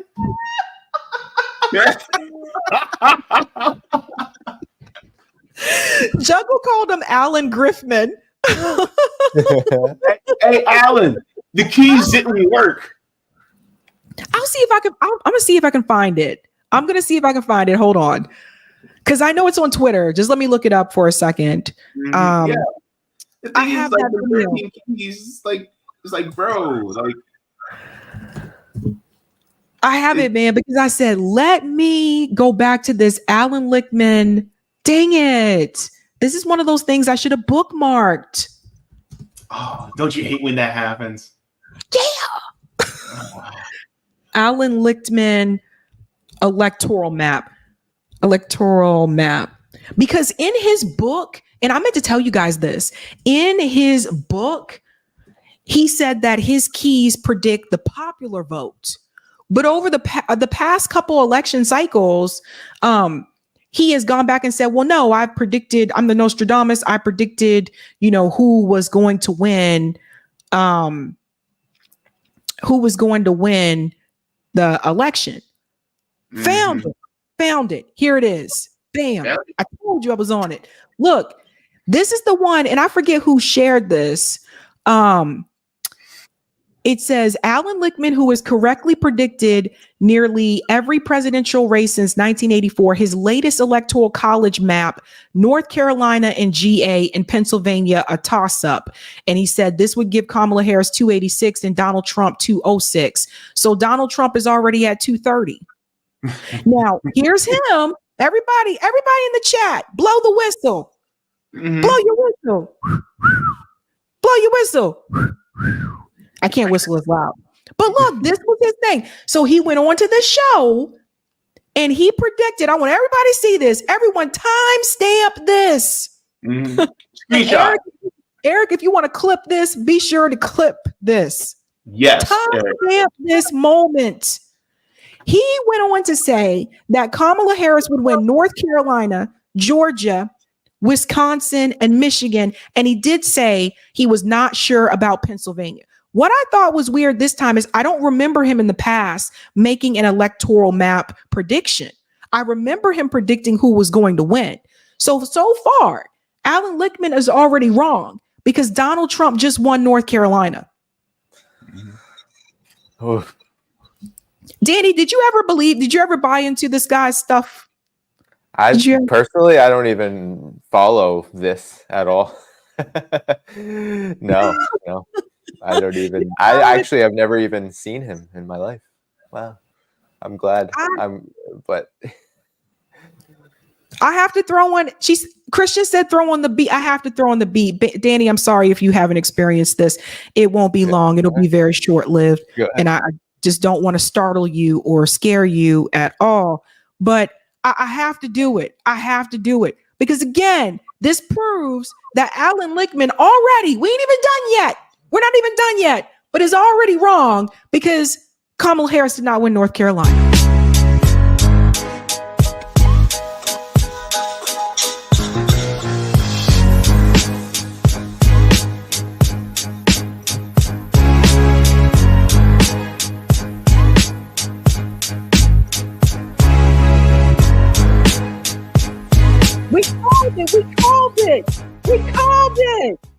And actually, JB called it before me. He did.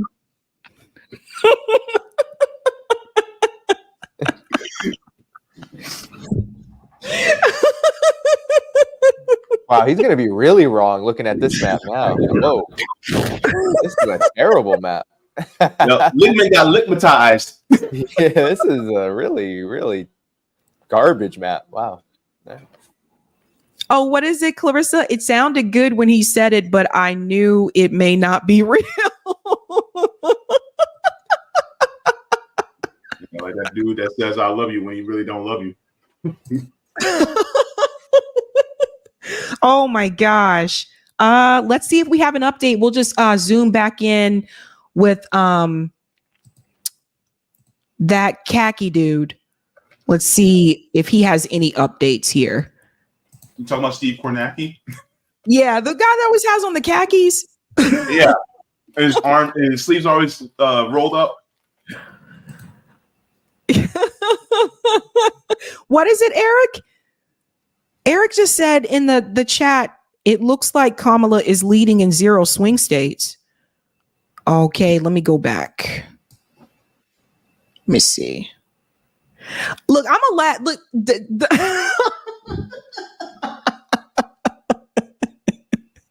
What?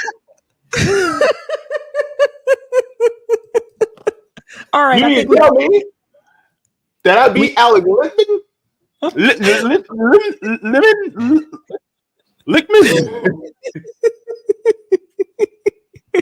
All right, we got a couple of calls. Let's bring in updates here. It looks like Washington State, 58% reporting, but they've already given the check mark there for Kamala Harris. I think we all know that's going to go to Kamala. Oregon State, did they give the check mark to 58% reporting, 55.2? California, 54 electoral votes. Did they count that yet?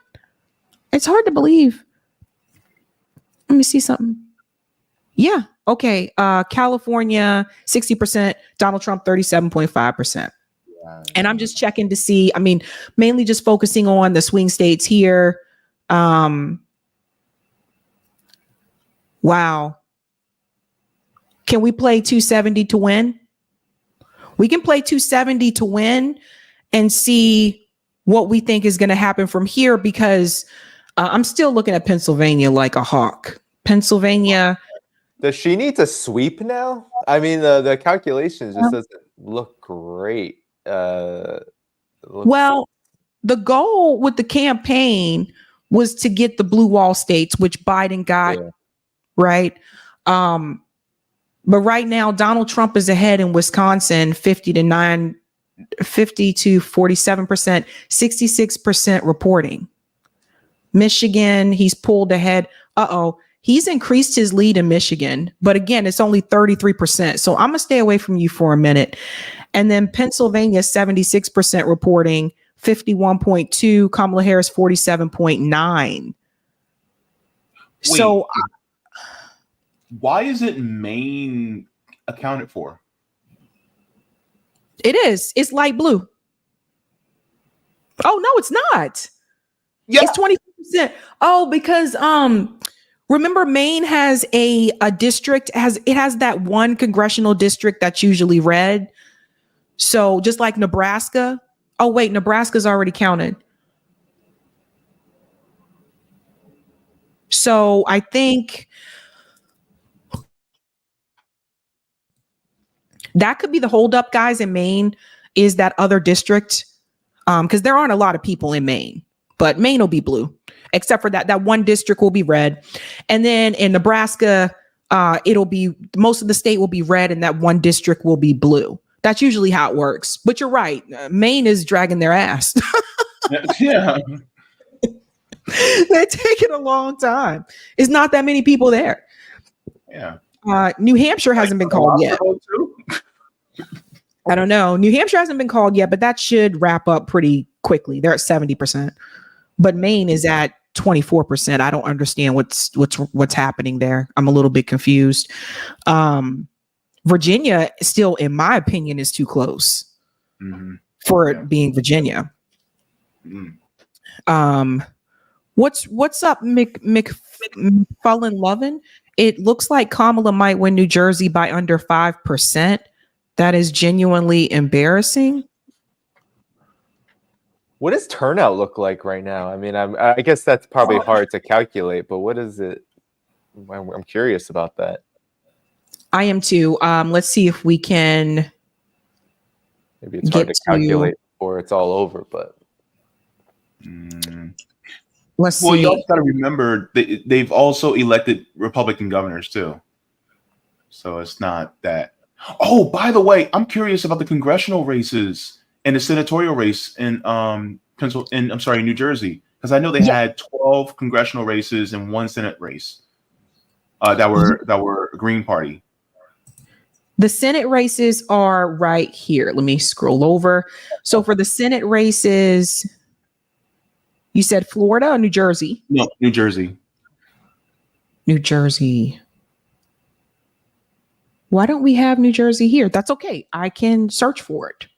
Give me just a minute. Actually, Eric, if you're there, can you pull up New Jersey Senate races? I'm curious now. And maybe I can close some of these other tabs I don't need anymore. I can close Joe Rogan. Khalil, she was since the Senate race. Christine, yeah, and she was on the show too. She was on the show. So let's see. Let me go ahead and bring. Oh, I need to keep that one there. Right. And then somebody mentioned that Green won a seat in New Jersey. No way. Let me see. Okay, let's take a look. I think Justin would have sent me that information if that happened. I think he said. I know he said there was Greens that were running in New Jersey. I did know that, but I think if one of them won, let me just go to New Jersey election.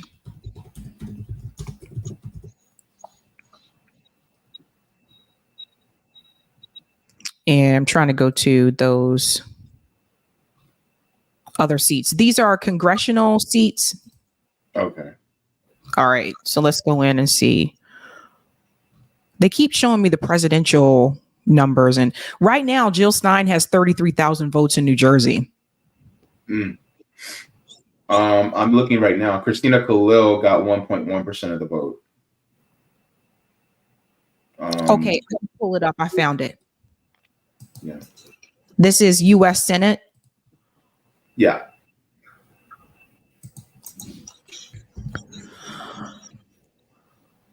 Oh, it brought up Polymarket again. Sorry about that. Let me just copy and paste it, and I'll bring it up for you guys as well. Based. Let me go ahead and add this here. So in New Jersey, if we look at some of these Senate seats, let's see how this is going as well. Sometimes this can be an indicator, sometimes not. Whoopsie. Okay, that's the presidential race. Let's go to the Senate seats here. Okay, so it looks like Andy Kim already won in New Jersey as the Democrat. But if you want to see how everyone else did, Christina Cahill, who's been on the show, she got a little over 38,000 votes, 1.1%. Kenneth Kaplan, who was an independent, got 21,000 votes, and Patricia Mooneyham received 14,000 votes, also was an independent. So there were 3 independents, a Green Party and 2 independents, and then the GOP and the Dem for New Jersey. Okay. All right, Danny. Yeah. And then sorry. No, keep going. And thanks for being a trooper, Danny. I know this was fun. No, this is great. For those who don't know, Danny usually talks about geopolitics. So Danny's probably like, what the hell? No, this is fun. I don't get to do this as much. No, it was great. It was great. This is certainly I don't know if it'll be an election we'll really remember. I think the one reason we'll remember it, or one of the few reasons, is because it truly is emblematic of how much the duopoly has kind of sunken deeper into the abyss of this crumbling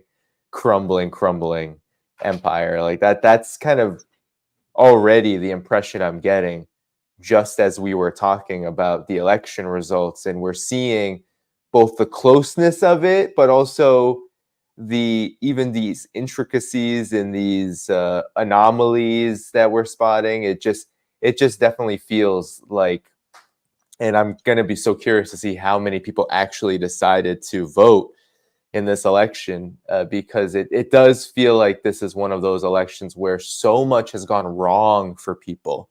The genocide in Gaza abroad, the Ukraine conflict abroad, but then in the United States, just this malaise, this stagnation, what are people really voting for right now in terms of what the duopoly is supposed to deliver to them? Nothing really. They're not voting for any kind of agenda that will improve things. And that's kind of the impression I've gotten in terms of this election. Is just I think this fact is just more and more apparent, and more people understand that neither of these candidates are really going to offer them anything. And so it really is about people who are turned on by whatever niche issue, however important or unimportant or ill-conceived or misconceived or propagandized about, which a lot of these niche issues are, like, for example, the border. That, I feel like, is what's driving things, and it really does bring, to me, the reality of the situation to bear, and it'll be interesting to see how this all turns out. But thanks so much, you guys, for hosting me today. Thanks, Diddy. Cool. All right. Take care, everyone. Bye. Hey. See ya. Thank you, son from Brooklyn. Voted for Jill because of reparations for Black Americans. Yeah, and I've heard that. I got to tell you something I noticed on social media. There were quite a number of people that I noticed, like, I just could not scroll past a couple posts without seeing people saying, "Here, voted for Jill Stein. Here's my ballot. Voted for," you know what I'm saying? There were a lot. Yeah, I saw a lot of that. Black voters too. Black voters too, like supporting Jill Stein. Yeah, because we're tired of being played. We're tired of the duopoly, especially the Republicans and the Democrats playing our faces every single time.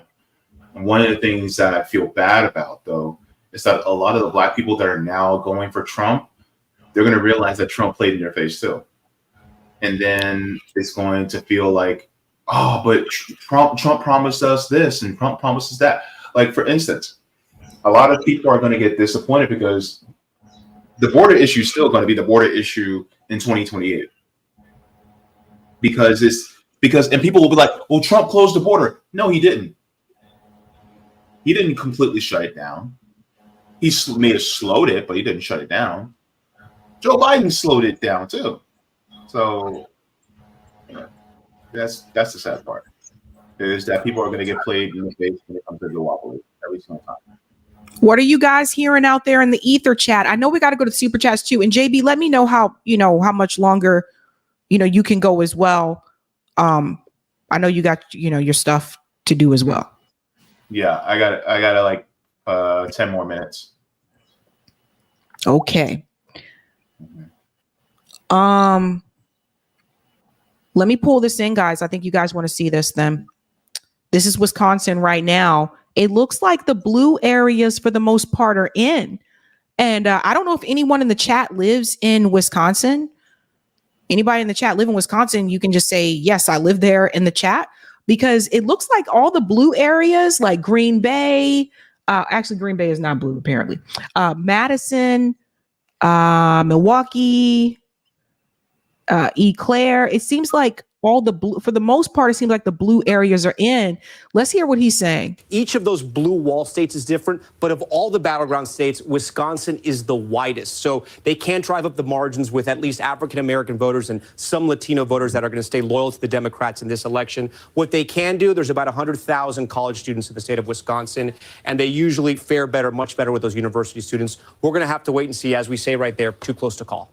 All right, we got a big So that's interesting. Yeah. a projection to give right here. This is the Ohio Senate race. It was a hotly contested race. Bernie Moreno, the car dealer, Republican, will pick up that seat, unseating the incumbent Sherrod Brown. This is quite a moment because, barring any unforeseen circumstances, it appears that Republicans, with that victory, will take control of the United States Senate. Again, what did I tell you guys? What did I tell you guys? I called it. This is what I was trying to tell people, that even if Kamala Harris won, if Democrats don't get the Senate, then that's a wrap. Like, because you can't get anything done. Albatross says, I live in Milwaukee, Sab.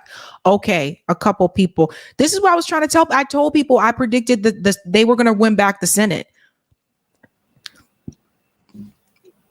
Yeah. Sherrod Brown was the incumbent. I just, isn't that crazy? Girl. It's ridiculous. Wow. I was not expecting Sherrod Brown to lose. No. I interviewed one of his opponents, Tariq Shabazz. He's running independent for Senate against Sherrod Brown. And I don't know how many votes Tariq got, but he had to be a write-in. But I was not expecting Sherrod Brown to lose. No, I'm surprised by that one. Now it says they have a net gain of +2. They're at 49 seats. Like, this is Ashura says, oh shit, they lost 10. I don't even think it's that they lost 10. It's like they're still, still in the process. Yeah, it's still in the process, but Republicans have picked up 2. So this is crazy. Yeah.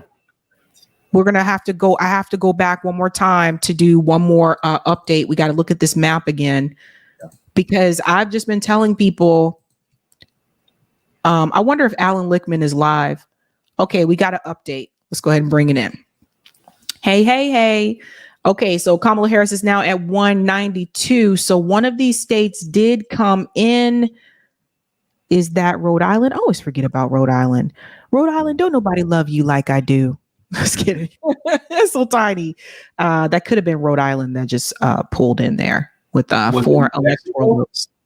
Huh? Wait, was it New Mexico? Because shoot. Yeah. There you go. 70% New Mexico, 5 electoral votes there. So she's now at 205. So it's now starting to pick up. Okay, New Mexico, Rhode Island. So now it's just down to, I'm about to say, we're not going to find out Nevada tonight. They already told us. They already told us we're not ready. We're not done.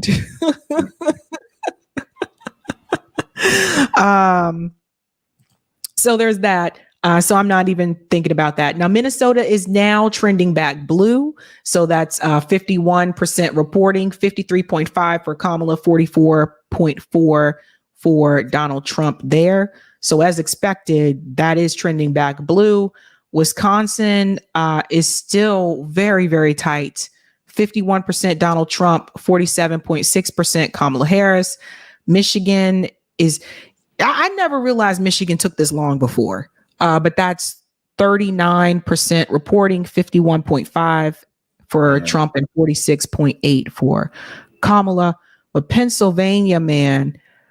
Okay, guys, Pennsylvania is at 81%. Everybody heard me? Okay. Pennsylvania's at 81% and it's 51.4 versus 47.7. They haven't called Georgia yet? Okay, Georgia's at 91%. And they haven't called this. 51% versus 48.3%. Why haven't they called it? I mean, I don't know. I don't know. Now I'm gonna click on it and let's see how Jill and everybody else is doing there. Well, they don't mention it. Oh, that's right. Because Cornel West, I forgot to mention this, guys. Cornel West and Claudia De La Cruz, apparently after people voted for them early, on election day, they were removed from the Georgia ballot. Like some people said they voted for Cornel West early.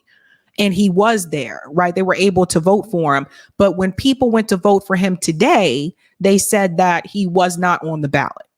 So I don't know I don't know what happened, all of that. But, Georgia, they took Jill Stein off the ballot, too. And she had to fight them back in court. And she won the court case. I'll come back to you, Mel. Mel said how much of Philadelphia County is in. I'll come back and we'll check. But right now, so Jill Stein has a little over 16,000 votes in Georgia. Chase Oliver has a little over 19,000 votes. That's also his home state, by the way, for people who are not aware. Kamala Harris has 48.3% and Trump has 51% in Georgia. So, but as I had predicted, I really do think that Georgia would be red again, guys. Mm-hmm. And people are asking me about Pennsylvania counties, so I can go to the counties. While I pull that up, I just want to remind you guys again about what the betting market said this morning.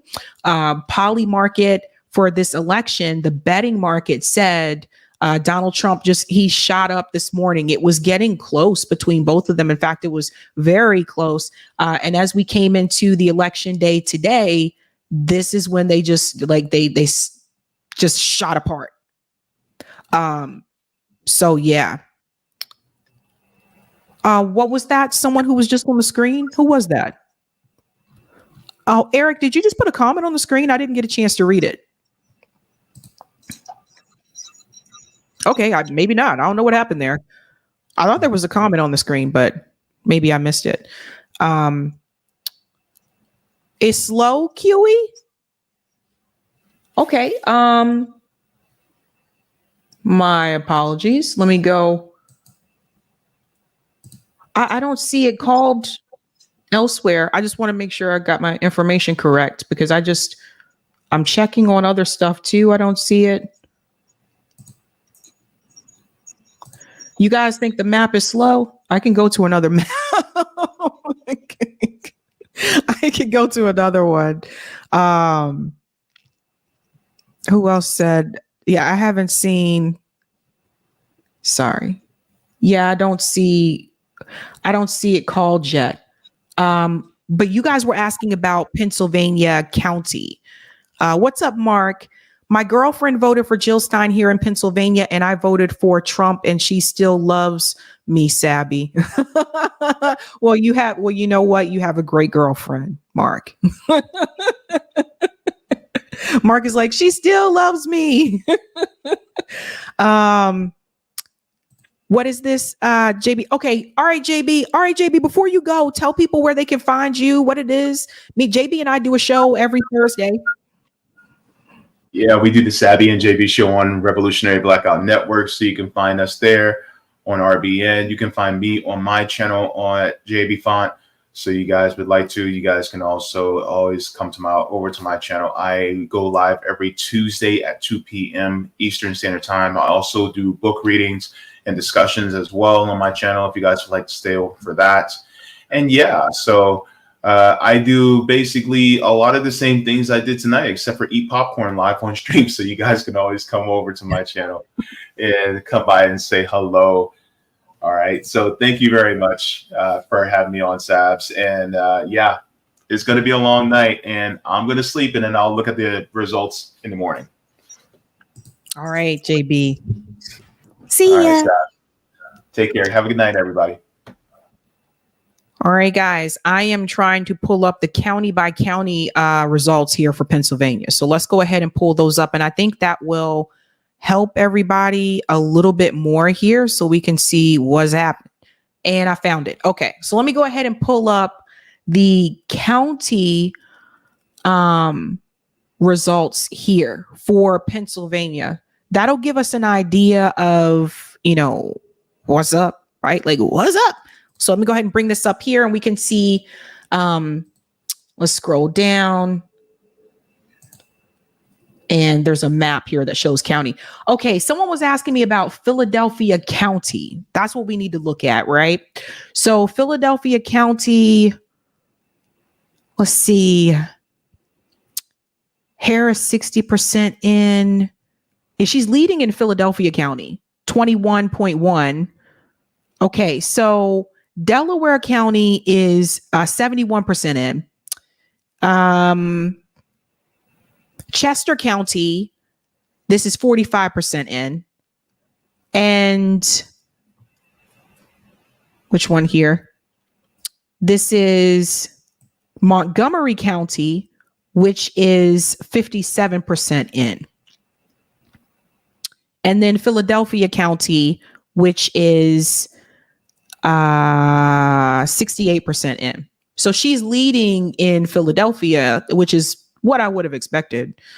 So all of that is not in yet. And then apparently, this is interesting. Bucks County, which is the one that Donald Trump won, it shows that Kamala Harris is leading here too, but by very little, 0.3%, right? So,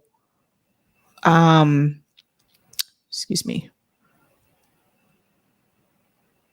It's just very it's kind of all over the place. Like Trump's winning one counting here, like Northampton County in Pennsylvania, 92% of that is in, but that's right next to one that's a little bit more blue, which is Lehigh County. I don't know, like Pennsylvania is kind of all over the place. She's leading in Scranton. Okay, so we have a couple of counties that have not come in yet from Pennsylvania. What's going on, Jahan? She's underperforming in Philly. Yeah, I will have to see how Biden did in Philly. And we'll have to see what is happening there. I do know they did say that Philly was she was having some difficulty there. I do remember them saying that. So, this is interesting. Okay, so you're telling me about Georgia. Let's go back to Georgia.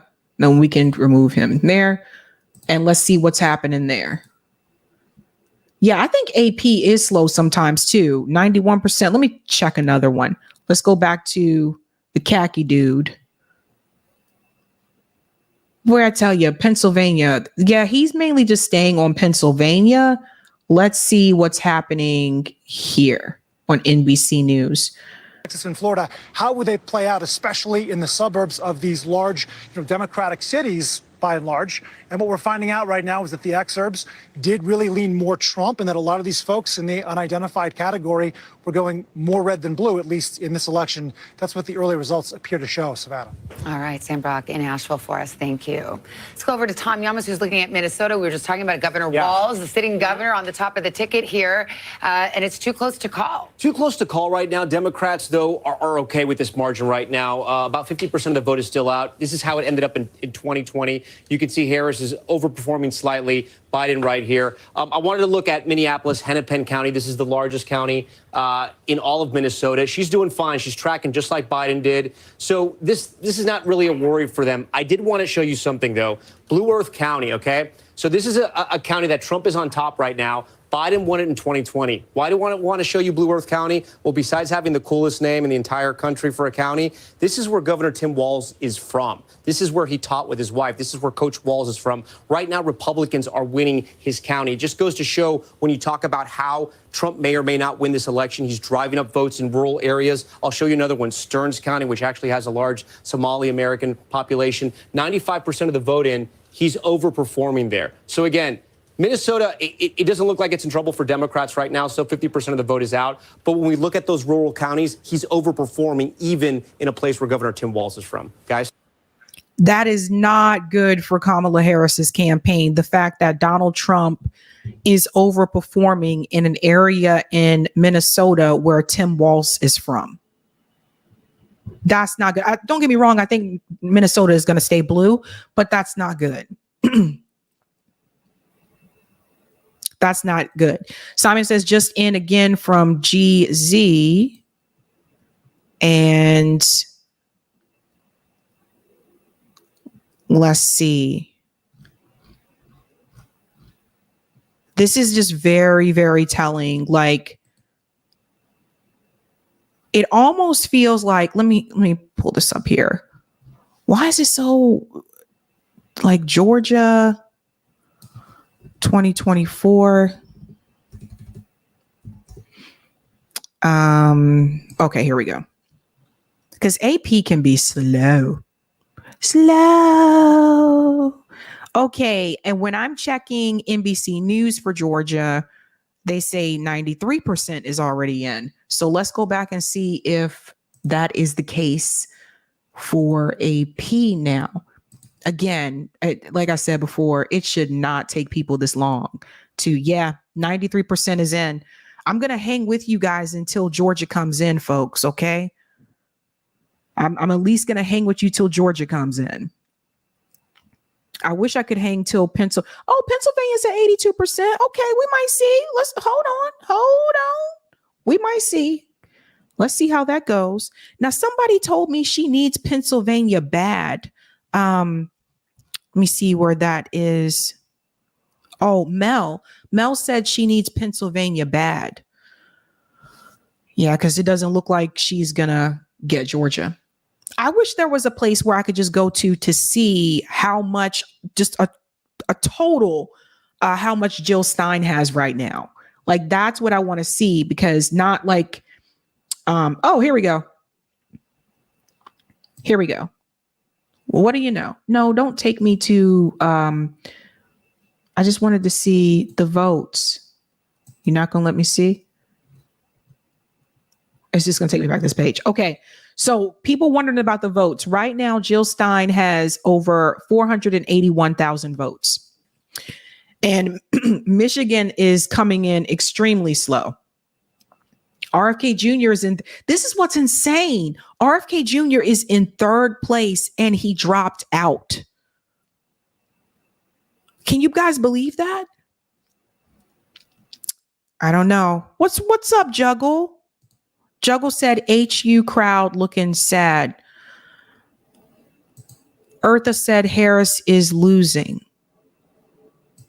It wouldn't have been this close, guys. I'm telling you, like, and this is, oh, Marco said Jill is in third. Did I say this incorrectly?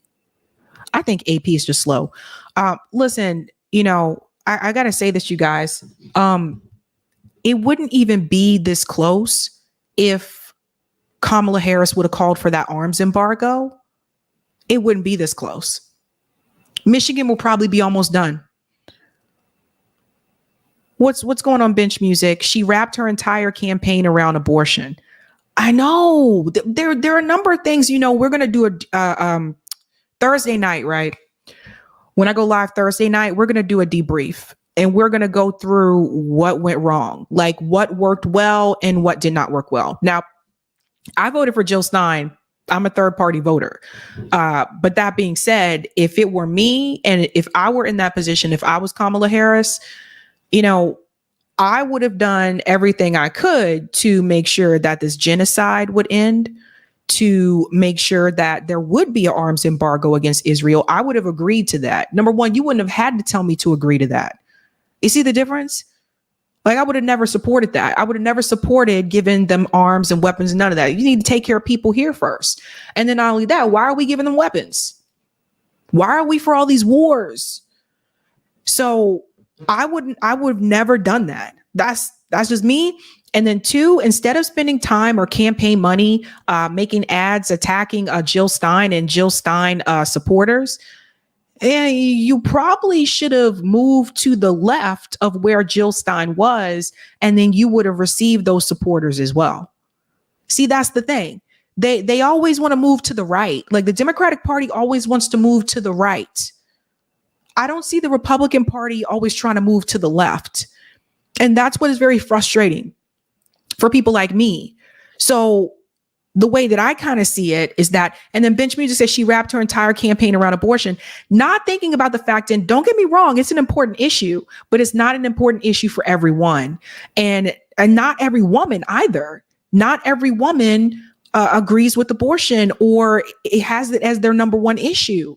So you got to think about that as well. And then there's the other part, guys, that we really got to mention. And I just want to say this again, she could still win. The race isn't over. But I think the Democratic Party needs to take a really deep reflection at what they are supposed to be and what message they're trying to get across to people. Because this whole idea that you can just select someone and make them the nominee, when we know that people like Bernie Sanders had to fight through hell to even try to get the nomination and they still wouldn't let him have the nomination. When we know that those things are happening, it's not fair that you just handed the nomination to Kamala Harris. Nobody voted for Kamala Harris in the 2024 Democrat primary. And I'm sorry, I will say that till I'm blue in the face. You didn't give the people a choice. And I said this from day one, if she did not distinguish herself from Joe Biden, she would struggle. Ay, ay, ay. Roger Meadows says the following states have completed their BIs: Alabama, Florida, Iowa, Kentucky, Louisiana, Maryland, New York, North Carolina, Ohio, Oklahoma, Virginia, Wisconsin. Also, of course, Clyburn won. Yeah, I know. That doesn't surprise me that Clyburn won. Doesn't surprise me at all. And then let's see what's happening here. Where are we? Did you just take me to Nebraska? Thank you. There was an independent candidate that was running in Nebraska who was actually doing pretty well for U.S. Senate. Let's see what's happening here. Dan Osborne. Oh, did they call this? No, 70%. Okay, so he's at 48.9%. And Deb Fisher is at 51.1%. 70% in. So it's close, but we'll have to see on that one. Very interesting. Eric, I have to take like a quick 5-minute break. If you can come on and do the super chats, or at least some of the super chats, by the time when I come back, hopefully they'll have Georgia done by then. Hopefully. Yeah, if you can do, because I totally forgot, if you can do some of the super chats, and then hopefully when I get back, hopefully Georgia will be, because that. We're waiting on a number of things, man. But this looks like a red wave to me. I mean, do you think they're dragging it out, Eric, because they don't want it to be as obvious? I don't know about that, but I think I think right now, from what I see in these swing states, I can put in the chat, like there is no swing state that Kamala Harris is like leading in right now. And Nevada has like no results. So like that's, and I think as soon as one of these key states gets called, I think they have to call the whole thing, because then like she has no path to victory.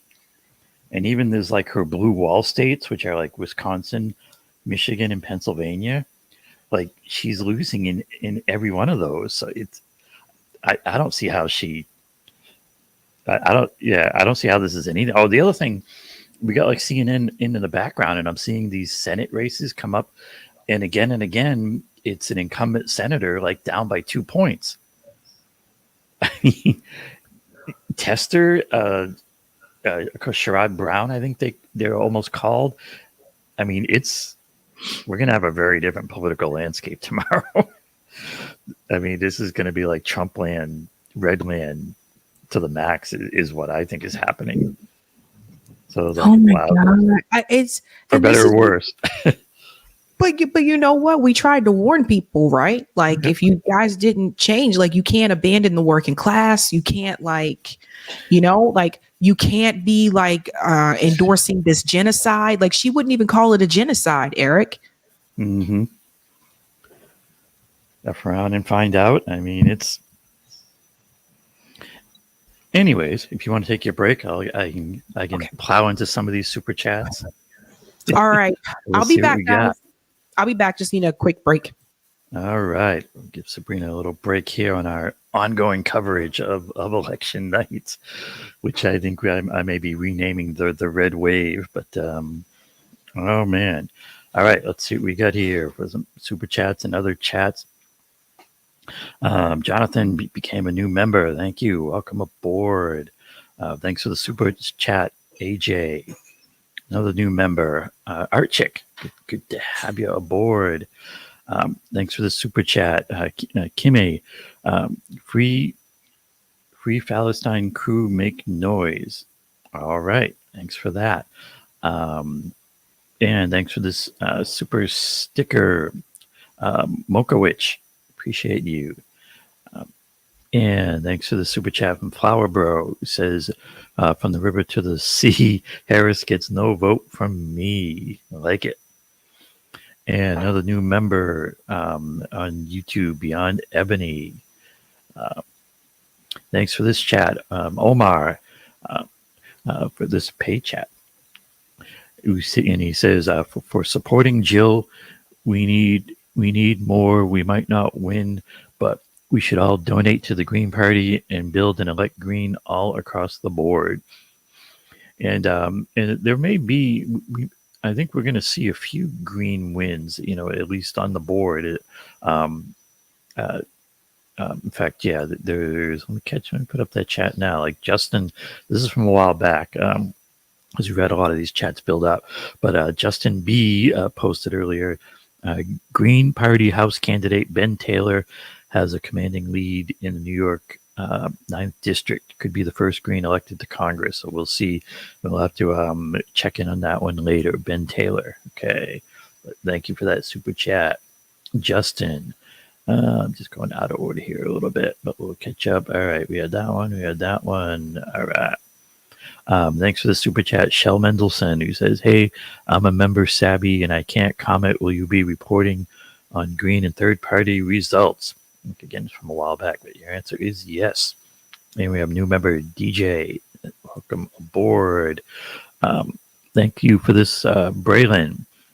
They don't know why they're voting for her because she's running on nothing, just Trump bad. Let's just hope more and more people reject the duopoly. Yeah, and we always want to make clear here in a Sabby land that we certainly don't support Trump or Harris.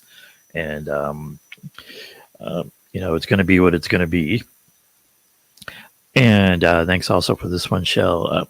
When you write in Jill Stein, also put Rudolph Ware, not Bush. Yeah, Rudolph's a legal name. And Amber Stevens became a new YouTube member. Welcome aboard. And thanks for the super chat, Dolan, who says, great coverage, good work. Thank you. And thanks for this super chat, Z360, who says, glad to be here with the fam tonight. ML, I think he means much love. Appreciate that. Z360. And yeah, I showed that one from Justin. Let's see if we get an update on Ben Taylor later. Thanks for this one, 007 Angelo. It says, Danny and Sabby are love with the Palestinians and peace. Yeah, Danny was great on tonight. We were certainly great to have him on board, and we'll have to do some stuff like this more often. I think it can be fun to have a hangout chat too with some special guests. Thanks very much for this super chat, Brian. Who says, voted for Jill Stein, but I did screenshot my pen on Trump on the ballot and sent it to my mom and sis as a joke. The text thread is amazing. They still don't know it's a joke. I might have been uninvited to Thanksgiving. Okay, Brian. Careful there. And thanks to the super sticker, Trey.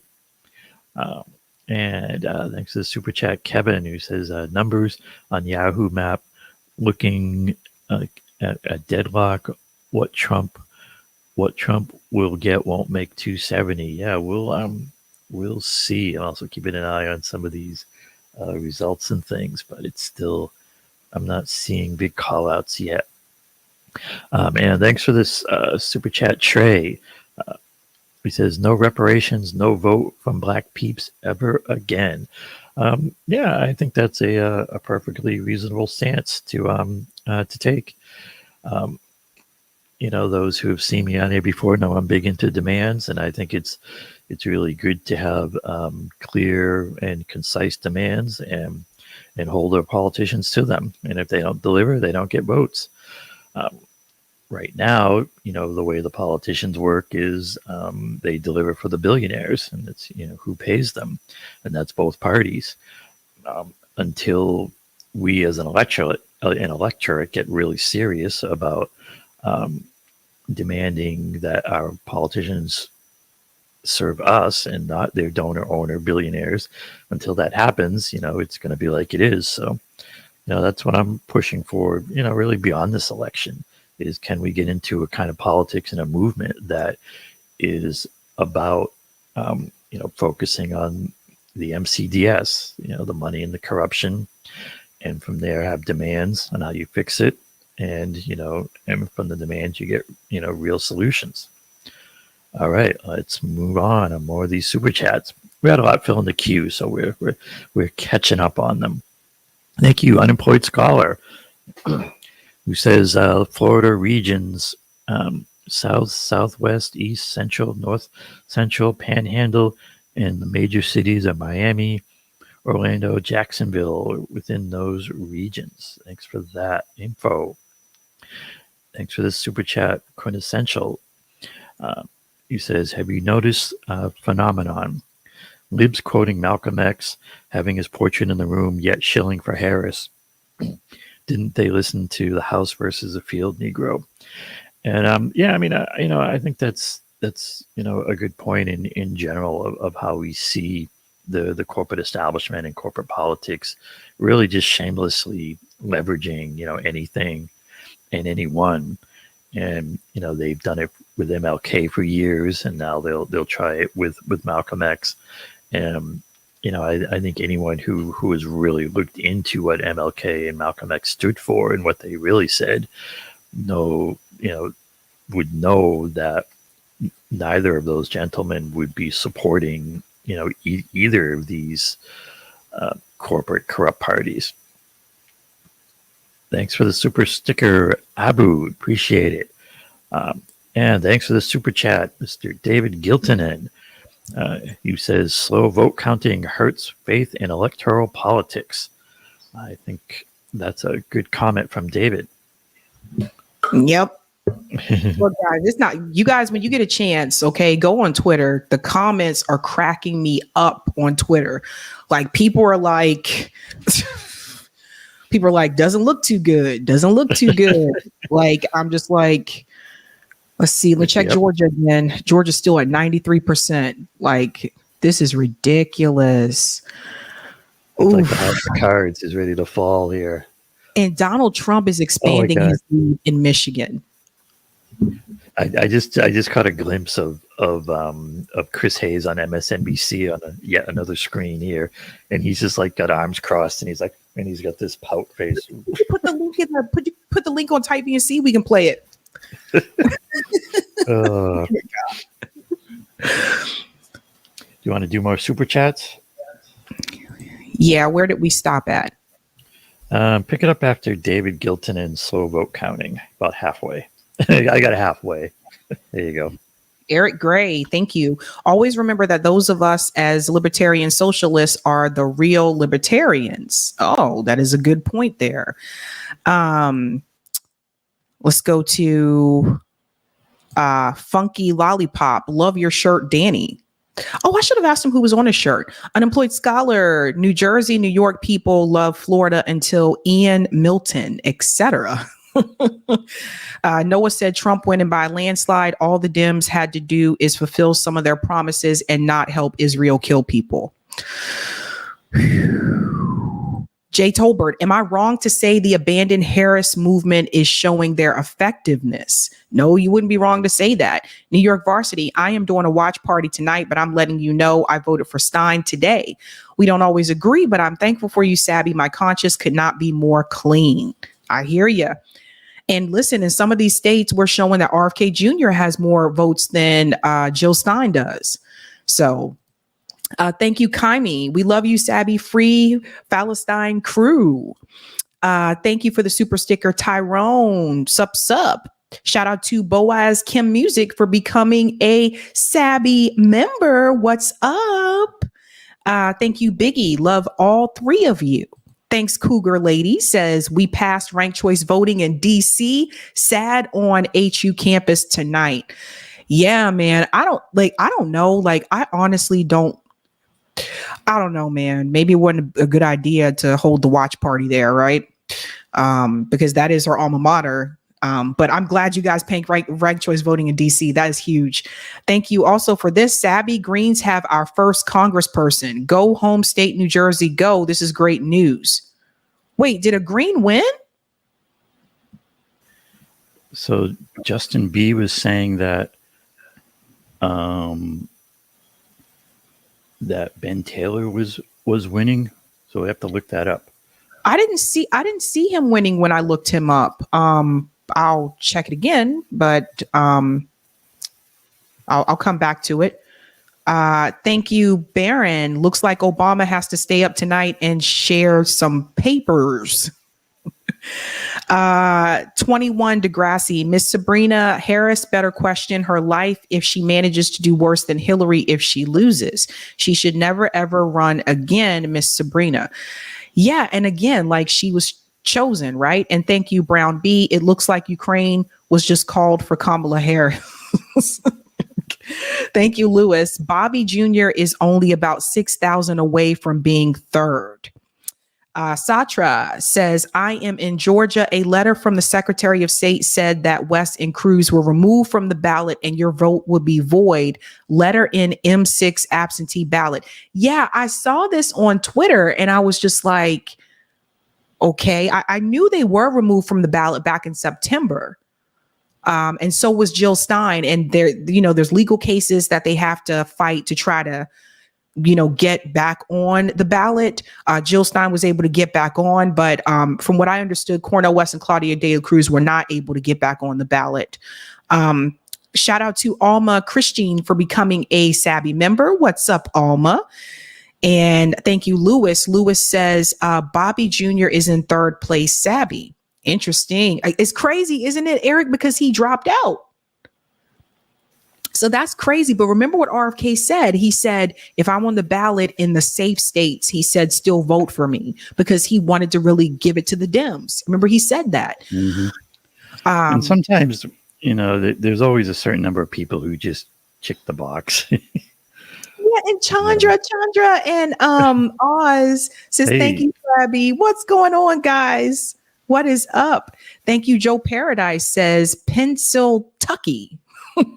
And thank you, Flower Bro. If only Kamala had a fish fry. Okay. All right. This is crazy. You got it there. And thank you, Ken Man G on Rumble. 2 Corinthians walk in a bar to watch the whole ball game. This is a joke. I'm not sure about that one either, but all right. It's a joke. Why am I over here? All right. Okay. We can go ahead and pull that up, Eric, if you're ready. Trying to see if I can find. All right, here we go. Let me go live. Sorry, I'm working this thing. All right, let's put that up. Let's go. I think they're talking now. Oh, this isn't the right feed. All right, never mind. He's in the lead for the popular. He's in the lead for the popular vote. Oh yeah, we had. Okay, let me try that for a second.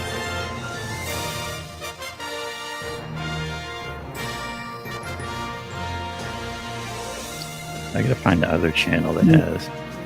Update: Osborne lost, unfortunately. He was an independent. I was kind of rooting for him. Show the map. Okay, let me show the map. you think they trying want to? to show the map that I had up there so we can get to that map and see what's going on. Brian said this is humiliating for Dems. I mean, bruh, like she had one job, separate yourself from Joe Biden, and she would not do that. She just wouldn't. Like, that was the easiest thing to do, and she would not do it.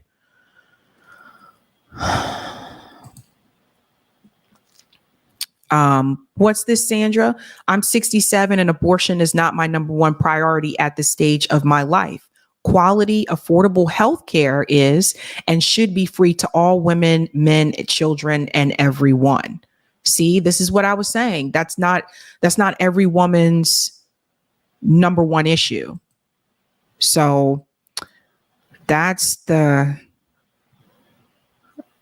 Tia said, if only Harris wasn't so fake. Okay, let me get back to that map that I had here. What just happened? So what I had just up was that AP. You want Osborne?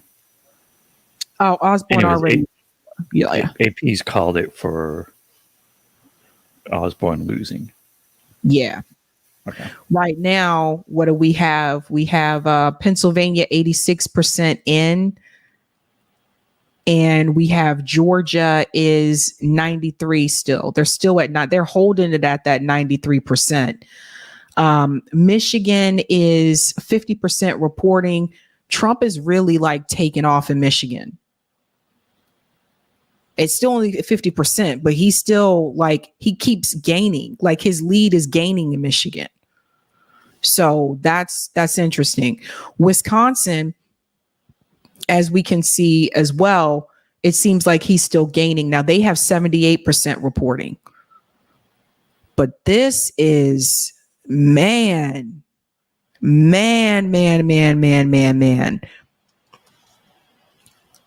This is crazy. I think what I can do while we're waiting is I can show what happened in Ohio. For those of you that were in Ohio, I know something happened with Jill Stein. Nico House made a video about that. Oh, and by the way, I did vote for Jill Stein today. I shared this on Twitter. It says, just voted for Dr. Jill Stein today, and it felt hella good. Hella good. And there Sabby it is right votes. there. Yeah, there's me. And I did not vote for Elizabeth Warren or John Deaton. I put none. I was not about that life.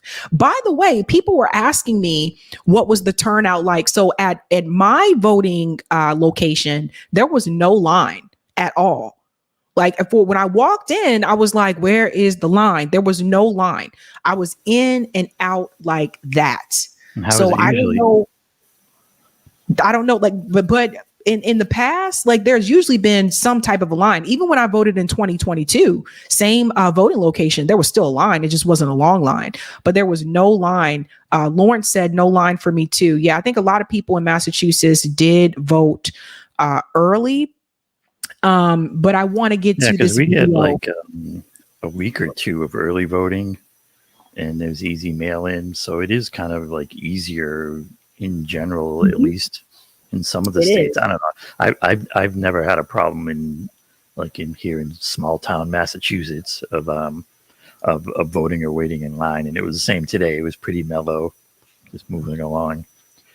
Yeah, and I do want to show people what happened in Ohio. So I was not aware of this at that point in time, but Nico, I think, did a really good a video about this. He said Ohio disqualifies Jill Stein by a rule that should disqualify Harris and Waltz too. Let's go ahead and get into this video here. It's election day and the shenanigans have already begun, with Ohio's election board claiming that any vote for Jill Stein will not be counted in this election. The reason that they're giving to the public is that the votes for Stein will not count because she dropped out of the race. Now, the reason that they're lying, which is illegal, about why they will not be counting votes for Jill Stein is because if you actually review the rule that is disallowing Jill Stein's votes from being counted, then you find out there might not be any election at all. at least in Ohio. You see, this story actually came up around September, and this article is from September 27th discussing how Ohio will invalidate votes for 2024 presidential candidate Jill Stein because of the VP swap. See, when Jill Stein first announced, she didn't have a vice presidential nominee, which is normal. So she put down Anita Rios, the former gubernatorial nominee for the Green Party, as a placeholder and made sure that the Board of Elections were aware of that. But as is customary for most parties, the vice presidential nominee was named at the convention for the Green Party on August 17th. So Rio made the Board of Elections aware that she will be taking her name off the ballot, as Butch Ware will be the vice presidential nominee for the Green Party. However, they refused to do this because this deadline of August 12th to replace a vice presidential candidate had already passed. Does anybody see a problem with that? Problem number one. The Democratic National Convention wasn't until August 19th, only 2 days after the Green Party National Convention, where Butch Ware was named the vice presidential nominee. In other words, not only did the Democrats not have a vice presidential nominee, but they didn't have a presidential nominee. And quite literally, they had to switch their vice presidential nominee at the last minute because it was supposed to be Kamala Harris. And the date of August 19th through August 22nd obviously falls well after this deadline of August 12th that Ohio's Board of Election is trying to hold the Green Party to. Interestingly enough, it was only Donald Trump and J.D. Vance of the Republican Party that was able to have their convention and be nominated by the deadline that Ohio has given. So by Ohio's own rules, only Trump can win that state. But rest assured, ladies and gentlemen, as more shenanigans begin to unfold during this election, you will be called a conspiracy theorist. You will be called anti-democratic. You will be called a fascist for calling it out, despite the fact that the proof, like this particular situation, is right in front of the world for everyone to see. Ladies and gentlemen, we live in a banana republic. And yeah, just to clarify this, guys, she did not withdraw from Ohio at all. At all. Our elections are not legitimate. And outside of maybe some local offices, the only real reason to vote in an election is for accountability's sake. Because you need to be able to prove that your vote and your voice was stolen when the time comes and these candidates begin to sue. And make no mistake about it, I guarantee this election, these candidates will have a lot of reasons to sue the system. So if you do vote, make sure you keep all your receipts because they're gonna need them. Yeah, really good point there from Nico. That's what I was trying to explain to people about what happened in Ohio. She didn't withdraw from Ohio at all, but there was apparently a form that was submitted that said they were withdrawing, but they were not withdrawing, and Ohio shouldn't have counted that anyway. And the person who sent it, who sent in the form, wasn't official. Like they weren't even part of the campaign. Right. Right. Like, okay. Right. Exactly. So Jason Call on Twitter, he was just saying, okay, this is the new standard now. Whenever there's a candidate in Ohio, somebody file a paper saying they withdraw, and Ohio will believe you. Okay. Yeah, it's really crazy. We got Michigan on the screen. Let's go ahead and bring Michigan in. By around 10,000 votes. We are told there are around 6,000 ballots outstanding from military and overseas. If they're postmarked by Tuesday, they can be counted if they're received by a week from yesterday, which would be Tuesday, the 12th. Back to you guys. All right, thanks, Jesse. And in battleground Georgia, Ellison Barbers in Gwinnett County. Ellison, what's it looking like there? Hey, Lester, it's starting to get a lot quieter in this tabulation center, and that's because for the most part, they're almost done here. We're told by election officials in this county, there is one precinct that is still out of the 156, 155 have been counted. They're still counting one final precinct and a few absentee ballots, but voter turnout here has surpassed what we saw in 2020. That's something both Democrats and Republicans were hoping for. But what Republicans were hoping for specifically was that Trump could maybe get a couple percentage points above the 40% that he had in this state back in 2020, and that it would be enough to chip into Harris's margins and the Democrats' margins here and then carry the state. And right now, he's a little over 41% of the vote in this county. So it looks like what they were hoping would would happen here in terms of those couple extra percentage points might have happened. I will remind you, when we're talking about Georgia, think of what happened here back in 2022 in the midterms, where you had Trump endorsing candidates in the Senate race, in the gubernatorial race, and in the Secretary of State race. All of the candidates he'd backed lost that election cycle. The state essentially seemed to be rebuking Donald Trump. Tonight, Lester, it seems like we're seeing a very different Georgia than what we saw in 2022. Lester. All right, Ellison, thank you. I told you guys, like I told people, I told them. And you know what, Eric? I bet you Joe Biden is sitting back and Joe Biden is like, how dare you mess up everything that I did? And you're like, where am I? Joe Biden's probably like, how dare you mess up everything that I did? Because it's just, Mike W says, Detroit is only 15% in, dim stronghold. Yeah, it's a dim stronghold, but the problem is with Michigan is that the reason how Biden was able to win it in 2020 is because he got 150,000 of the Muslim votes, the Muslim and Arab American votes, which a lot of them have been voting for Jill Stein. So that's the problem. That's why. So I said, in order for Kamala Harris to win, she would have to overperform with women, white women in the suburban areas on the Roe issue. And then also, as we played tonight, and I could play it again, actually, she was underperforming with Black voters in Michigan. In fact, it's a good time to bring this video back in here, if I still have it, with Michigan. Yeah, this one right here. Now is a good time to bring this back in, because this is what, I mean, like I said, if she loses, all the signs were there, all the warnings were there. We said this over and over again. She had one job. This was the warning coming out of Michigan. So joining me now is our Nightline co-anchor, Juju Chang in Detroit. And Juju, I think the Michigan race is absolutely fascinating. So, right, it's part of this so-called blue wall, Pennsylvania, Wisconsin, and Michigan. And you have pointed out, though, that there might be some cracks in that wall, specifically in Michigan. Tell us about that. Absolutely. There are severe cracks cutting into the core Democratic constituency here in Michigan. And the question is there enough support to hold the blue wall solid? Now, if you look just at Wayne County, you see two constituencies that have been traditionally Democratic that Trump has made inroads on, the first of which is African-American votes. You know, it's crucial in Detroit, in Wayne County.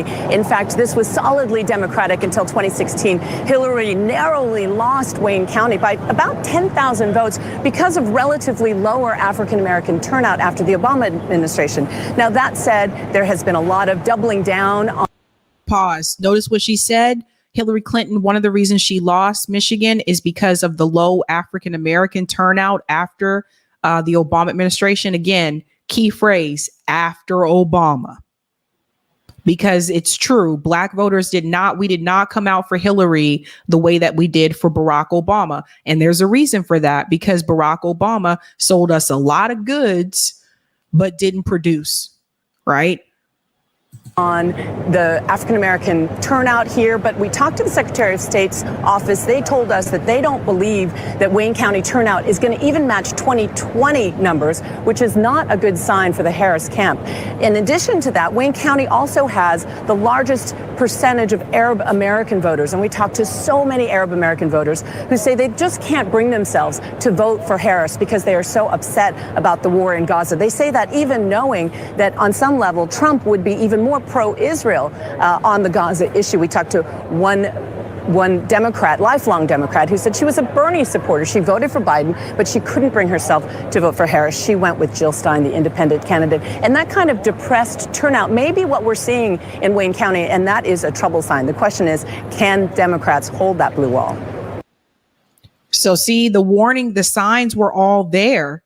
And that's another thing I've been reporting for the past couple of months. I've been explaining to everybody that Donald Trump was making inroads with African-American voters, and he was gaining Latino voters as well. And people were like, no, it's a myth. It's not real. It's not true or whatever. But as we can see, as the numbers are coming in, they already said it earlier. Let me pull this back here. I'll go back to the Georgia video. When it came to Georgia, they already sounded the alarm earlier, right before I went live. They were talking about how she was not performing well with the independent vote in Georgia. Listen. Trump is winning them by 11 points in these early exit poll results, 54% to 30%. Jake, 4 years ago, Joe Biden won independent voters in Georgia when he won the state by 9 points. So we've seen a swing of 20 points towards Trump in terms of the margin, from 9-point advantage 4 years ago with independents for Biden to now an 11-point advantage with independents for Trump. Look at the look on Jake Tapper's face. You see what I mean? Because this is what happens when you stay in your bubble. This is what happens when you don't get out and talk to the people and you hit the damn streets. This is why you look like this. This is why you look surprised. And I've tried to tell people, I was like, look, people are really upset about the economy. Georgia, Jake. Wow. They're giant. And Dana, that is really significant. We see some incremental changes here and there when it comes to young voters. She's doing slightly better. Non-college whites, he's doing slightly better. But that independent swing is wild. It's a huge swing. Trump. So it turns out that a lot of those independent votes in Georgia that came out early, that was part of the early vote, it turns out that it seems like a lot of those votes were going towards Donald Trump. And see, there was this prediction from the Democratic Party, and Eric, you remember this, that, oh, we're getting a surge of early votes. So they assumed that most of those votes were going Democrat. And apparently that was not, in reference to Georgia, that was not the case. I think it's a different world now. These old rules of, it's the Democrats who do early voting. I think since COVID, I think a lot of that is really, I don't think really holds anymore. Early voting, mail-in voting has just become very, very much more commonplace. And the other thing I hope with all this is just that there ends up being a real connection between Gaza, the genocide, and Harris losing. And let's hope that that becomes the big takeaway from the election. Yeah. And I just think it's, Chrissy said they got caught with their pants down without doing the actual work. I agree. Don M said Beyonce should have performed. Beyonce couldn't save this one. Jake Perry said Biden getting the last laugh because he got stabbed in the back. Ooh, slow burn. And there's got to be other questions that if Biden had stepped down and let Kamala actually be president for a month or two, that has to help. I mean, it couldn't have been any worse. Yep. Thank you, Lewis. Sabby, Bobby Jr., and Jill are neck and neck for third. Interesting. Thank you for that. And thank you, Francisco. Sabby, the shirt, Danny's shirt, the shirt he's wearing is Ho Chi Minh. Okay. Thank you. And Roger, and then we're going to go to update in a second. Osborne loss in Nebraska, give the U.S. Senate to the GOP. Yeah, that's right, CNN's called it. Where Trump wins Georgia. Where? It's on. I have the TV on with CNN on it. Oh no! CNN projects Trump wins battleground Georgia, and now their total is 246 for Trump, 182 Harris. Oh, guys. Okay, we'll go to Georgia in just a second. I want to shout out this Senate announcement here. I told you so far, my predictions are pretty on point. I told you that Republicans would control the Senate, and now they have called it that the Republicans have Senate control, which means that even if Kamala Harris wins, she would not be able to get anything done. And that's why I said always, folks, make sure we talk about what's happening in the Senate, right, as well. And so let's go ahead and go to Georgia. I'm just glad Georgia's in because just go to the CNN homepage. Okay. You want me to do it? Yeah. I'm like, let you do it. Gamer said you called it, Sabby. I tried to tell people, what was I telling people? People told me I was wrong. I didn't know what I was talking about. People told me I was a Trump supporter, which I was not. I was just listening to what people were saying on the ground. So it is official, ladies and gentlemen, CNN has called it that Donald Trump has indeed won. What? Am I signing in? Donald Trump has indeed won Georgia, it appears. Let me see. It's got to be in there somewhere. I don't know what I did. I think when I clicked on it, I messed it up. I probably shouldn't have done that. I don't know. There's states all over the place. Okay, so guys, the states that you see that have lines in them, that means it was a flip. So they've already called Georgia. Wow, wow, wow. I'm seeing comments in the chat where people are saying next time don't and I got to say this. People are saying next time don't disrespect black men. Yeah, because let's be real. Obama, let me bring myself forward. Obama, some of this is on you too. That was not a good idea. I even said Obama should apologize for that. I said he should apologize for that. So that was not a good idea. So Donald Trump now is at 246. Wow, wow, wow, wow. This is insane. This is insane. Oh my God. So you got the map so we can see the counties? What I'm that fine where they just have it, but this site's kind of terrible. This is crazy. But I was right. And Alan There it licked is. me All right. wrong. CNN calls it. There it is. Well, well, well. Listen, I wonder, people probably melting down. I bet you on Twitter, people are melting down. They're losing their fucking minds. And CNN just went to commercial. Nick just posted, Democrats really thought they could win by replacing the left with white women. Oh my God. This is okay. So now we go back to the map and I'll just bring up this little guy. Yeah, I think we might still be waiting for AP to call it. You know what? That Google map is based on. You guys are right. AP is slow. Damn. Seems like I need to be following someone else. Okay, I'll go back to the video. Let's see if they're talking about Georgia now. Man, I can't wait to see the pundits' faces tomorrow. And I still have to go, I have a hair appointment tomorrow because we got to get this. Sabby is dyeing the hair back a darker brown. While we wait for the video response for Georgia, I want you guys to hear something that Kim Iversen said, and I want you to tell me if you think she has a point when it comes to the polls. Because here's something else we need to talk about, guys. So far, based on what I've seen, it seems like Real Clear Politics was correct. So far, based on what I've seen, now they take a collection of polls and they take the average. But so far, based on what I've seen, it seems like they were correct when a lot of people were saying, no, don't listen to them. They don't know what they're talking about. Right. But speaking of the polls, campaign family.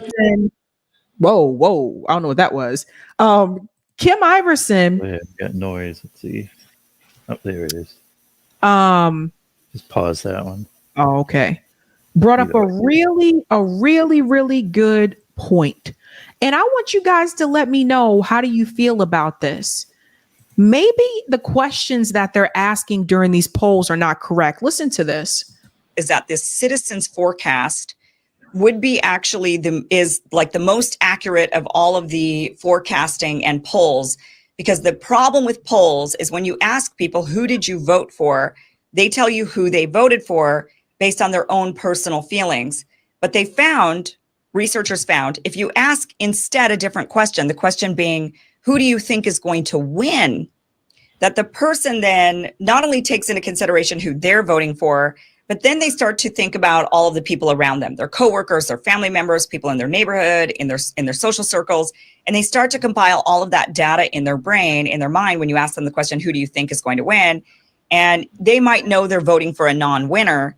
Like if somebody asked me at the end of the exit polls, I still have not voted. I will vote tomorrow, but let's say I'm still debating, but let's say I'm going to vote Jill Stein. I know Jill Stein has no chance of winning the election.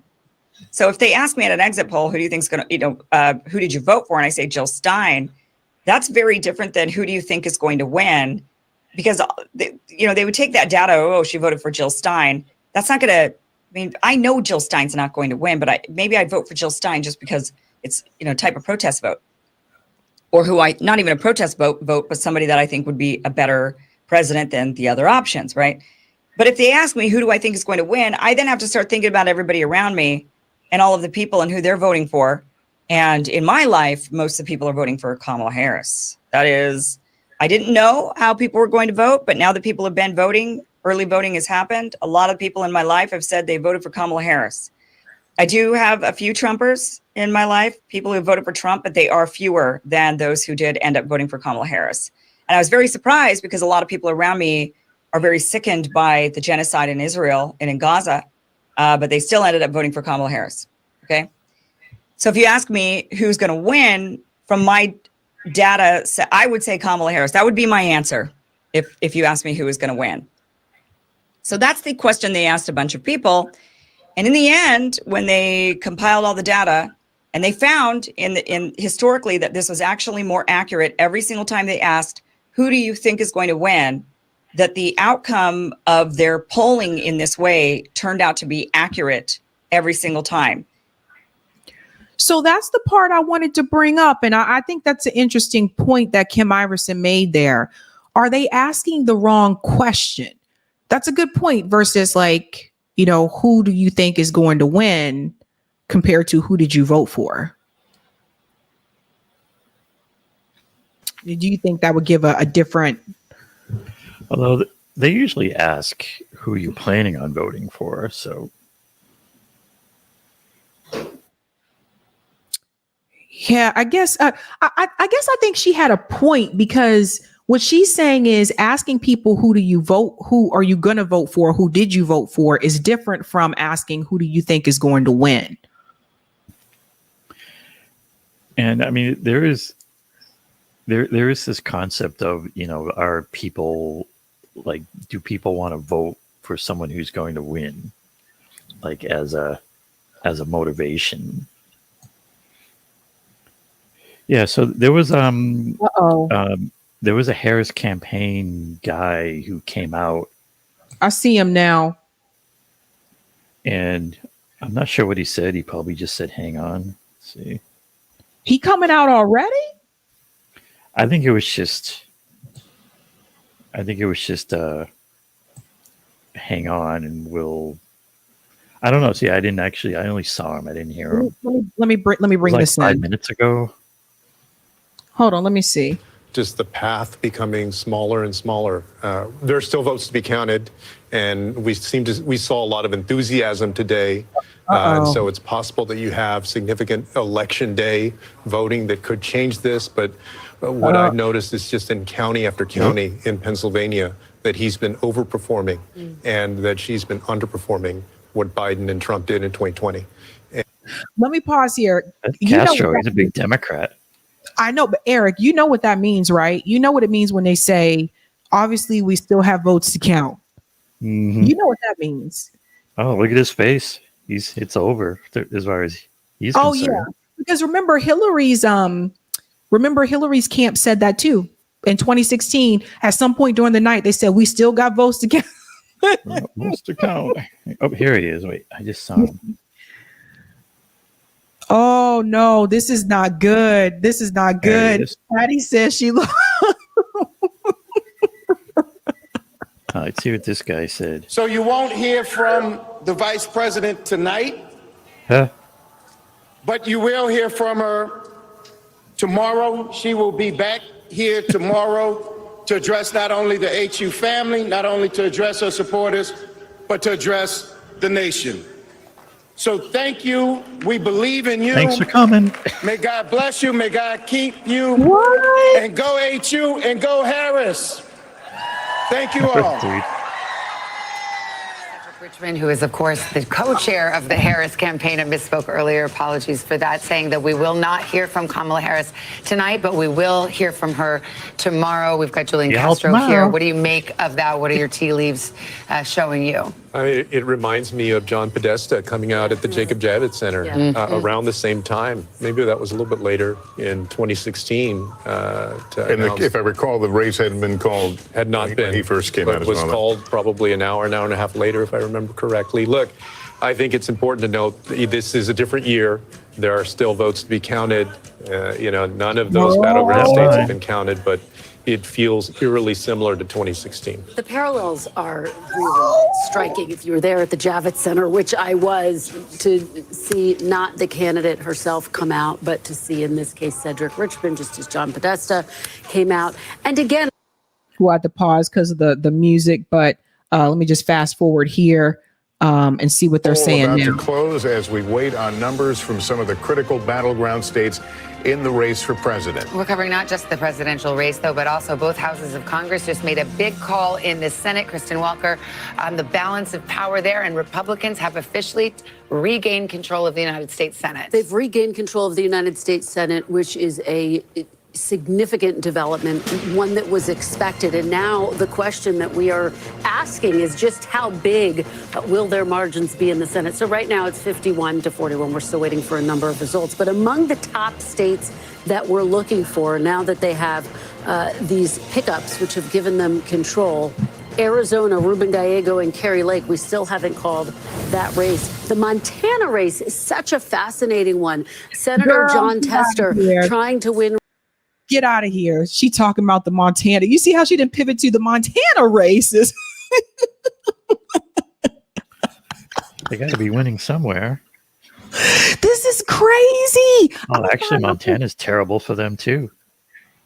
Tester got pummeled. Oh, of course. Right up there. There he is. Jesus. Again, the incumbent. This is what I'm seeing all over the place. These Democrat incumbents, and they're just getting pummeled. Bro, and like a guy like Tester, I mean, he's basically a moderate Republican. He always has, Brandon. The story is always, he has to, run and govern that way because he's in Montana. He's in this North Midwest state, so he has to be that way. And why would anyone, like I said, if it's going to be Republican against Republican, they're going to vote for the Republican, right?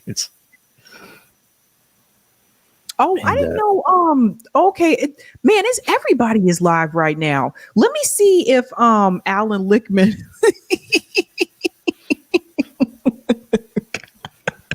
You're looking for Lichtman live.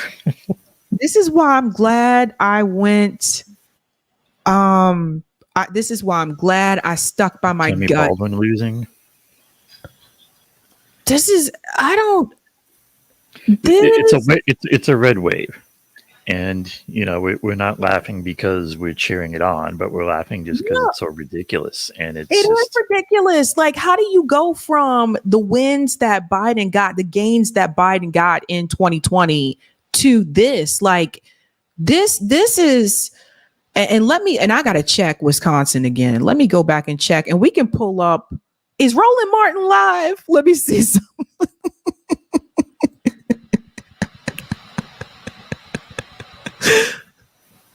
Oh, Lord. And it looks like AP still hasn't called New Hampshire. I mean, this is. He trying to have a little party or something, but this is. No, you got to understand. Listen, and a message that I got for everybody. You can't play. Oh, let's play this. Hold on. The thousands who had gathered here, frankly, many of them had already left as we approached 1 o'clock, saying that they would not hear from the Vice President Kamala Harris tonight, instead saying that she would speak to her supporters, not just here at Howard University, her alma mater, but to the nation as well, in an address that would take place at some point tomorrow. No specifics on when that would occur. For those who have kept track of the Trump era, you'll remember in 2016, a very similar circumstance there at the Javits Center in New York City at Hillary Clinton headquarters, where one of her top aides, John Podesta, came out and spoke to the crowd saying she wouldn't be speaking. Ultimately, she conceded the next morning, Wednesday morning. So a lot of votes still out there. No plans for any concessions, certainly at this point. But I can tell you in conversations we've had with a series of individuals, including a Democrat who was attending a donor event that was taking place at one of the glitzy hotels not far from where we are here in Washington, D.C. They say the atmosphere there was like a funeral. Another person said that the situation, in their words, was just, quote, not good right now. We did hear earlier from Jen O'Malley Dillon. She is the campaign chair. She had what was in effect a sort of pep talk for the forces, the campaign staff, telling them all to get some sleep and that they would come back and finish this off strong tomorrow. So that's effectively where things are at the end of the evening. But I got to tell you, Savannah, on a day when so many those close to Kamala Harris really felt like they had the momentum, they felt like the vibes were on their side, it quickly appeared clear that, you know, despite her effort to say that we're not going back, that they may be returning to the figures that haunted Democrats back in 2016, where they just didn't have enough to defeat Donald Trump that go around. So many blank stares, glum faces, people not so much holding back tears, but certainly unable to crack a smile here. They had been handing out American flags early on. As some of the early numbers were out, they were cheering and waving those flags. But as the night progressed and they watched the returns come in, no more waving flags. In fact, they asked for the television to be muted here with the returns, with the exception of Hawaii, Colorado, other places that Harris won. They turned them on and got cheers for that. Instead, they blasted music to try to sort of distract from the situation, try to give a little pick-me-up to the people here. All right. Peter, thank you so much. Want to go over to Garrett Haake, who's at Trump headquarters in Florida, where it looks like the party is still going. And of course, the question is whether or not we will hear from the former president tonight. Yeah, Savannah, Trump supporters reveling in the news that they're getting here in this ballroom just over the last half hour or so. Huge cheers in this room as the network's called Georgia for the former president, and a loud chorus of boos when Cedric Richmond took the stage in Washington to announce that Vice President Harris would not be speaking. There has been movement from Mar-a-Lago across the Intercoastal Waterway towards West Palm Beach of Trump supporters. The party there emptying out a lot of the folks he had been with. Governor Burgum, for example, other close Trump aides and allies making their way across the street. Still no sign of the former president here yet, Savannah. Okay, thank you. We've got another call to make here. I believe this is the state of New Mexico. NBC News projecting that Kamala Harris will win in New Mexico, 5 electoral votes. Here's the breakdown right now. You see the difference, 43,000, 95% of the vote in there, so very little left to count. Where does that bring us to in the road to 270? Donald Trump at 246, Harris now up to 194. Let's go over to Tom Yamas, who's at the big board of Pennsylvania, and you've got some bellwether counties that are reporting in now, and it's a good news for Donald Trump. Yeah, one in the east, one in the west. Let's start in the east. Northampton County, this is Easton, PA, right here, south central suburbs. 95% of the vote is in. Trump is there with 51%. Remember, Biden won this in 2020. So Trump able to flip that bellwether county. There's still some vote out, but it's unclear if Harris can catch up. Erie County. We haven't talked enough about Erie County tonight. This is one of those swing counties that we watch in western PA. Biden won it in 2020. Tonight, Trump is on top. There's about 3,000 votes still left to be counted here. It's unclear. She's going to have to get all those votes if she wants to flip that county back blue. Let's go to the collar counties in Philadelphia. Let's talk about what we have here. So we want to compare to 2020 to see how she's driving out the vote. Underperforming right now in Chester County. Still 20% of the vote is out there. Montgomery County, 86% of the vote is in. 62% for Biden. Again, 60%. She's underperforming there. We move down to Delco. 95% in, 62.9, slightly underperforming there. Philadelphia County, this is where she closed out her campaign with Lady Gaga and Oprah as well. There's still a lot of vote left to be counted, 20% or so. 81% was where Biden was at. She's at 78. And finally, Bucks County here. Trump has flipped this right now. There's still about 30% of the vote is out, 69%. He had 51. Biden did in 2020. Trump tonight with 50%. Still some vote to be counted there. But those aren't promising numbers in the collar counties right now. And the bellwethers, one in the east, one in the west, showing signs that Pennsylvania could turn red. Still a lot of vote out, guys. But this may be one of the reasons, and we don't know why Vice President Harris decided not to speak tonight, but this may be one of the reasons why the trend lines in Pennsylvania, from what we're seeing, if she doesn't win Pennsylvania, there is no longer a path for her. Right. And you're seeing some of these same patterns in other states as well. Wisconsin and Michigan as well. We're starting to look at the counties there. We walked you through Michigan and Wisconsin. Still a lot of vote out in those two battleground states. But again, those trend lines that we're following, we're searching these maps to see if there's any positive signs for the Democrats. Back and red, to be honest with you, the more I go it's going to be hard for her to win Pennsylvania. Yeah, and I feel like it's the shoe's like about to drop. Like as soon as one more of these battleground states goes, like they have to call the election. Really, they do, because there's no way. In fact, I mean, and I'm gonna point out something Ashura said here. Hey, Dim, stop relying on celebrities. It'll be crazy, the fact that she got all those celebrities, Beyonce, Oprah, Bon Jovi, Bruce Springsteen, including some that I like, by the way, right? She got all these celebrities to come to all these different rallies to, endorse her and promote her. And right now, like, Donald Trump is kicking her ass. And we're starting to see numbers coming from Nevada finally. Oh, we are? Yep, 18%. If you want to... Do we have? Yeah, you want to bring up that that Google map? Let's see. Yeah, I don't want to. Yeah, you got it. Yeah, that other one. Let me pull that back up and see. And there we go. Yeah, I'll show it. There we go. So yeah, wow. So they're in Nevada. 19%, and Trump has a big lead. Yeah, they probably don't have Vegas in yet. So Vegas and Reno probably are to have the most. Yeah, but they are starting to get that in. I do see that.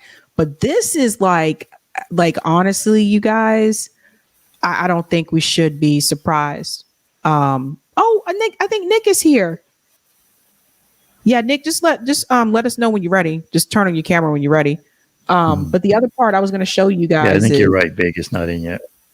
Yeah, I don't think that's in there yet. This part here. Oh, maybe he is ready already. What he's saying in the private chat. Okay, he said 1 sec. I'm trying to find that video where she said, I'm not going to only do something. Hold on. Kamala only do something for Black people.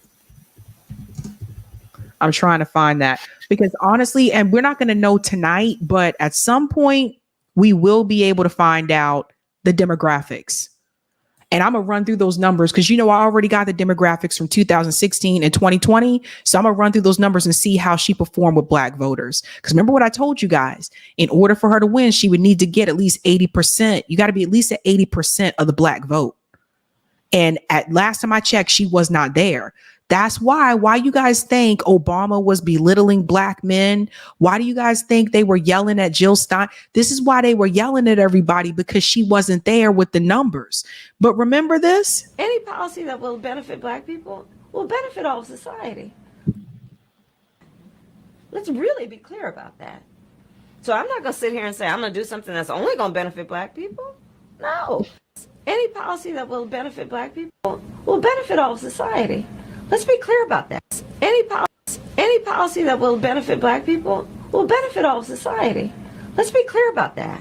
Let's really be clear about that. So I'm not going to sit here and say I'm going to do something that's only going to benefit Black people. No. Any policy that will benefit Black people.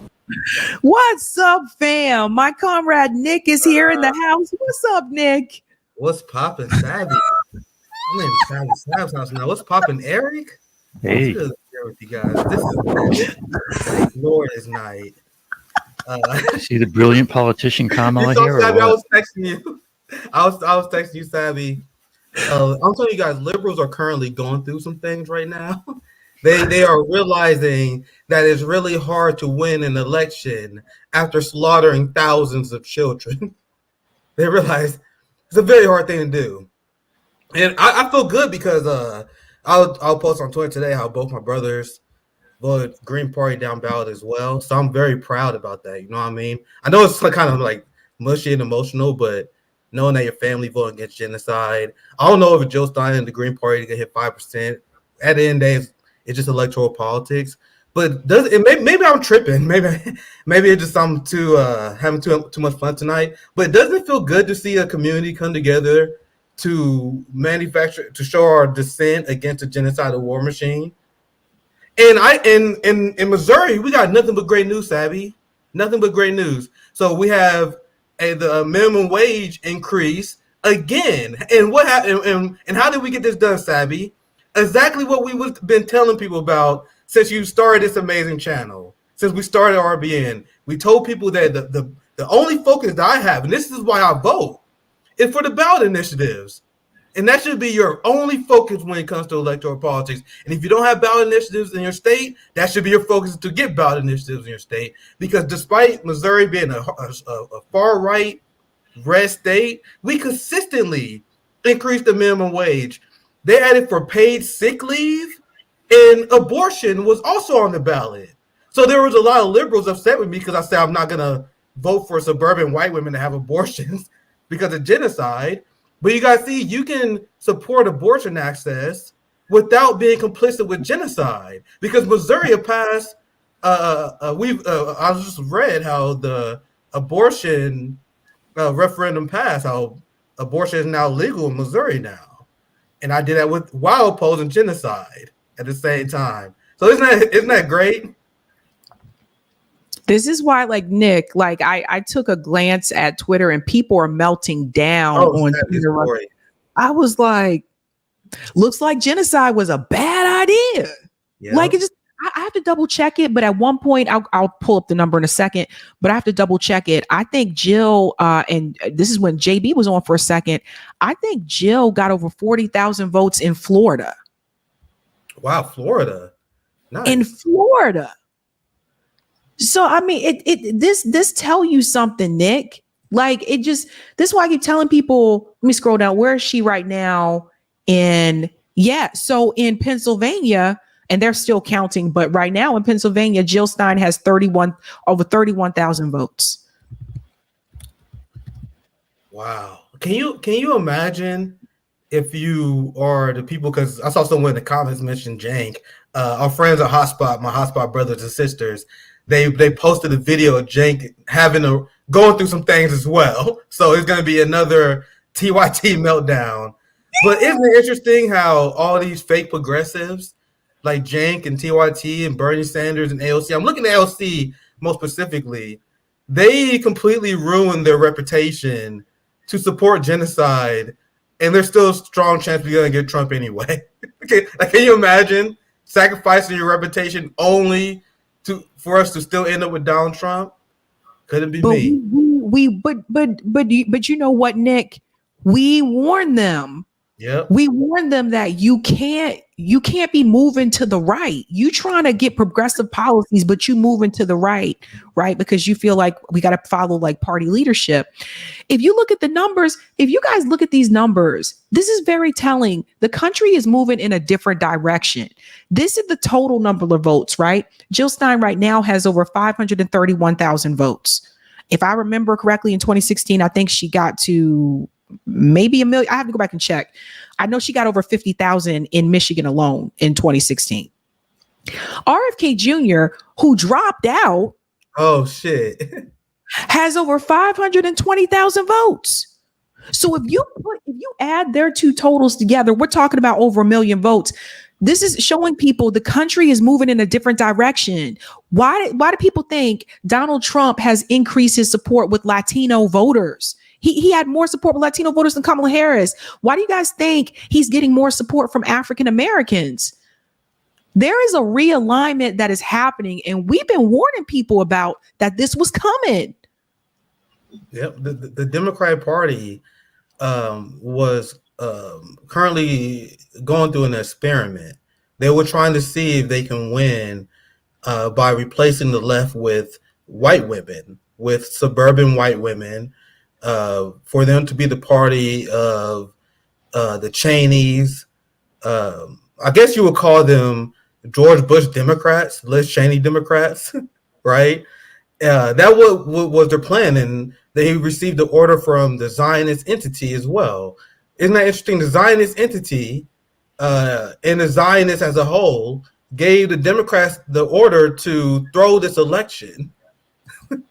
Like essentially, and what does that say about the power that the Zionist entity have on the two-party duopoly? That the Zionists told Kamala Harris and the Democratic Party that you will go down with the ship. Either you win and find a way to trick people to support genocide, or it's game over for you. You take this L for us. And that's exactly what they did. It was an experiment to see if they could shift people to the right. And if they couldn't, that's okay, because they are more than happy to have Donald Trump win so they can get another ratings boost, because we know CNN and MSNBC and them are struggling. But go ahead, Sabby. But that's been my theory. I've been saying this for months now. I think they won on the win because they've been struggling. But go ahead, Sabby. Yeah, because remember, their ratings are really high, like when Trump was in office. But then also, I think like the Dems might have been kind of like, you know what, if we lose this one, then we'll just come back stronger in 2020. They getting laid off. They getting laid off. Like even before the Washington Post scandal, I did a hotspot covering how Washington Post are doing mass layoffs, all the print liberal media. So what do you think they prefer? Having mass layoff that impact their money, or have Trump back in office and go through another boom era? How many millionaires did they create off the Trump era? How many books did they sell, Sabby? You guys think they want to give that up? I don't buy it. You know what I mean? I know you don't buy it either, but we don't buy the idea that these liberals are afraid of Trump. I saw a segment on Morning Joe, because you guys know I watch too much corporate media now. It's a bad habit from what I do.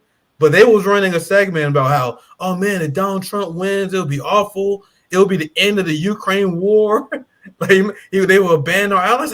Like, do you want him to win the election or not?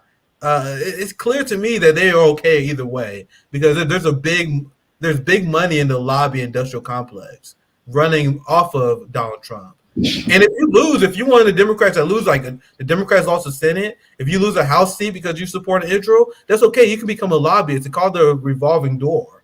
And that way there's no really punishing people from electoral politics. But Sabby, go ahead. I think you want to say something. Go ahead. No, like I agree with you. And again, at the end of the day, remember, all they really want to do is fundraise. Like they just trying to like make money. Think about this, Nick. She brought out who is it? Cardi B, Beyonce, Oprah. Dude, Cardi B, do you see her speech? It was horrible. Am I the only one? Hopefully I don't sound like an asshole, but it was horrible. Like it was clear that she's being paid because like if your transcript go down. And by the way, I gave my speech in Chicago. A lot of you guys seen it. Like I went completely off script, guys. By the way, like I had something written down and I completely went in different order. Like my speech I gave in Chicago was completely different than what I actually prepared. But that's what happened when you speak from the heart. I was in front of my comrades, my homies. I had the crowd in front of me. So in the heat of the moment, I went off script and I started saying something completely different than I planned. It was still 13 minutes, so I think it was a decent speech. Meanwhile, Cardi's B teleprompter went off, and she was deer in the headlights because she didn't believe none of the shit she was saying. And that was the celebrities' endorsements as a whole. And it's not a way to win an election. It's embarrassing. I think it is.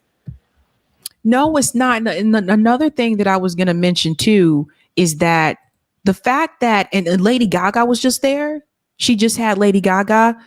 And then wait, Eric said Trump is about to speak. Yo, this about to be a blowout, Nick. You saw Kamala cancel her yet, speech at Howard, right?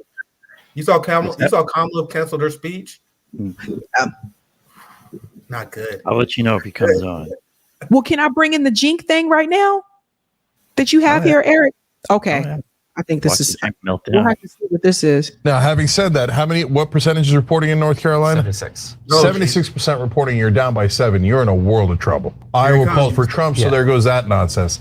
I'm gonna I'm getting revved up here on a significant rant. So, because Kamala Harris is not winning, and the people who thought that Kamala Harris was going to win a landslide are totally wrong.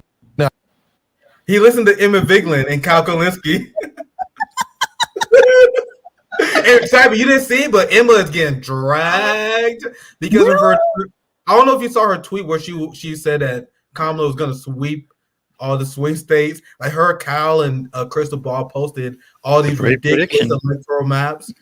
And people like myself and Glenn, we are reminding people of these tweets that they send out saying that Kamala Harris is going to win by a landslide. So it's hilarious. Oh, Greenwald is doing that? Glenn's a trip. I'm going to show you. I'll put it in the private chat and you can pull it up if you're interested. I'll at least show you. Because there's all these people that was. And the reason why Jank is saying, the reason I'm bringing this up because Jank was like, it's not going to be a blowout win like you guys said it was going to be. Because these people was in a bubble. These Majority Report, Kyle Kalinske people, completely in a. Here's I can share my screen, right? I don't have to share that long. I'm gonna just show you what Glenn put up. Like this is Emma Vigeland. Her final prediction, showing that Kamala's sweeping all the swing states. So this map is already dead wrong already. But here's Glenn. I have so many of these saved, and I guess I'll just release one after the next whenever my mood strikes. So this is the tweet A1 that's sharing their cope. All these people that thought that Kamala Harris is going to win. And think about how psychotic like Cenk Uygur and these progressives are who completely ruin all the credibility supporting the genocide candidate. They want to give the ruling class a mandate to commit genocide. Like, does that seem like that will have long-term consequences? I'm just laughing because Cloudness is like, he said, I told you this was going to be a blowout. Yeah, he did. He's been telling us that over and over again. Yeah. But didn't we do the two? Oh, Eric, I did 270 to win a while back, and I was just basing it off of the polls, and I gave Trump 312. Yeah, it was pretty hard to find a path for Kamala to win this. It was hard because based on the polls, it just didn't look like it was going in her direction. But also, Nick, that professor, Alan Lichtman, he's now been proven wrong. The guy who predicted. Yeah. I don't know what the deal was with that guy. I mean, he kind of came out of nowhere, and then he's supposed to be this guy who's never wrong. Was that whole thing an op, or what is that guy? I don't know. But what this go to show you guys, is that someone said Nevada. Okay, I can pull up Nevada really quick, because what this go to show you is, again, they don't have their ear to the ground. Yeah. And one thing I just wanted to say about celebrities is that with all these celebrities basically coming out for genocide, I mean, there's a whole lot of people in this country who are never going to look at these people the same again. You know, people that you used to kind of respect or look up to, or you'd want to see their movie or their TV show. And now it's like, you know, F these people. It's monstrous. You know, it's. But I told you they made it's changed. Betting. If y'all looked at the betting market this morning, the way that he shot up like that, I was like, uh-oh. Because these people, they bet big money on this. That right there let them know. So there must have been something they knew at 7 a.m. this morning that gave them, okay, we need to go in this direction. There must have been something. So the King James bump didn't change anything? Come on, King James said vote Kamala, guys. Tay-Tay, what happened to Tay-Tay?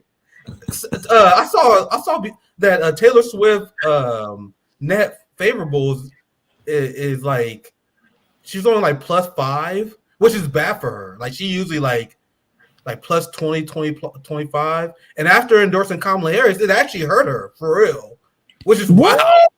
Yeah, like she went from, and I saw this on some corporate media segment where they explained how like, yo, Taylor Swift was plus 30, like 25, 30. Now she's only like +5, bro. Like that endorsing Kamala really hurt her. I think the liberal establishment POC class, they underestimate how much young people dislike the two-party duopoly and two-party system, right?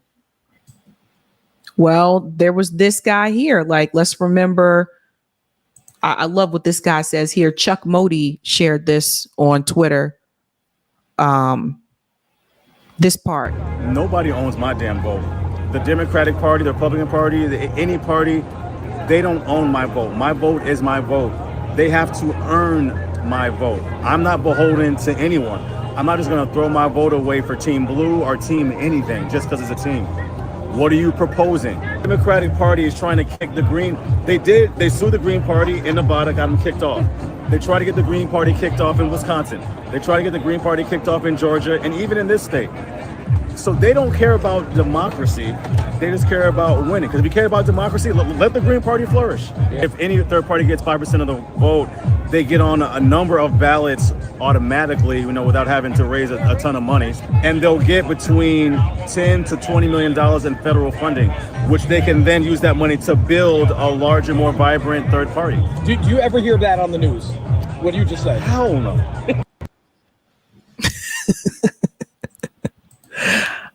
Yeah, I mean, I think he had a really good point. About again, they think that they own your vote, which is crazy. But they said Trump is about to speak. I think I have the video here. It's supposed to be live. It's not out yet. They're still waiting. If he already about this, yo, how embarrassing. Nick, can you imagine how other countries are looking at the US right now? They're like, yo, the US is so fucking embarrassing, dude. Yeah, and to put this on a global perspective, this is actually following the trend. The Zelensky curse strikes again. So, now we got time to digest this, right? We have another regime that's going to fall because of their, oh, Jesus Christ, man. There's so much analysis, but because of their support of the Zelensky regime, their diehard support for Ukraine. So the messaging that Donald Trump winning will be the end of NATO apparently was not effective. So once again, obviously, it is not revolutionary to think one side is better than another, but there are still takes that we can have. It's great that NATO and the Ukraine band-right thugs is going to lose. You know what I mean? And not a revolutionary take, but it is very satisfying. Very satisfying to see the NATO left had to reconcile with this. But go ahead, Sabby. Yeah, for you guys, I know not everybody in the chat is on Twitter, but for those of you who are not, you don't understand. Me and Nick have been arguing with these people have been attacking us 24/7 because we wouldn't support their queen. We wouldn't support bathtub greens Kamala Harris. They tried to sell this woman to us. Nick, they tried to sell this woman to us. You know they did. You better thank a union member. They tried to sell this woman to us. Man, what the hell? That's just crazy. And then what made it worse was then Obama to come out there and say, the problem is you brothers. Hey, this is something about the Obama effect too.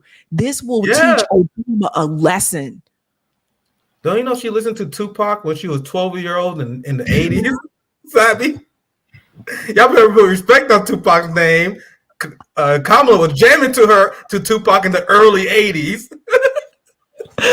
Wait, there's a battleground alert. Oh, okay. Here we go. Oh, this just came up. Sorry. Let's take a look at Pennsylvania. Ground state, maybe the most important. Donald Trump with a narrow lead there. That is still too close to call. 93% of the vote in Pennsylvania. This is what it looks like in Michigan right now. Trump out with a lead over Kamala Harris and a 225,000 vote difference. 67% of the vote in. That's too close to call. Wisconsin, another key battleground state in play. Too close to call there. 89% of the vote is in there. And we can show you Nevada with its 6 electoral votes. Too close to call. 37,000 vote difference.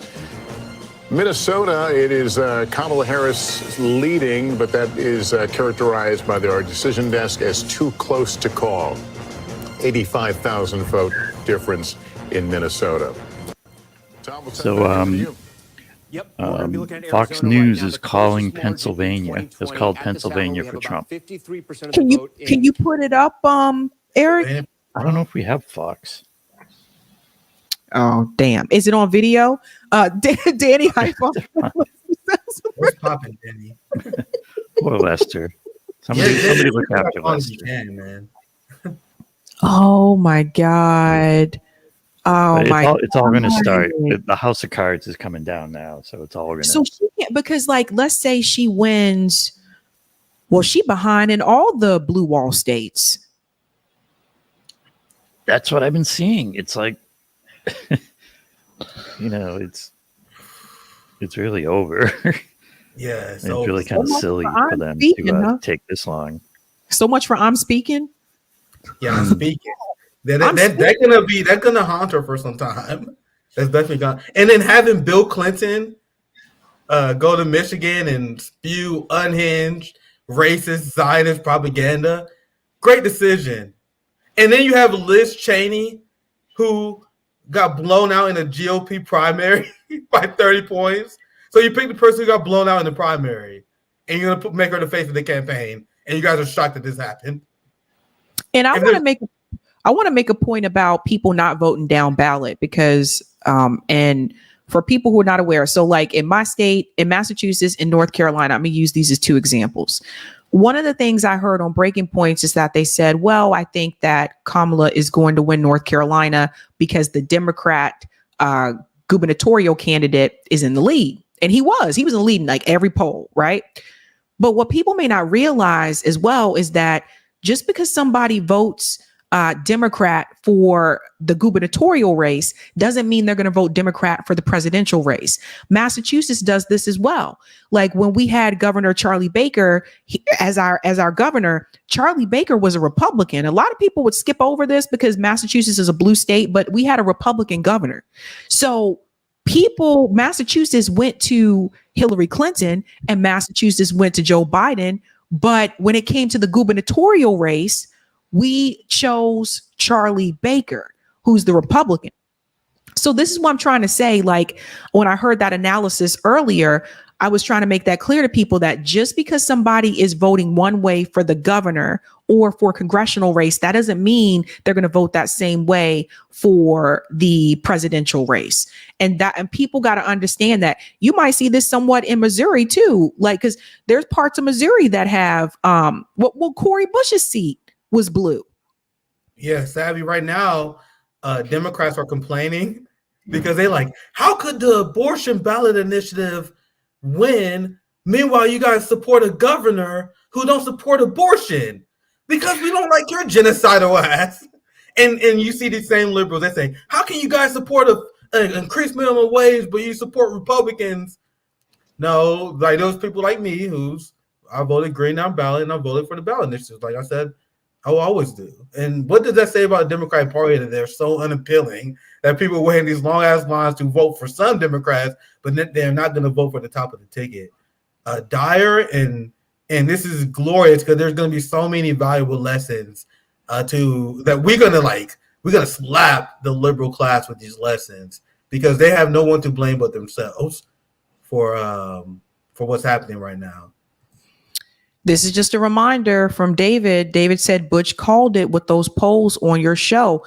Remember what Butch said? Remember when he said they have known that they can't win? He said they've known since January they can't win. Yeah, they made a coordinated decision that they'd rather lose to Trump, the person that they called an existential threat that will end democracy as we know it. And they made the decision that they'd rather lose to that guy than reign in Israel. What does that say? Especially in an electorate where majority of evangelical Christians support a ceasefire and an arms embargo. I covered this. I did a hotspot on this. I covered this on the RBN as well.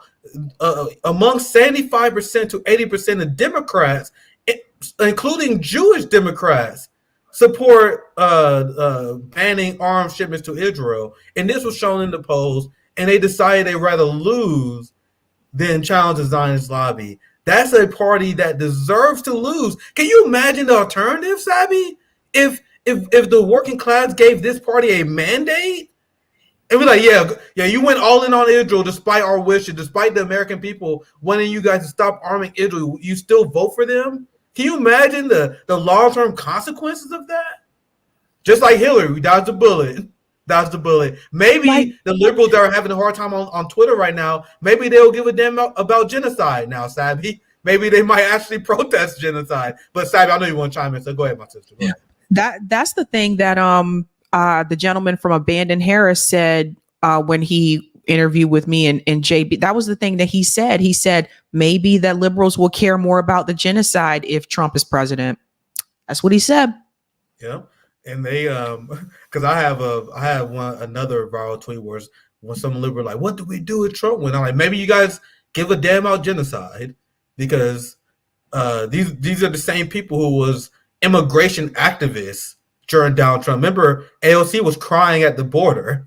Remember that crying photo op? So they immigration activists when Republicans in charge, but when Democrats in charge, they go to sleep. And Democrats in charge, Democrats are building top cities. And if Kamala wins, a lot of people saying nonsense, but they say, well, if we vote for Kamala Harris, we will push her. No, the hell they won't. Because if Kamala wins, then they say, oh, well, we can't go hard against Democrats because you're going to hurt Democrats' 2026 election chances. You guys see, they will always kick the ball down. So even if they won, they still wouldn't protest them because we can't have a red wave in 2026. It will be never ending. So you had to cut the cord here, and if we didn't cut the cord at genocide, it will have a long term dire consequences that I'm glad that we can avoid. So let me get this straight. It just like where does the Democratic Party go from here? Because Kamala Harris, whoever was advising her, and Hillary Clinton was one of the people that was helping out. Wink, wink. We called this from day one, Nick. Remember we said we're seeing similarities of Hillary Clinton 2016? She was making the same stupid mistakes. And then on top of that, I think she thought that picking Tim Walz would have kind of solved everything. But the reality is, this is why they were coming so hard at Jill Stein. Yep. They didn't have it, guys. Remember when they kept telling you, oh, we're optimistic and we're going to win this thing and the numbers are on our side. I was like, guys, if the numbers were on their side, they wouldn't be attacking Jill Stein. They wouldn't have made ads against her. They knew they didn't have it. They raised all this money. They took money from you. If you donated to them, they took money from you knowing they knew they didn't have it. Hey, Sabby, they had Pete Buttigieg, 2020. who is their bench? So now that Kamala's fallen, now that they can't rely on old man Joe Biden, who's their bench? Gavin Newsom? Pete Buttigieg is the guy they've been grooming. Go ahead, Sabby. When I go live Thursday night, I'm gonna go through those numbers. That should give some time for some of the demographics to come in. I want to go through those numbers because I want to see how many black people voted for her. And I want to compare it to 2020, 2016. I want to see how many Latinos ended up voting for her. I want to see how many young people came out and voted for her. I want to see those numbers because, again, the best thing that Kamala Harris could have done was to detach herself from Joe Biden and say, you know what? You're right. I'm vice president. I can call for the arms embargo right now. I can call for it now. That would have helped her, and then Jill Stein doesn't get those 40,000 votes in Pennsylvania. You see what I'm saying? So it just stuff like that. Like, and whoever the hell told her that it would be a good idea for her to add Liz Cheney. Don't you know that Liz Cheney won Kamala Harris a grand total of 15 votes tonight? All 15 of Liz Cheney's supporters was extremely enthusiastic to support for Kamala Harris today. That's the result of Kamala Harris and being loyal to Doug Emhoff. Because Doug Emhoff I made a lot of people uncomfortable. Ben Burgess called me an anti-Semite because I mentioned how when you see people in the ruling class, what they often do is that they will marry in to the establishment to show their loyalty. So CIA officers, they marry other CIA officers. when you're in the intelligence community, you marry other people in the intelligence community. It's the number one way to show your loyalty in the ruling class. People marry for different reasons in different cultures. Among the working class, mostly in the West, we mostly marry for love. If you think the ruling class married for love, you are a sweet summer child. Love of money. Kamala Harris married her AIPAC handler husband to show her loyalty to the Zionists, and she became vice president. Do you guys think that's a coincidence? So all she had to do was to pretend, and this is what the Cenk Uygurs were advocating for. Cal Kalinske was about to rip his blonde hair out because he's like, why don't you just lie to him? They're like, Kamala, why don't you just lie to him? Just lie to him and say you won't support Israel. And I'm like, why would you want her to lie to the left? Kamala gave us a gift because she was so loyal to her husband, so loyal to the ideology of Zionism, that she couldn't even bring herself to lie to win if it means opposing Israel. And you want to know why? Because it was a leaked report, because you had aid workers who were talking to the Biden administration, and they said to aid workers who was begging the Biden administration not to arm Israel, they said, hey, there's some countries that we can't play hardball with. Israel is one of those countries. That's something that the Biden administration said on record to aid workers who wanted them to stop arming Israel. So when it comes to Israel, they won't even pretend, which is great.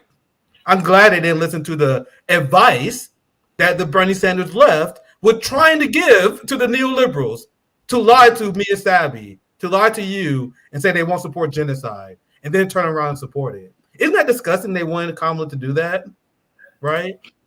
All I can say is this, man, and it just, this is really embarrassing. Like, this is embarrassing. And what did we tell you guys? We told you the support for Kamala. We told you guys that it was hype. The vibes are over. It was hype because when I talked to people on the ground, like I said, there were very few people that I ran into face to face that were excited to vote for Kamala Harris. That's what I was trying to tell people. And especially Black people. People are like, oh, all the Black people are gonna love. They're excited to vote for Kamala. Not any Black people I know. Man, we wasn't seeing it. We wasn't seeing it. Like, bro, no one. You had to be out of your mind if you was in 2008 and you was talking about, man, nah, I don't feel the Obama hype. You would be out of your mind if you would have said that back then. But me and Sabby, we can tell you for a fact, there is no Kamala hype. Like, there was none of that Obama worship, because even though we don't like Obama, you would be crazy to say that wasn't a thing. And I can tell you unequivocally that was completely not a thing for the Kamala Harris campaign, which is why they was throwing a temper tantrum at black men, even though Indian men and Latino men didn't support Kamala either.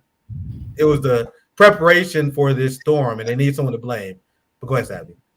That was a really, and you know what? I will say this. Obama could have even come back and issued some type of, I don't know, apology or something. Yeah, he didn't even try to apologize. I thought he would. You would think he would make a statement like, hey, I think my comments were misinterpreted. I know it came off as me saying that Black men was sexist, but I actually didn't mean it. Like, he didn't even do that. He was like, no, fuck y'all. What does that say? And then there's Nevada. I got Nevada, guys. Nevada's coming in faster than I thought it would. So maybe they weren't correct about Nevada could take a long time. Woke up. I guess so. So here's Nevada, and then look at this. He leading in Nevada too. So now, Jesus Christ, man, this is embarrassing. So it's 75% is in. He has. Bro, you know Joe Biden is smoking a pack right now. Like, you know Joe Biden is fucking. This is the best night of his life, bro. There's the amount of satisfaction he is. Him and Joe Biden is never going to let Obama live this down. To the day that he dies, he will never let Obama live this down. He already had a grudge. He already had a grudge against Obama, Sabby. It's over now, bro. This is the second time that Obama told Biden to step aside and they called him. Joe Biden did 2 times, bro. Joe Biden's sitting there and he's like, you know, this is what you motherfuckers get. He is smoking the fattest pack right now. I promise you. Listen, they have none of these candidates on the ballot in Nevada. Now, this is crazy. Look at this. I want to remind everybody, if Kamala Harris loses Nevada, I want to remind you, Jill Stein is not on the ballot in Nevada. Remember, they kicked her off of the ballot. She tried to sue them and tried to win it in the Supreme Court. And the Supreme Court was like, no, we're not going to do it. So she's not on the ballot in Nevada. And Kamala Harris is still losing to Donald Trump in Nevada. In fact, none of these candidates got 11,000. Oh, shit.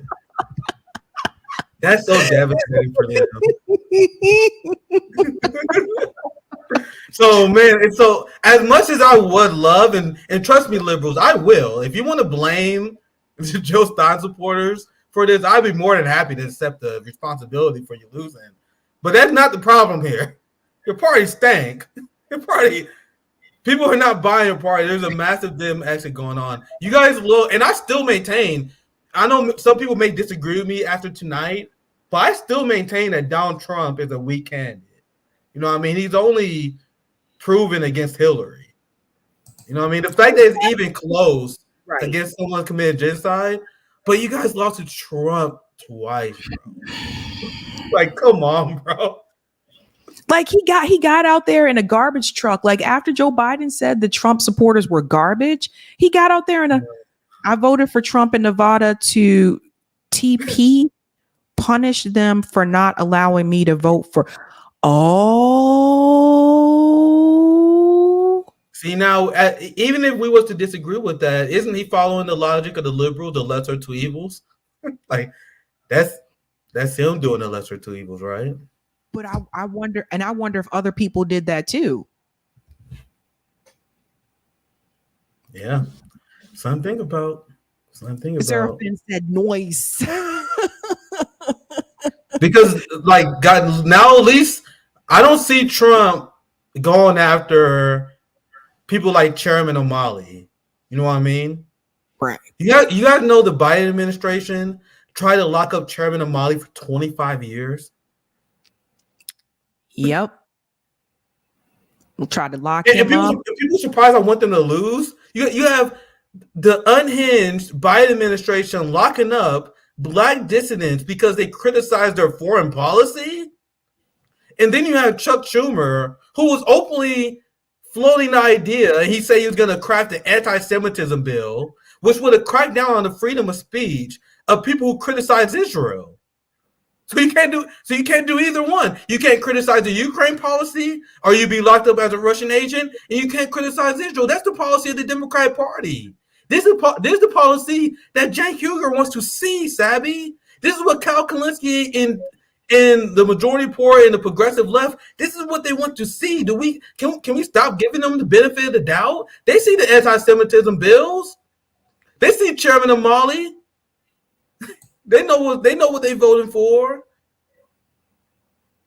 Anybody else call Pennsylvania? Anyone else, Eric? Delthea said leftish, and leftist policy can and does win. Republican-like candidates, not so much. Yeah, it's a big night for ballot initiatives. Well, Florida is taking some L's, but in Missouri, it's a great day for my state. You know what I mean? Apparently, a lot of people are upset because that Kunstdot guy lost to Josh Hawley, but he was a Zionist, Wall Street goon. Like, if that guy would have defeated Josh Hawley, he would have governed exactly like him. The only difference is he wouldn't have made mean comments like Josh Hawley. So he would have been. I don't remember the guy's name. I might Google it. Someone let me know in the chat. The guy who was running against Josh Hawley. Let me look up his name. Someone like, do you vote for Lucas Kunst? I know he's a Democrat, but you gotta get rid of Josh Hawley. I was like, hell no. Wow. Because I Googled Lucas Kunst. That's his name. I Googled him in Israel, and he's a diehard Zionist. And I told you guys, there's no way I'm voting for a fucking Zionist. Apparently, Josh Hawley won. Meanwhile, we passed minimum wage increase and all that stuff. So, Missouri politics is trash because I'm not voting for another Claire McCaskill. That's who lost to Josh Hawley. And a lot of people forget that Claire McCaskill, during that election, she was running on building Trump's wall. She was saying that Josh Hawley was too young and inexperienced and not able to work within Washington, and she has bipartisan bona fides, and she will be able to build a wall. I see these ads all the time in Missouri. Claire McCaskill was running to Josh Hawley's right, and people wonder why she lost. Anyways, and this account said, it's put down. I don't know where it went, but he said that she needs to win 83%. Yeah, and Pennsylvania now is at 94% reporting. So just FYI. Yeah, my homies at basically Hotspot saying texted she'd have me. to like almost sweep the rest. Yeah. Yeah, it's Yeah, my Hotspot homies are telling me it's over. 397,000 votes. Jill Stein has over 31,000 votes in Pennsylvania. I do want to check Michigan really quick too, because Michigan was moving very, very slow. They were dragging their feet. So, do you guys think shitlibs are going to storm the Capitol? What's that? Do you guys think the shitlibs are going to storm the Capitol? I want to see a January 6th from the Democrats. Like you guys said, hold up, AOC, Sam C. Let me talk to you guys for a second. Didn't you guys say Donald Trump was a fascist? Hold up. Didn't a fascist just win the White House? You guys just going to allow a fascist to win the White House and not do anything about it? Just saying. Oh my God. I have an update here from Michigan, guys. I want to put this up on the screen because RFK Jr. is getting a lot. I'm telling you, like this, you know what? Remember that strategy he had where he said, listen, if I'm on there, vote for me in the safe states. That's what he said to do, right? But right It's now, all those Kennedy Democrats. yeah, right now in Michigan is 71% in now in Michigan, guys. And it's 52.2% for Donald Trump, 46.1% for Kamala Harris. But when I hit show all candidates, Jill Stein now has over 21,000 votes. RFK Jr. has 19,000 over 19,000 votes. Bro, what? Over 16,000. Randall Terry, that crazy guy from the Constitutional Party, has over 4,800. Cornel West has over 3,700. And Joseph Kishore has over 1,600. But Jill's in the lead in Michigan, which is, I think, what we all predicted. Now, watch what they're going to say. If it wasn't for Jill Stein and RFK Jr. They're already saying it. They're already saying it, Sabby. Like the liberal meltdown on Twitter right now is spectacular. But sorry, Sabby, go ahead. Sorry. And as we can see, Kamala had a similar problem to what Hillary Clinton had, right? They weren't strong candidates. And I think we all knew this from beginning. And I think can we it's have a looking serious like conversation? the Trump win. It's looking like the Trump win is going to be big enough that they won't be able to say that. So we'll see what comes. And, I mean, this is a trouncing. I mean, this. And they deserve it. Can we? And this is something that we got focused on after the election, I guess, Abby. But we need to have a serious conversation on why it's so hard to get Americans to vote against the duopoly, because the numbers for the Green Party is still very low, and especially in this time, and I personally really like Jill Stein, right? But in this era where we had record amount of libertarians, I've seen people who will never vote for the Green Party say they vote in the Green. I've never seen that much interest as a third party, and we have both parties supporting genocide. We need to have some major changes on the third party front, and we can't capitalize in this moment. And that's not me trying to be super critical, not trying to throw anyone in the bus. It's just an honest conversation that we gotta have. We gotta brainstorm and figure out why can't we like drag the workers out of the two-party system. And obviously there's a lot of excuses that we can make, like the propaganda in the West is so strong, for example, but there's no excuses at the end of the day. Losing is not an option. We got to figure out a way to surpass that. And that's something that we're going to be working on over the last few months, but go ahead, Eric, if you want to chime in. Yeah, I mean, what I would say about that, we lost Sabby. I don't know if that was intentional or not. Maybe she hit the wrong button. I'm sure she'll be back.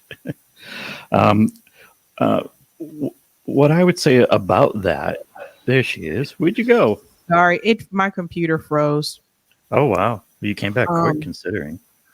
But Oh, go ahead. Sorry. Yeah, I was just about to talk about the money. So, my thing is always, focus on the money and the corruption. And so, whenever we're asking any of these political why questions, why is this or whatnot, I always say it's the money. Why did Kamala and these Democrats run such a terrible campaign? Well, that's because all they're doing, their motivation is strictly about the money. It's about the bag. And so both parties, both Republican and Democrats, they are serving the interests of the military industrial complex, of the bankers, of Wall Street. And when it comes to it, at the top of all that are the billionaires, that 0.1% class. And that's why the Democrats run weak, the Republicans run strong in all these issues. And so connected in, when you get into that money, then like, how does that actually work? Well, the billionaire class and their playthings, the huge corporations, funnel these millions of dollars into Congress, into the presidential candidates, into this whole system, so that it all bends to their will. It all goes to their advantage. And I think it's just really crucial for the left, for the real left, to recognize that, to talk about that, to focus on that. I think it's both an accurate assessment of how things work and how things are working.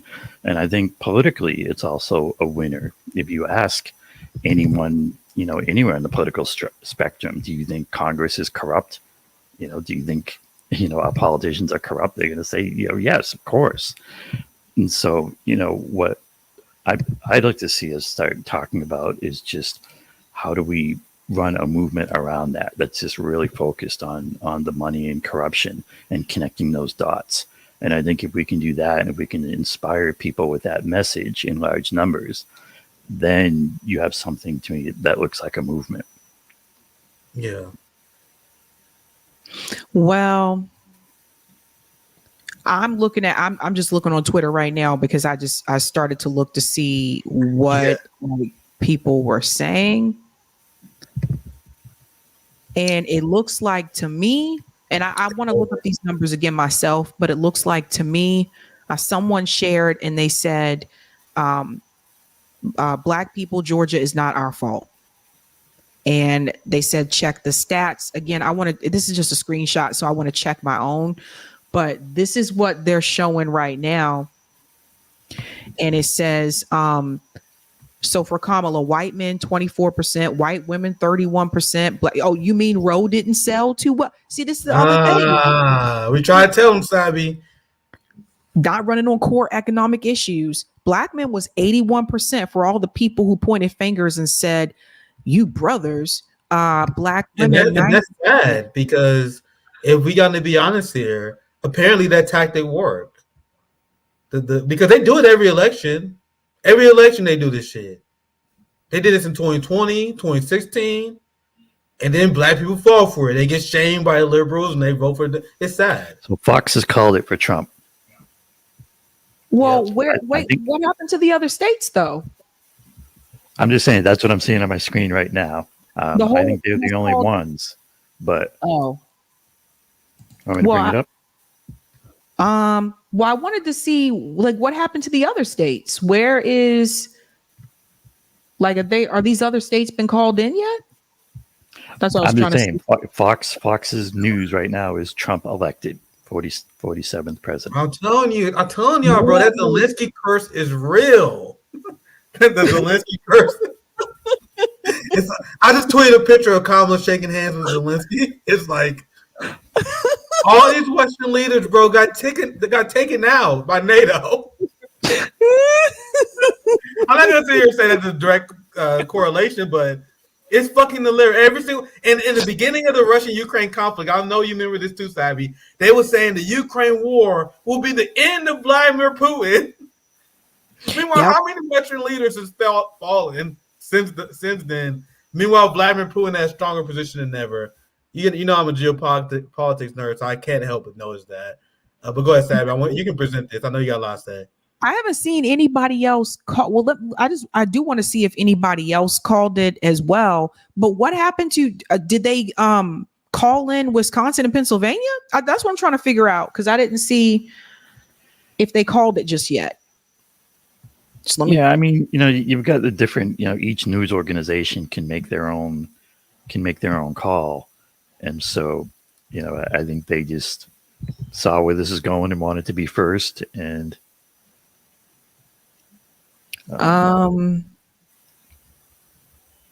yeah, you guys are right because AP is very slow. Let's see what CBS News if they already did it. Nope. CBS News has absolutely nothing on their site. Their site is just. You already know that Washington Post, MSNBC, they popping champagne in the background, fam. Like MSNBC, they having their on-screen meltdown, but bro, the media execs are good so times hyped. back. Yep, good times back, bro. All the people who got laid off, they're gonna be like, hey, we gonna need you back. You know that the anti-Trump column you did. We need some more anti-Trump, bro. Trust me, man. Liberals. This is exactly what the media organizations wanted. The media organization, I'll say that for sure. So far, the Trump margin in Pennsylvania is large enough that even if I add Jill Stein votes and Chase Oliver votes, that still wouldn't have helped Kamala Harris beat Donald Trump. Damn it! I wanted to be the reason why. Damn it! I wanted to look at the vote margin and be like, liberal. See if Jill Stein. The margin that Jill Stein got is directly the reason why you lost. Unfortunately, we can't say that though. Unfortunately, they called Wisconsin. It looks like they called it. Let's bring it in, Eric. Who? It looks like they called Wisconsin. Who called Wisconsin? Which org are you referring? I think Fox News. Let me check and see if there was another one. Sorry. I mean, they must have called something. So they have Trump 277, Harris 226 now. That's what I'm saying. Like it kind of just came out of nowhere. That's why I was like, what is going on? Well, it's just a matter of time. Yeah, let me see what happened. I don't see. Yeah, I don't know why they called. I don't know why they call. I guess the lead is so big in Wisconsin. I don't know why they called Wisconsin though, because nobody else has called it. It's 88% of the votes are in Wisconsin. Fox News decision desk. I guess so. So this might mean that JB's prediction was right because JB predicted that it would be a sweep. We don't know what's going to happen. Oh, Nevada. Let me double check. I think they're just jumping in. I mean, they're still saying they haven't called Wisconsin, but. So I want to show this to everybody because this goes to show you that real RCP was actually right. And for everybody, I mean, it's generally a good methodology of just averaging out everything.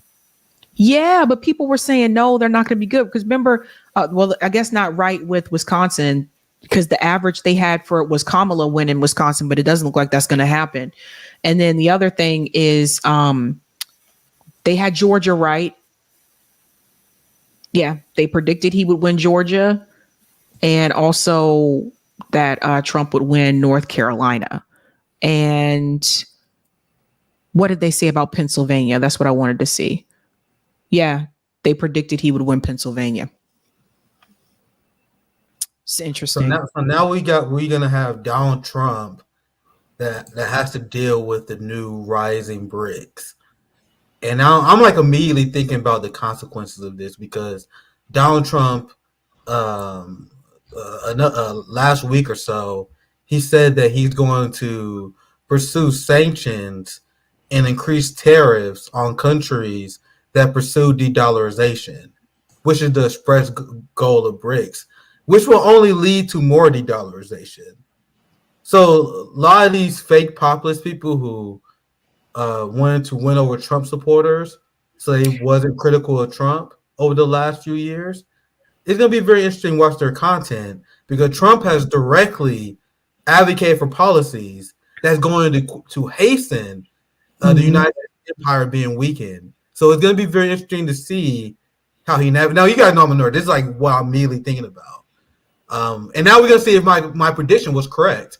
Because I predicted about a year or two ago that I don't see Trump reining in the NATO proxy war. We will see if I'm correct on that. That was a risky gamble pick, but I'm still sticking with it. Like, I don't think they already heard rumors. I think WikiLeaks posted how the Trump administration already floating hiring Mike Pompeo and like some other swamp monsters. I think they already debunked that. I have to double check, but I think they. Okay. Oh yeah. I didn't know if it was debunked, but I'm still not convinced. And maybe I may be wrong, but JD Vance came out the other day and said that Trump will absolutely not pull out NATO. That he actually advocating for a stronger NATO. And now you have record amount of NATO countries that are hitting their funding. A record amount of NATO countries right now are hitting their 2% defense spending budget. And that's exactly what Donald Trump won. And JD Vance said when he get in charge, they're going to advocate for countries like Germany to spend even more. And that made me think that they're not going to. Because why would you increase NATO spending and then you're going to let off pressure on Russia? So it'd be interesting. There's a lot of takes I have on this. Thursday's going to be fun, Sabby, when we do our RBN roundtable. Yeah. There's a lot to break down that day. Trust me. But go ahead, Sabby. I just want to read this from New York Varsity, and then Eric, if we can do more super chat, I'm just going to take another quick break, and we can do more super chats. Then I'm sorry, my brain is going to explode. It's gotten to the point where I'm not joking, you guys, when I said I close my eyes and all I see are polls. Like that's all I've been seeing for the last couple of days. New York Varsity goes in Wisconsin. He is up by 100K plus in 2020. There were a total of 320K plus people who voted. They are running out of people. Yeah, because there aren't that many people in Wisconsin. Not as many people. Okay, Eric, you want to go to some of the chats, and then I'm gonna All right, we got chats. Feel free if you want to take a break too, Nick. I'll be back. Yeah, I probably got another 10 minutes. All right, yeah, we can see if you got any comments on these super chats too. All right, we got you got to show it. Thanks for this one, Andre Jones, who says, "I'm playing 270 to win, and if Trump gets Georgia and Pennsylvania, he could win with 281 plus." I mean, it's sure looking like a blowout, huh? Yeah, it's not good that MAGA has this mandate either, but there had to be a punishment for. I still maintain, especially with the censorship push, there was American journalists who had their homes raided because they work for RT. Like, did this authoritarianism being pushed by the Democratic Party? If they was elected, they will push it even harder. Anyway, go ahead, Eric. Yep. It's just not good. It's not good, man, at all. To be clear, guys, it's not good. But at least we can laugh at the liberals. At least we can laugh at them, right? And thanks for this one, Chris, who says, regardless of who wins, y'all still got to do the mutual aid work don't forget. Yeah. Sir. And thanks, Jules, who says, I will be able to tell my grandkids I was against the genocide in Gaza and voted with the anti-genocide party instead of following the duopoly mob. And you guys know there are very legitimate organizations that have screenshotted tweets, saved articles. This genocide is going to follow a lot of people for the rest of their life. Like, there's like entire websites like just designed of collecting receipts of people who's openly cheering for the genocide in Gaza when it was socially comfortable. And they're not gonna let it go. You guys think the families of the victims of the people from Gaza are gonna let these screenshots go? We're not gonna let it go. So it's gonna follow people forever, and they deserve it. So. And thanks for this one, Beth. It says, I'm envisioning everyone at CNN having a complete come apart during their break. Yeah. And Raven, thanks, who says they messed around and found out. And this one from David, thank you. He says, U.S. hypersonic nuclear missile test tonight. Okay. And thanks, Unemployed Scholar, who says, I guess he means Kamala, targeted many groups and pleased few. The Impact Fund and FFPAC ad targeted Filipinos, targeting Filipinos, claimed she would give more money to Mangagawa workers and the middle class. Talking about that campaign spending. And thanks for this one, Tate's. Fake democracy. The truth is Zionist Jews won. And thanks James Sparks for the super sticker. And Shara, one of our favorite regulars, thanks for this one. He says, Muslims be like, because I am bad, you know it. And thanks also with Shara saying, Obama legacy is now Trump 2.x. He ain't no kingmaker. Yeah, what do you think about Obama's legacy at this point, Nick? The legacy of Barack Obama, Chuck Schumer, Nancy Pelosi, and is leading to a right-wing Supreme Court and losing to Donald Trump twice. Man, I don't know, like, I guess he don't give a shit because he was like one of the few presidents that didn't even try to pretend to care. Like, you know how Jimmy Carter and all these people set out like these foundations? Like, he set up this Obama Foundation where like 99% of all the money goes straight to the salary. It's like the most obvious grift ever. And then he just head back and wag his finger at people every 2 years for election cycle. So Obama lost 1,000 seats, over 1,000 seats as president, directly led to a wave of right-wing judicial judges being implemented throughout our society. Dropped so many bombs, he ran out the last year. So yeah, it's whenever you see liberals still saying, I see liberals say this among their own circles when they say that they're like, man, Barack Obama one of the great modern presidents. Like, what Barack Obama led to the destruction of the Democratic Party. You guys just didn't know it at the time.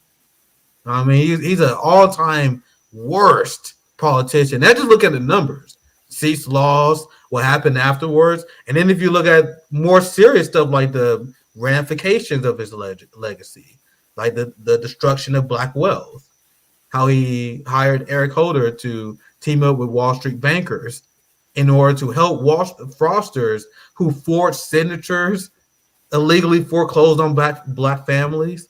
That was Barack Obama who let them off the hook, who had policies that take our wealth. So to answer your question, one of the worst, easily the worst.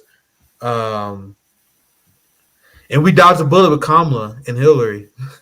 we dodged the bullet with both of them. I got breaking news. What's popping? Oh my God. Let me bring up Eric. Can you bring up Twitter on the Type VNC? I got breaking news coming from Dearborn. Okay, and NBC is calling it for Trump. Let me see if I can. Okay. Let's we gotta do this. And Eric, you gotta clip this part. Okay. We're about to wrap up anyway, because it is way past my bedtime. But I gotta show this, guys, because this makes me wonder if something could happen. You got Twitter up? Yep. Okay. We're going to Shama. Trending on Twitter. Congratulations, Trump. We pull up Shama's page. Here it is, guys. Oh my God. Unofficial results show Harris losing in Dearborn to Dr. Jill Stein in precincts where Biden won in a landslide and where Worker Strike Back has been campaigning with Arab and Muslim voters. To fight Trump and the right, we need a new working class anti-war party. Let me bring it out. Look at this final evening tally from one majority Arab American Muslim precinct in East Dearborn. Look at this. Kamala Harris, 59. Donald Trump, 203. Chase Oliver, 3. Randy Terry, 0. Jill Stein, 153. RFK, 0. Joseph Kishore, 1. I can't see Cornel West's because it's folded at the bottom. But Jill Stein has 150. That's just one precinct, 153. And Kamala Harris has 59. That's one precinct. So that makes me wonder if Jill Stein, we had to see how many votes she gets in Dearborn. And could that give her an electorate, like one electorate vote? How would that work? It would have to be if they were doing it like district by district. But unfortunately, for most states, the way the Electoral College works, it's winner take all. Okay. I was just curious because that, but now imagine if they had ranked choice voting. See what I mean? Yeah. Imagine if they had ranked choice voting. So that just go to show you. Eric says been confirmed. Anybody, you got another one? I see everyone on Twitter is like, bro, everyone sending tweets out like 21.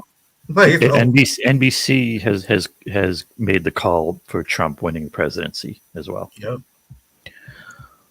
That's right, Zeneb. Yeah, she losing in one of the precincts in Dearborn. She is losing. Kamala Harris is losing to Jill Stein. Like that's just one precinct that we have so far. I have to go back and check Michigan again, but that right there is, oh my God, is Jill still? Are they still awake? Let me see. They still up, or they go to sleep? They probably went to sleep. So how does it feel, guys? How does it feel now that our democracy is officially dead? They said that Trump's gonna destroy. If Trump wins, it's the end of our democracy. So it was a good run while it lasted. Apparently, I've been calling it a simulacrum of democracy, which means something that looks like it, but it's fake. JB was right. He said, "Who was right? Say my name. Say my name." JB told me from day one. He said Trump's going to do a sweep, and I was like, "I don't think he'll do a sweep." Remember, JB remembers. Like, bro, if liberals want to maintain their integrity, man, I better see you guys at the Capitol. Like, I better see your version of January 6th, because you guys have said for the last year that Donald Trump was a fascist, authoritarian threat to democracy. So you guys are just gonna allow a fascist, authoritarian threat to democracy to take power? What are you gonna do about it? Now that you guys was convinced that he's this thing that's gonna end up, oh, nothing? There it is. Wow. And I don't even know why I still say 266. You guys need to go ahead and call that. You need to go ahead and call that. Yeah, I don't know what they're doing with that. Damn. They're still messing around. You know, there can actually be, I think, different parts of the network in divisions where there might be like one team doing like the number, the 266, and then there's another team or like one guy who says, "Okay, we're calling it." Yeah, like this is crazy. Yeah, bro. That's why Kamala Harris left her supporters dry. She left in a limo in the back. Left her supporters. He about to win the popular vote. Oh, Jesus Christ. That is, listen, no Republican candidate has won the popular vote since George W. Bush. Oh my God. Trump will never gonna let Democrats. You know what they're going to say? Listen, we're going to be watching the news tomorrow, because you know what they're going to say on MSNBC and CNN? I just don't understand how someone could have voted for a felon. And even Nina Turner tried to tell them over and over, stop saying that, because that is offensive to some people, within communities where they have had a felony or whatever. That could come across as offensive, right? So there's that. And then the other thing I want to show real quick, if we can, I'm going to come out of this, I'll come right back. This thing right here, which Nick, you probably saw this from Morning Joe. Let me see is this the one? Yeah. This kind of language here from the Democratic Party, this is what pisses people off. I will ask the question that I think is a fair question to ask. Who raised these people? Yeah. Because they were not raised by anybody in my neighborhoods that I grew up, any middle-class neighborhoods that I grew up in. These people were not there. They were not raised. I mean, they weren't in the classes I went to growing up. In elementary or middle or high school or college, they just weren't there. That wasn't the America I grew up in, where people would laugh at the idea of people of the press getting shot Like everybody would like sit around and like, what's he talking about? Or again, the laughing at the Puerto Rican other joke. things, laughing at the Puerto Rican joke. My God. That Puerto Ricans are a pile of trash, are laughing at a 82, 83-year-old man being bludgeoned nearly to death. That's an applause line. That's a laugh line. Again, who are these people?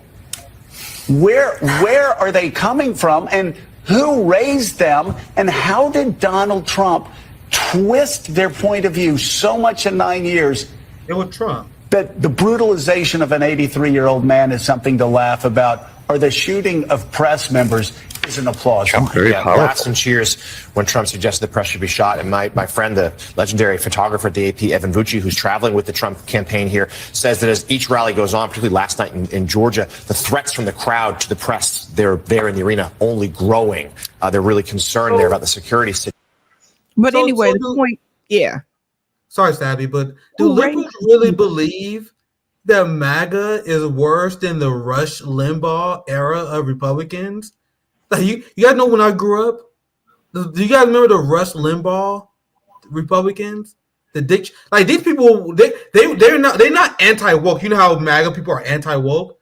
They were just straight up anti-gay. They was opposed to gay marriage and everything. Like they was the worst. Now this idea that Trump is somehow worse than the Rush Limbaugh Republicans, Joe Scarborough, and it's crazy. This guy's like a comedian to me. Like he was a far-right Republican. Yep. And a far-right Republican during the era of Rush Limbaugh. And now he pretend now that Republicans are crazy. He's like, oh my God, I can't believe Republicans are against the woman's right to choose. He's so fucking fake because he got all these spills talking about how the Republicans attempt to ban abortion is so evil, ignoring the fact that the reason why Republicans were able to overturn Roe v. Wade, and even Democrats talk about it, it's not anything uniquely enlightening that I'm bringing up. It was a 30-year plan by the Republican Party. So you know how all these anti-Trump Republicans are like, oh my God, the Republicans are so radical for overturning Roe v. Wade? That was on the agenda when Joe Scarborough was a Republican. When all these anti-Trump Republicans was part of the Bush era Republicans, that's exactly what they wanted to do. Yep. And they were just upset because Trump was successful at accomplishing their agenda. That's why anti-Trump Republicans are so fraudulent. But go ahead, Sabby. Where the hell is Alan Lichtman at this point in time? Because this is the first time that he was wrong. JB was right. No, give props to JB. JB was right. And Professor Alan Lichtman got it wrong. Man, the reckoning. I'm like scrolling Twitter now. The reckoning. Man, Thursday's gonna be lit. Our roundtable is gonna be lit because we're gonna have a lot of receipts, going through all the cope, all these people convince themselves why what happened. It's just embarrassing that people really threw away all their credibility supporting genocide, only to lose to Trump anyway. Imagine throwing all your credibility away, supporting genocide, and still in there with Trump. That irony is killing me. I can't wait to see. You already know Van Jones is already crying. Like you can, Van Jones is crying right now, probably. Man, there's so much to break down. Let me see. I don't know who else is. I know. Crystal probably mad. Is Breaking Point still live? Oh, they not live no more. Oh, okay. They not. She has some explaining to do after that map she posted. She has some explaining to do because she was one of those people that's saying that Kamala was going to sweep all the swing states. So he told me that having Cardi B struggle through a speech is not a good election strategy. Having the horse lady, what's her name, Megan Thee Stallion, having her shaking her ass for genocide. You tell me that's not a good election strategy? There's so many angles we can take with this, Sabby. The possibilities are endless. This is one moment where someone like Anna Kasparian was actually right, where she was trying to tell Cenk Uygur, like, listen, no, like this is not the way to go. Granted, she got her own grift going on too, but Cenk Uygur is melting down right now on TV because people have been trying to tell like you guys you got ridiculous with this shit. Stop it with the because you don't like someone because they're a woman. Like it's not because she's a woman. It's all of us voted for a woman. All of us on this panel voted for a woman. We just didn't vote for bathtub greens, okay? Cenk Uygur really thought that the American people will be turned against Donald Trump because of January 6th. That's what they thought. Don't you know that Donald Trump was a convicted felon, Sabby, with some charges that we made up? He's on right now on what? On MSNBC? Oh, is he crying? Is he crying? Let me see. You already know he's crying. To be honest, Van Jones was going to cry no matter who won or lost. He had a happy cry if Kamala won, and now he's got to do his sad cry that he rehearsed. Yeah, let me see if I can find him. Let me see if I can find it. I see David Axelrod talking to him now. Oh boy! What you see it on YouTube?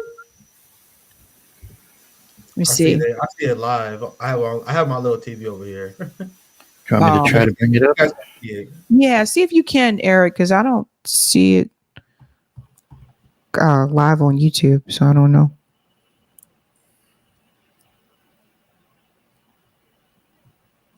Wow, this is embarrassing. The view should be funny. Whoopi Goldberg. Oh, Jesus Christ. She's the person who wanted Liz Cheney as Attorney General. They said he made fun of Puerto Ricans. Well, wasn't him, it was the comedian. And I even said, was that the right place and time for that? No, you don't do that at a campaign rally when you're trying to recruit people over to your side. No, it's not. But I also saw that same comedian roast the hell out of Tom Brady. And I'm a Patriots fan, but he handed Tom Brady his ass to him. So if you guys haven't seen the roast of Tom Brady on Netflix, you need to watch that. That shit was hilarious. But he told those same kind of jokes. Yeah, this election was very pathetic. And I tweeted about this as well. During the last week of this election, and Donald Trump is MAGA, they are blessed. They're blessed that they was gifted running against Hillary Clinton and Kamala Harris, the worst possible candidates, because the election couldn't be more unserious the last week. The last week was literally both sides taking stuff that the supporters of the other candidates said and pretending to be triggered by it. You had Trump supporters pretending to be triggered by the trash comments. Then you have the Democrats pretending to be triggered by anything Trump said. It was essentially one entire virtual signal contest trying to get people outraged over what the politicians are saying. And why do they do this? They do this because they agree on how the executive branch should be ran. All these domestic policies, irrelevant. The president is in charge of the executive branch. So when it comes to things that presidents are supposed to debate, they are 100% in agreement. So Democrats and Republicans have to do stupid shit like, oh my God, look at this outrageous thing this person says. And they all pretend they're triggered. And that has been our election for the last 2 weeks. And Trump only won because he ran against someone even more incompetent than he is. I gotta say, this is funny. Zeneb said, Trump winning is both fear because he's a crazy clown, but also relief because the Dems are the more competent evil. And Marco said Jill is in third place. Yeah, AOC is exhausted, Sabby, because she was tired of doing this resistance bullshit.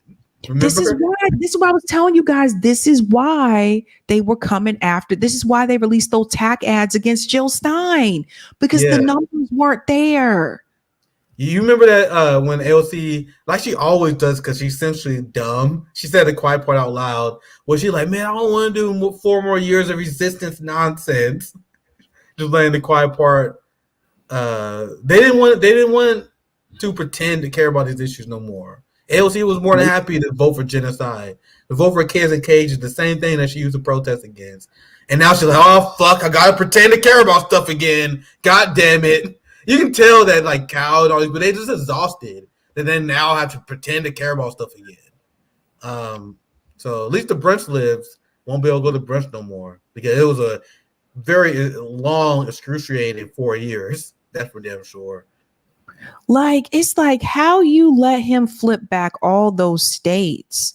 Like how you let him, like, I just don't, I don't get it. And it just, wow. Yeah. That's why we got to figure out how we can mobilize these people. And RFK Jr. apparently did put a dent in their plan. See, this is why they shouldn't have kicked him off the ballot. He has over 545,000 votes. RFK Jr. does. Yep. And the Libertarian candidate was struggling, man. He's struggling. Libertarian usually do better than the Green Party usually. But like you know what, Nick? Part of that is because I don't know if you saw this, but the New Hampshire Libertarian Party endorsed Donald Trump. There is no way that New Hampshire, and I've seen a lot of libertarians call them out as well. They seem like a Fed organization, bro. And I have no respect for libertarians, but I've seen other libertarians call them out, like for their takes. Like they almost like they're there to make libertarians look bad. But I guess they don't really need any help. But they definitely have very shit libby takes.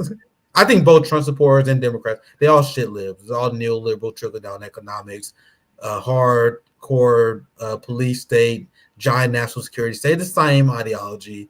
But the New Hampshire Libertarian Party, they will often tweet like neoliberal shit all the time.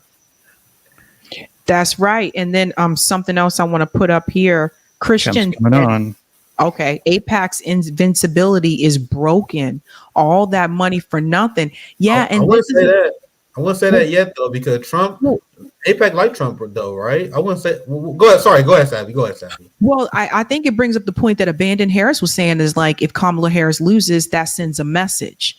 Because again, she would have came correct on the genocide thing, and she would have had a ran on an economic platform. I think she would be winning. But because she decided to say, I am speaking multiple times to people, would not withhold arms to Israel, etc. Like that but this is big. That's right. Marco said Jill smoked the Libertarian Party. Yeah. Because last time that wasn't the case. Last time Gary Johnson got most of the votes. Yeah. That's why it was very interesting when I saw those numbers. And that's why it's very important for us to call the establishment bluff. Because this election, it was important for us to prove, Sabby, that the Democratic Party cannot win with unapologetically pro-genocidal policies in this era. They may have gotten away with it, and technically they didn't. Like, if you think about it, I was about to say they got away with it in 2014 Gaza with Obama, but technically they didn't because they lost to Trump. Now we got to show again how you can't support the slaughter of Palestinians and think you're electorally viable. So we got to force the ruling class to put their cards on the table. So are you okay with having a one-party MAGA-ran system, or because you refuse to betray the Zionists? And once they do show that card, many of the dumber side of the working class, the sellout side of the world, maybe they'd be like, oh man, maybe the liberals not where it's at. Maybe that'd be the awakening that they need. I don't know. Sabby? I was just going to tell you guys that NBC News finally just called Pennsylvania for Donald Trump, so it's over. One of the things that I find interesting is I thought the etiquette was supposed to be that the losing candidate does their concession speech, and then the victor does their speech. Well, yeah, but she went home. Yeah. But that's also a thing. Like if they're supposed to be the adults in the room, Trump looks so happy. Trump just like, bro, I smoked that fucking bum, bro. He looks. Trump had like this weight on him for a long time. You can tell it's lifted. Nobody's ever seen before. He's like, yes, no more prison. I'm not going to prison now. Frankly, this was, I believe, the greatest political movement of all time. There's never been anything like this in this country. Oh, Jesus Christ. This is an L that it's going to reach a new level of importance because we're going to 4 years of this. Help our country heal. We're going to help our country heal. We have a country that needs help, and it needs help very badly.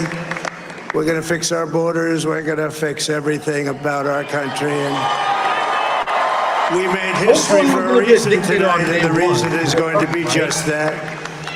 We overcame obstacles that nobody thought possible, and it is now clear that we've achieved the most incredible political thing. Look what happened. Is this crazy?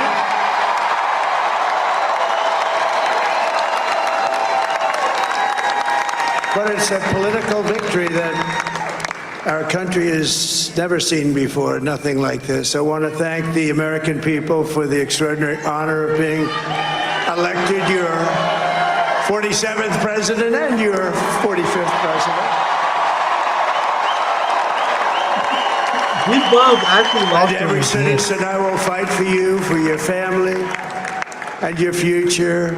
Every single day I will be fighting for you, and with every breath in my body, I will not rest until we have delivered the strong, safe, and prosperous America that our children deserve and that you deserve. This will truly be the golden age of America. That's what we have to have.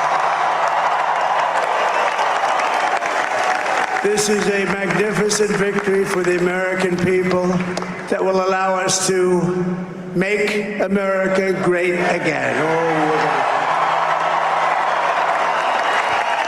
And in addition to having won the battleground states of North Carolina, I love these places. Georgia, Pennsylvania, and Wisconsin.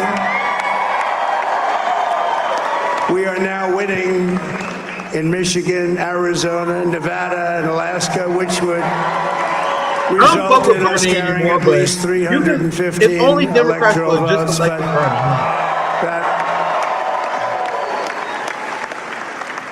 But it's much easier doing what the networks did or whoever called it, because there was no other path. There was no other path to victory. We also have won the popular vote. That was great. I was proud of Holy shit.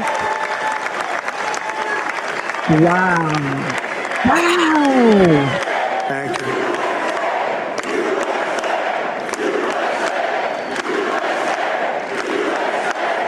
Thank you very much. Thank you. And, winning the popular vote was very nice. Very nice, I will tell you.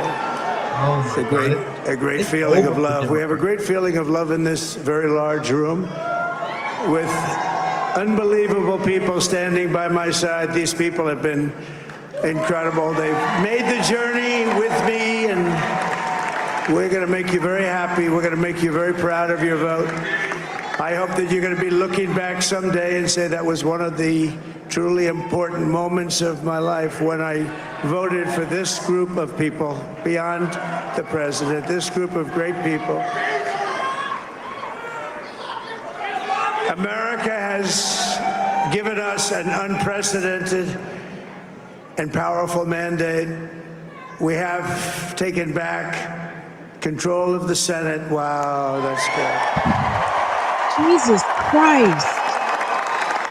And the Senate races in Montana, Nevada, Texas, Ohio, Michigan, Wisconsin, the great Commonwealth of Pennsylvania, were all won by the MAGA movement. They helped so much. So we're going to laugh at liberals for the next 100 days. And in those cases, every one of them, we were. I just wanted to pause it for just a second because I just wanted to say the big landslide that they had here. Not only did they win the House and the Senate and the presidency, but he won the popular vote. That's devastating. And one more thing, I will say this, because trust me, you guys see my Twitter, and we having fun this stream as well. And I'm going to take at least 100 days to laugh at liberals and Democrats for a while. But after that, it's game time, fam. It's going to be time to expose the fraudulent Zionist American sellout movement known as Make Israel Great Again. It's going to be time to expose this motherfucker. Because so I'm going to laugh at liberals for a while. But the reason why I went after Democrats and Biden so hard is because they were the psychopaths in government. You guys haven't seen RBN under MAGA. And trust me, all the MAGA people who enjoy my tweets because I went after Democrats, You guys gonna go through some things over the next few years because I'm going to expose this motherfucker the same way I exposed Joe Biden. I'm telling you guys that right now. And I'm looking forward to it. I'm looking forward to exposing this fraudulent free speech movement on the right where they actually cucks and they actually subservient to the Zionist regime. So anyway, you can continue, Sabby. That's all I want to say. With the senators, they were tough races, and I mean the number of victories in the Senate was absolutely incredible. And we did tele-rallies. We did tele-rallies with each one of them, and sometimes we did 2 or 3 and it was amazing to look at all of those victories. Nobody expected that. Nobody. So I just wanted to thank you very much for that. And you have some great senators and some great new senators. And it also looks like we'll be keeping control of the House of Representatives.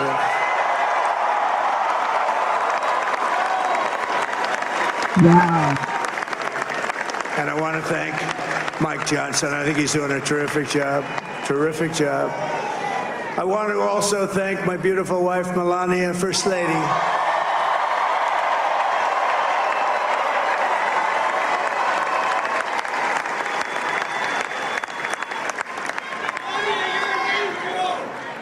Who has the #1 best-selling book in the country. Can you believe that? Oh, boy.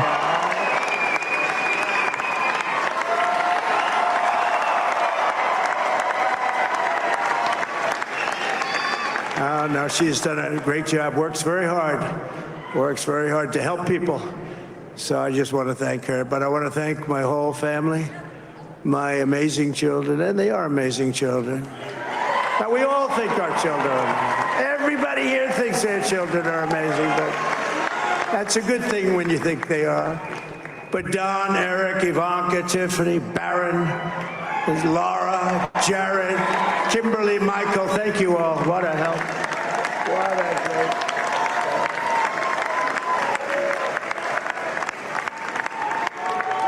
My father-in-law, Victor, is tremendous. And we miss very much Melania's mother, Amalia. We miss Amalia, don't we, huh? She would be very happy right now, standing on this stage. She'd be so proud. She was a great woman, that one. Beautiful inside and out.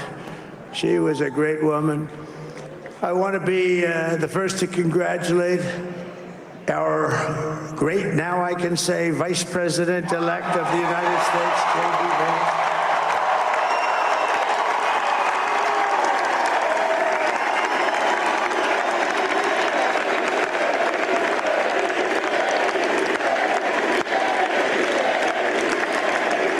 His absolutely remarkable and beautiful wife, Usha Vance.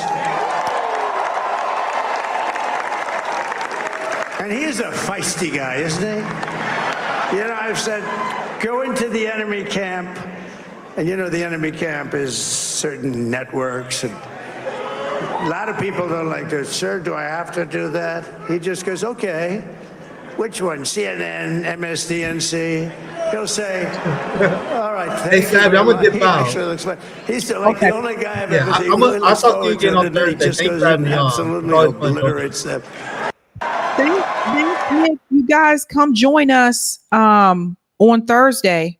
Come join us Thursday on Revolutionary Blackout Network at 5 p.m. We're going to do election breakdown. Yeah, it was fun. Thank you for inviting me on again, Sabby. Have a good night, y'all. I'll shit post some more on Twitter. This is glorious. Have a good night, y'all. See you, Nick. Oh man. Yeah, and I'm is JD Vance speaking? I'm about to dip out too. I'm tired. You've had enough of this. We just witnessed the greatest political comeback in the history of the United States of America.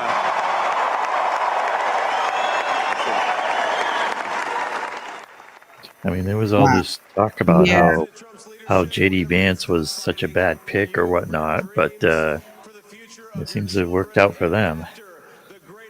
Did we get through all the super chats, Eric? Oh yeah.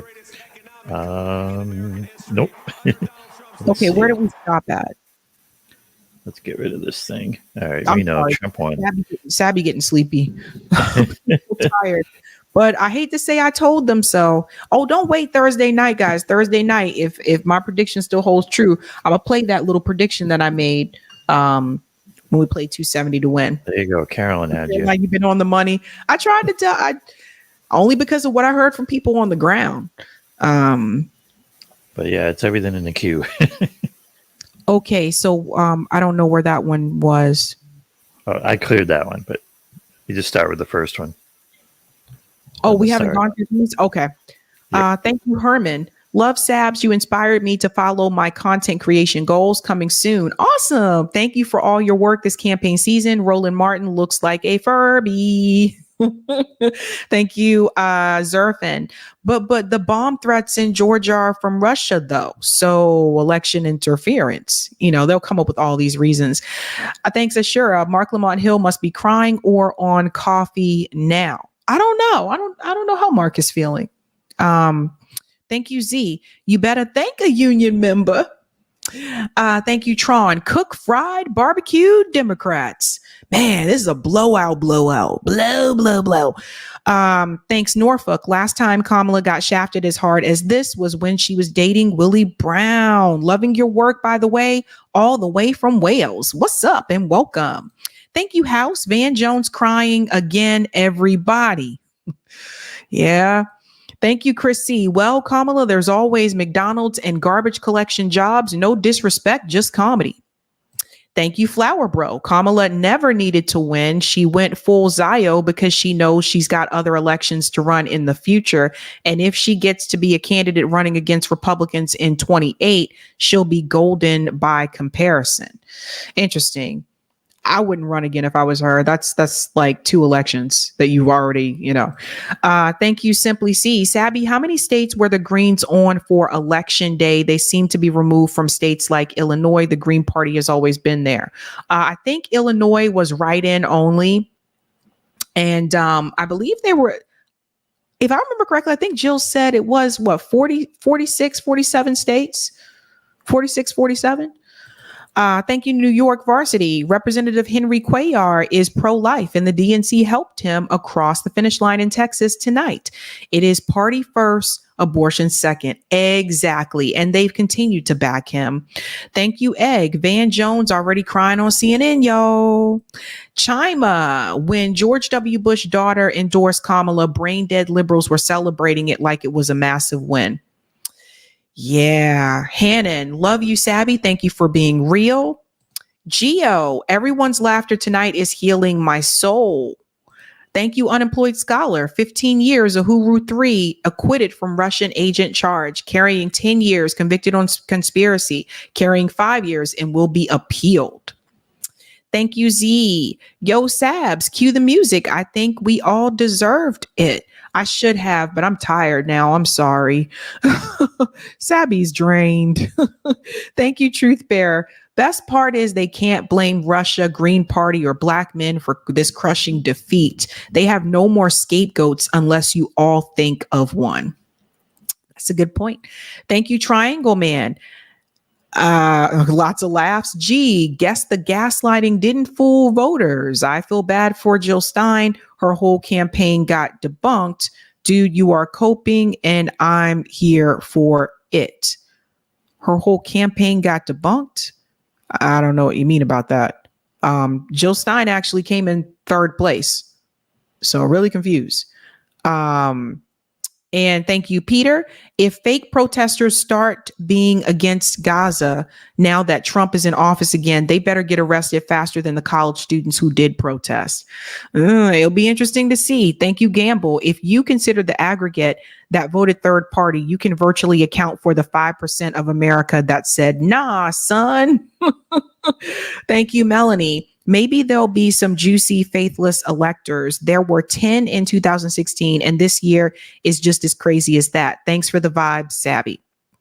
Thank you, Justin B. Looks like this election is a full sweep for the Republicans as well. They won the majority of the House, Senate, and governor races as well. Blue MAGA tanked this one. Yeah, this is a major bust for the Democratic Party. Yedva said, my dad's a felon. Why would I vote for a party who thinks my dad ain't good enough for them? See, that was another thing. Thank you, JB. Tonight, Zionism was defeated. And that's how I see it. And that's a good point, JB. That's how I see it. Thank you, Abed. Dems got what they asked for with their genocide support. Great work, Sabby. Eric, Nick, follow you from the Netherlands. And thank you, Justo. Sabby, be honest, this was the best episode in Who My President season 4. Thank you, Truth Bear. This is biggest rep blowout since H.W. Bush in 88. Yeah, this is bad. Thank you, Peter. So how many celebs are leaving the U.S. now? Thank you, Unemployed Scholar. I think Trump win, it might be easier to focus on domestic issues because there will be fewer foreign policy fires every 5 minutes. It's interesting. We'll see.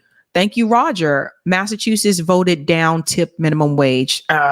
Those bastards. Sorry. Thank you, Willie Bragg. They will blame Palestinians, Putin, 2016, 2020, Bernie Bros, and Jill Stein. In other words, Democrats will do what they do best, which is to punch left. Thank you, Roger. Oh, Richie Torres, 121K GOP, 33K. Jose, 3,000. Okay, so Jose got 3K.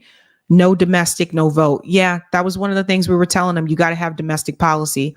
Thank you, Egg64. Kamala ain't speaking. Not after this L, she ain't. Thank you, Roger. AOC, 123K. GOP, 55K. Lucy, not appear. Talibiab, 69K. GOP, 55K.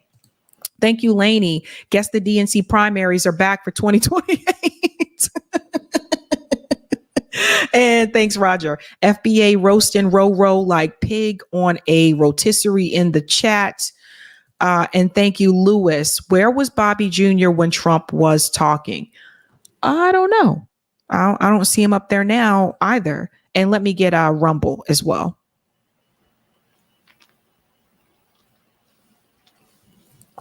Thank you for the Rumble rant, Mackie. Joe Rogan is friends with Elon Musk, so may have been influenced by him. He stated on the show that Kamala's people reached out to him and was only willing to do 45 minutes. Yeah, I do remember that. That she didn't want to do a full thing there. Is this Joe Rogan? No. Oh, who's this guy? Oh, that's just some dude. All right, never mind. I was about to say, I don't think he's there. I don't think Joe's there. I don't think so either, but he kind of looked like him. All right. Oh, Eric, did we ever show the poll? Damn, I almost forgot about that. I don't see the poll anymore. I think. Did it disappear? I think it must have. I think this is a freaking long stream with a lot of chats, and I think it's taxing like all this stuff here because everything's like running slow, and we had one more little thing in the Rumble. Yeah, we had shout out to Saul, who is now a monthly supporter. Monthly supporter on the Rumble. I didn't even know that was a thing, but thanks, Saul. Neither did I. And thank you, Carlette. I bet that the Hindu, I'm not going to say that. I bet that Kamala is getting drunk with cadaver Jim Crow Joe going to the nursing home. I don't know. Word on the street is Joe Biden is still kind of salty about how he was pushed out. That's what word on the street is. All right, Eric, what percentage is Jill? Okay, I can show that really quick as well. I'm gonna have to go to something else other than AP because this is what they have so far. What did they do? Because they're kind of slow. And remember, they're still coming in, so just keep that in mind. Oh, that's Michigan. Hold on. Okay. That is still Michigan. Let me click on president. Sorry. They're still showing me Michigan. And AP is so slow. So slow. Why did they? Oh, sorry. I'm gonna put that back there. AP, what did they do to their map? It's all anyway. For the presidents. So let's go down. Oh, they don't have them listed anymore. What did they do?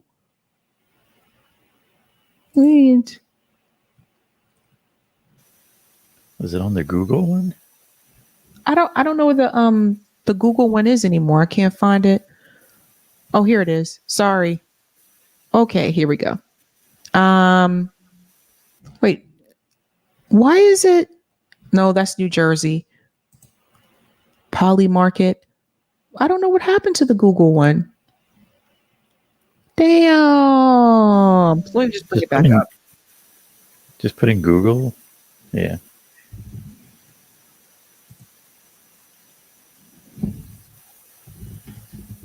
If you click on their vote thing, it comes up. Oh. Okay, there we go. Okay, let's see. They're still not showing Trump's win. I know, the motherfuckers, they're mad. So it says 568,000 votes for Jill so far. It's not, this isn't updating the way that other sites are, but it's just kind of still there. Like they didn't even update. Did they update Wisconsin yet? No, they didn't even do that yet. I'll check it again tomorrow, and we'll dive into it more on Thursday evening. You guys. To bed. Yeah, when we get those final numbers. It is late, but we get those final numbers. I'll dive into it more on Thursday, and then we'll be able to see fully who got what, and then I'll be able to look at those demographics as well, because that is going to be very telling, I think. So also, as I predicted, it looks like Donald Trump is also going to take Nevada. Right now, it's 80% that's reporting, and he has 51.6. Kamala has 46.7. Did you read this one? Kevin, Zionism not beat, but shown people are more radicalized. And thank you for the super sticker, Jaquino. That's it. I'm going to let you wrap up. And there's another. Oh, right. New York Varsity Sports. Who woke him up? New York. Rogan said Dana White was the main reason Trump came on the podcast. Joe may have had marching orders. That is his boss. Oh, UFC. Okay, that's right. All right, guys. I'm going to let you wrap up. We'll see you on Thursday. It has been a crazy night, but it was not unexpected based on what I told you early on. It was not unexpected. We'll go back through my prediction on Thursday night. And yeah, we'll see where I land with that. Holy shit. She did worse. She did worse right now. I think she's doing worse than Hillary. Because Hillary won Nevada, and Nevada looks like it's going to Donald Trump right now. All right, guys, that is it for me, guys. Please get lots of rest. Don't let this stress you out. Okay, have a good night. And look at it this way. You know, what this proves is that genocide, not a good idea. Abandoning the working class, not a good idea. Blaming Black men, not a good idea. And the inflation, the economy, all that, it's a mess. Question is, will Democrats actually learn? Have a good night. Keep up the fight.